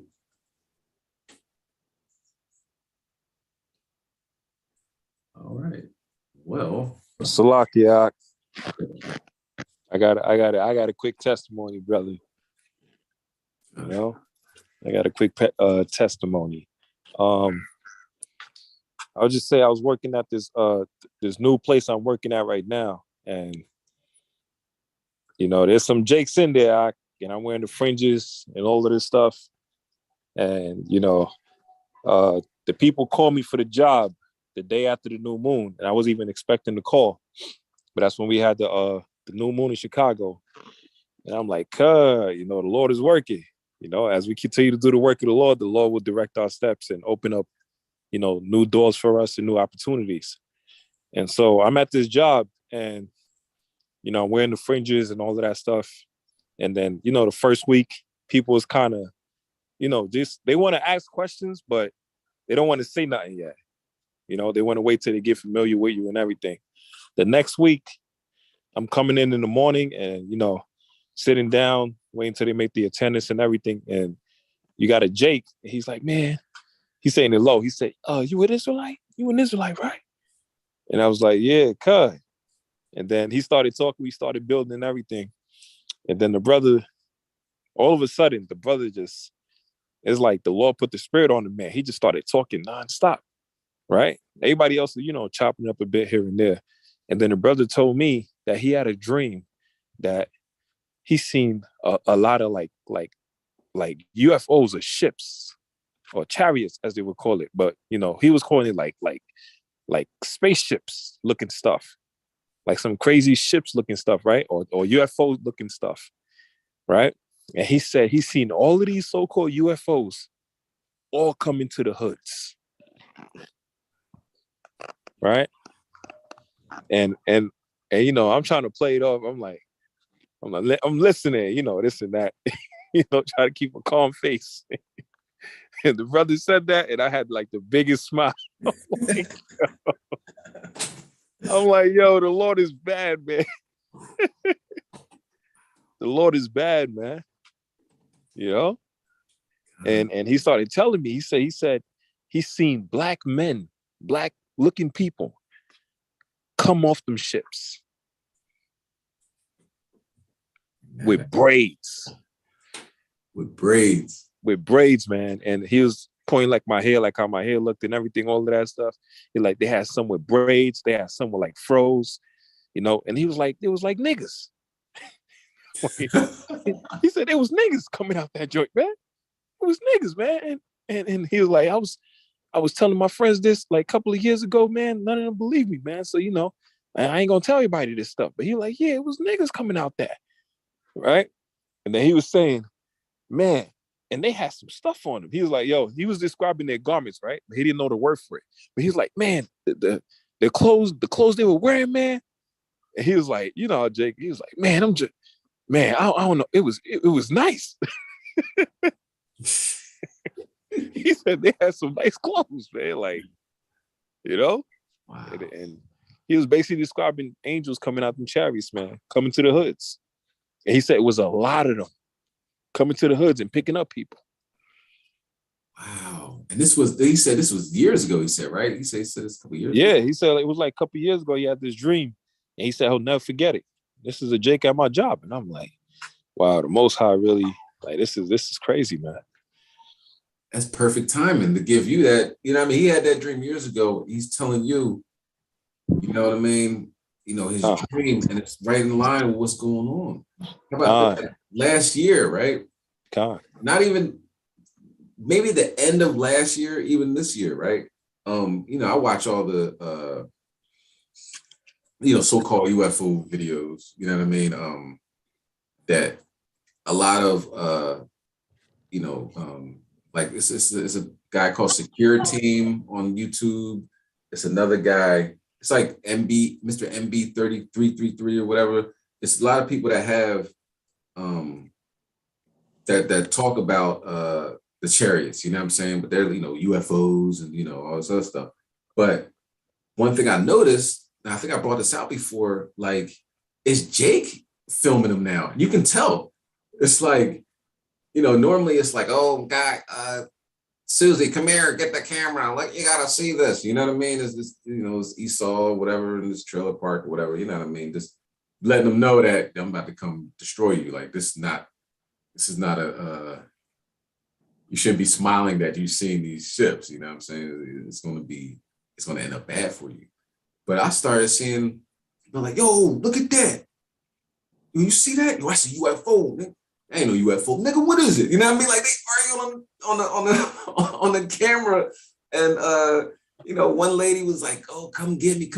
Yo, man, be quiet. You know what I mean? Like, you could tell that it's Jake, and it was a bunch of them, and it was like it wasn't no accident.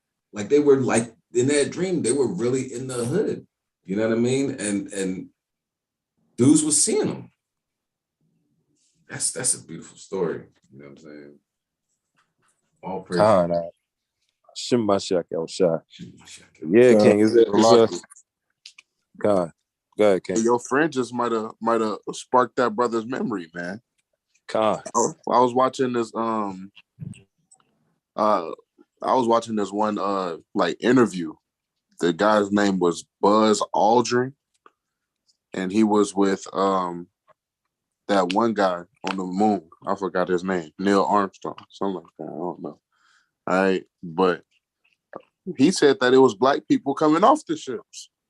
That's what he said in the interview. I'm like, that's crazy. And that's one of the videos that led me to the truth. I got to find that interview, and then I'll put that thing up in the group chat or something.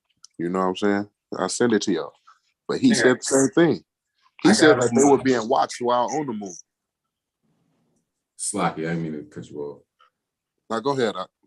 No, I'll see if this is it. I got it on HOI Philly Instagram on the highlights. I don't know if this is the one you're talking about though. Let me see. So people with dark skin getting off, black skin, black.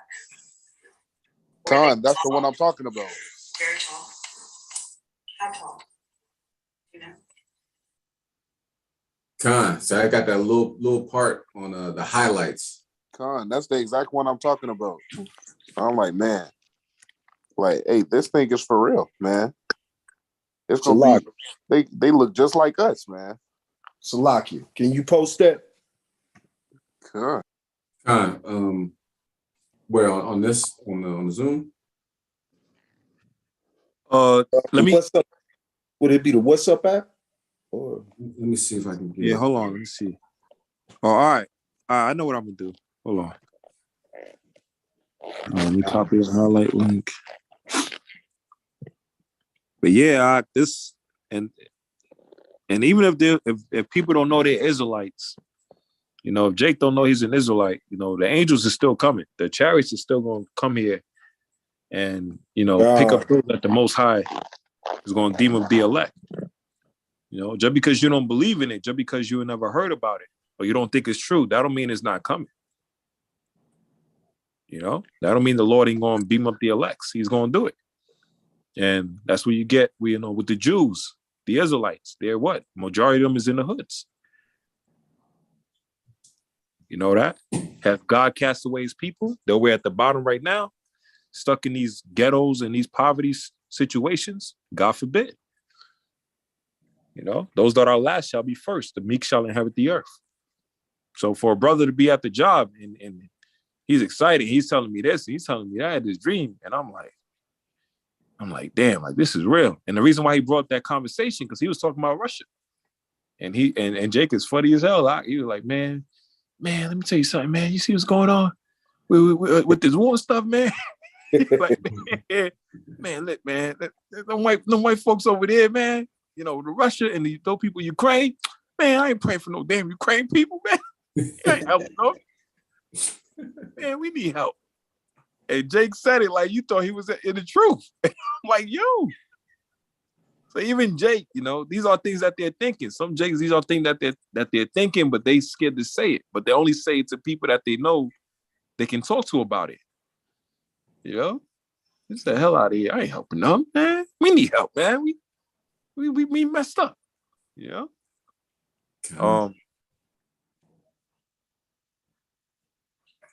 Slacky. Go ahead. Not to switch topics too much, King, but I wanted to share with everybody real quick, if you don't mind, this incident that happened that I seen on this segregated news channel a couple days ago. I'll be real quick. And just for one, it is very disturbing. Schoolyard. This little girl was at school, and they thought weed was coming for her, so they called the police, made her strip naked while she was on her period, and it was a whole thing. Discharge was coming everywhere. Then they sent her home in a taxi. I'm finna read the article real quick. It said police arrived at school after being called by teachers who said they were concerned that the teenager had drugs in her possession because she smelt of cannabis. She was taken to the medical room and strip searched by two female officers while teachers remained outside. During their ordeal, her intimate body parts were exposed, and she was asked to take off her sanitary towel, her pad, according to the review. No drugs were found, of course. She was then sent home by taxi, later sharing the distress with her mother. Her family strongly believed the strip search was a racist incident, and the review found that the experiences are unlikely to have been the same had she not been Black. It said it is highly likely that the adultification was a factor where adults perceive Black children as being older than they are because they see them as more streetwise. And then real quick, now let me read you 5 facts from the article. It said they made her take her sanitary pad off. They made her bend over and spread her legs while coughing. They didn't let her use the toilet after she had a mess everywhere, despite her asking. They did this to a 15-year-old black girl because teachers believed they smelled weed. And then the principal of the school, I believe, he said a black girl was stripped and searched at school. The search, which involved the exposure of her intimate body parts, took place without an appropriate adult present and with the knowledge that she was menstruating. So they knew prior to that happening, the girl told them she was on her period. And not to be nasty, but it was blood everywhere, family. That's what they the news trying to tell you nicely. Like the girl had a mess everywhere and they didn't let her clean up or nothing. And they just strip searched her. She didn't have weed and they sent her home. And I don't want to take too much time, but if you read that article further, the girl said she can't even want to go to school no more. She just want to scream and cry. She traumatized, man. And so yeah, just pray for that family, man, because I know that was absolutely horrible. Where'd that happen at? It happened in a county named Hackley. I don't know the state, but I know it happened in the county named Hackley. I gotta look up the exact place, but it happened in Hackley County. See, now I'm glad you did read that because it puts us all on notice, just in case you think that you're not where in the land of your captivity. First things first, marijuana is pretty much legal in every state in the United States. It's legal in like DC. I think they legalized it. Pennsylvania, Jersey, whether it's medical or recreational, it's legal now. So you get caught with anything, it's like, all right, you get a fine or something like that. So they've been using that excuse for decades upon decades of, oh, I smell weed. Mm-hmm. Who can say that they didn't? You driving in your car, I'm like, what are you talking about? I smell. They did that with Philando Castile. Smell weed. Gotta, let me see your driver's license. Get my driver's license. Shot him. So why did you pull him over? Smell weed. Why did you just, walk away? I smell weed. I smell weed. That's all they say. You know what I mean? They did it to a 15-year-old girl. So like our prayers, like the brother was bringing out, you know what I mean? Your prayers, I want a new Bentley. I want a new car. I want a new this, that, and the third. Your prayers got to start focusing more on getting rid of this enemy that's been vexing you and your family and your mom, your dad, your grandparents, great-grandparents. Keep going back. Keep going back. You know what I'm saying? They've been vexing you for years. Salaki. Centuries. I got you. Make sure you put some prayers out before you go to sleep tonight. Destroy these people, Yahweh. Put a smile on my face as far as what you're gonna do to my enemies. Mm-hmm. Bubba Kashar. You know what I'm saying? Humbly speaking. Mm-hmm. Go ahead, King. Somebody said Salakia.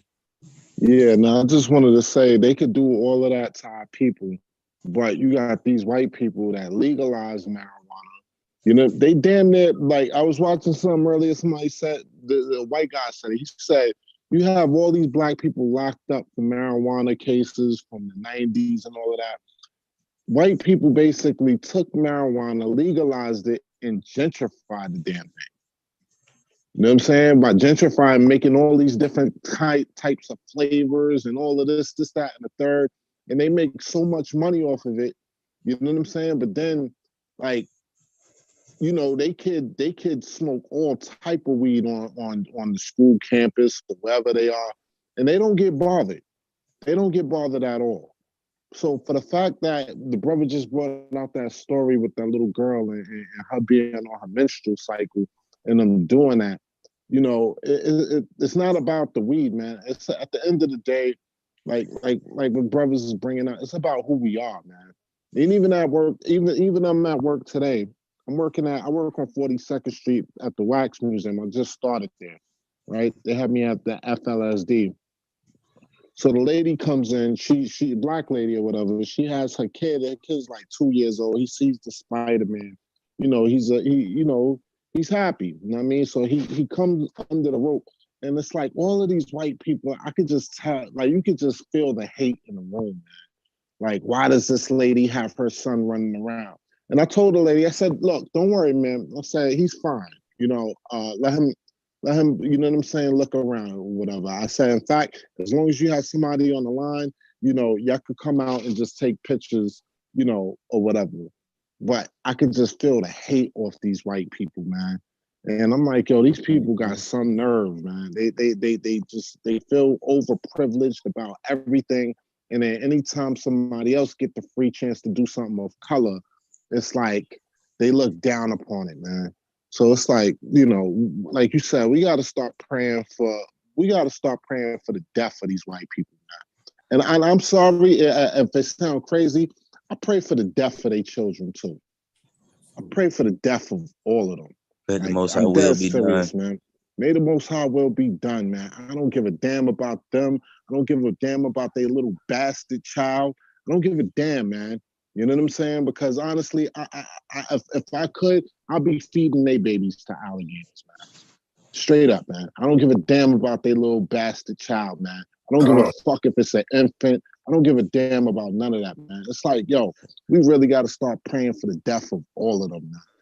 From the old to the infant, because he's gonna grow up and be another fucking piece of shit like his parents, man. Yep. Yeah. So the focus. Dude, let's get our focus together. You know what I'm saying? Happy he'll be that dash their babies against the stone. All right, because Nat Turner said that. Nat Turner said they're gonna grow up.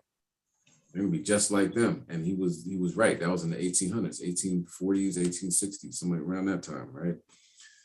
So now you think about it, like the father, say the father, you know, here's that. What's the first thing a father instinctually is going to do? The mother, of course, but the father's like, man, I'm trying to destroy something. Mm-hmm. You know what I mean? So, you know, we're gonna go, which cop was it? You know, was it the school? He doesn't know which way to go, but he just wants to destroy something. And he goes up there, and the minute he steps in there with a little anger, like, why y'all do this to my daughter? He goes to jail. He gets arrested.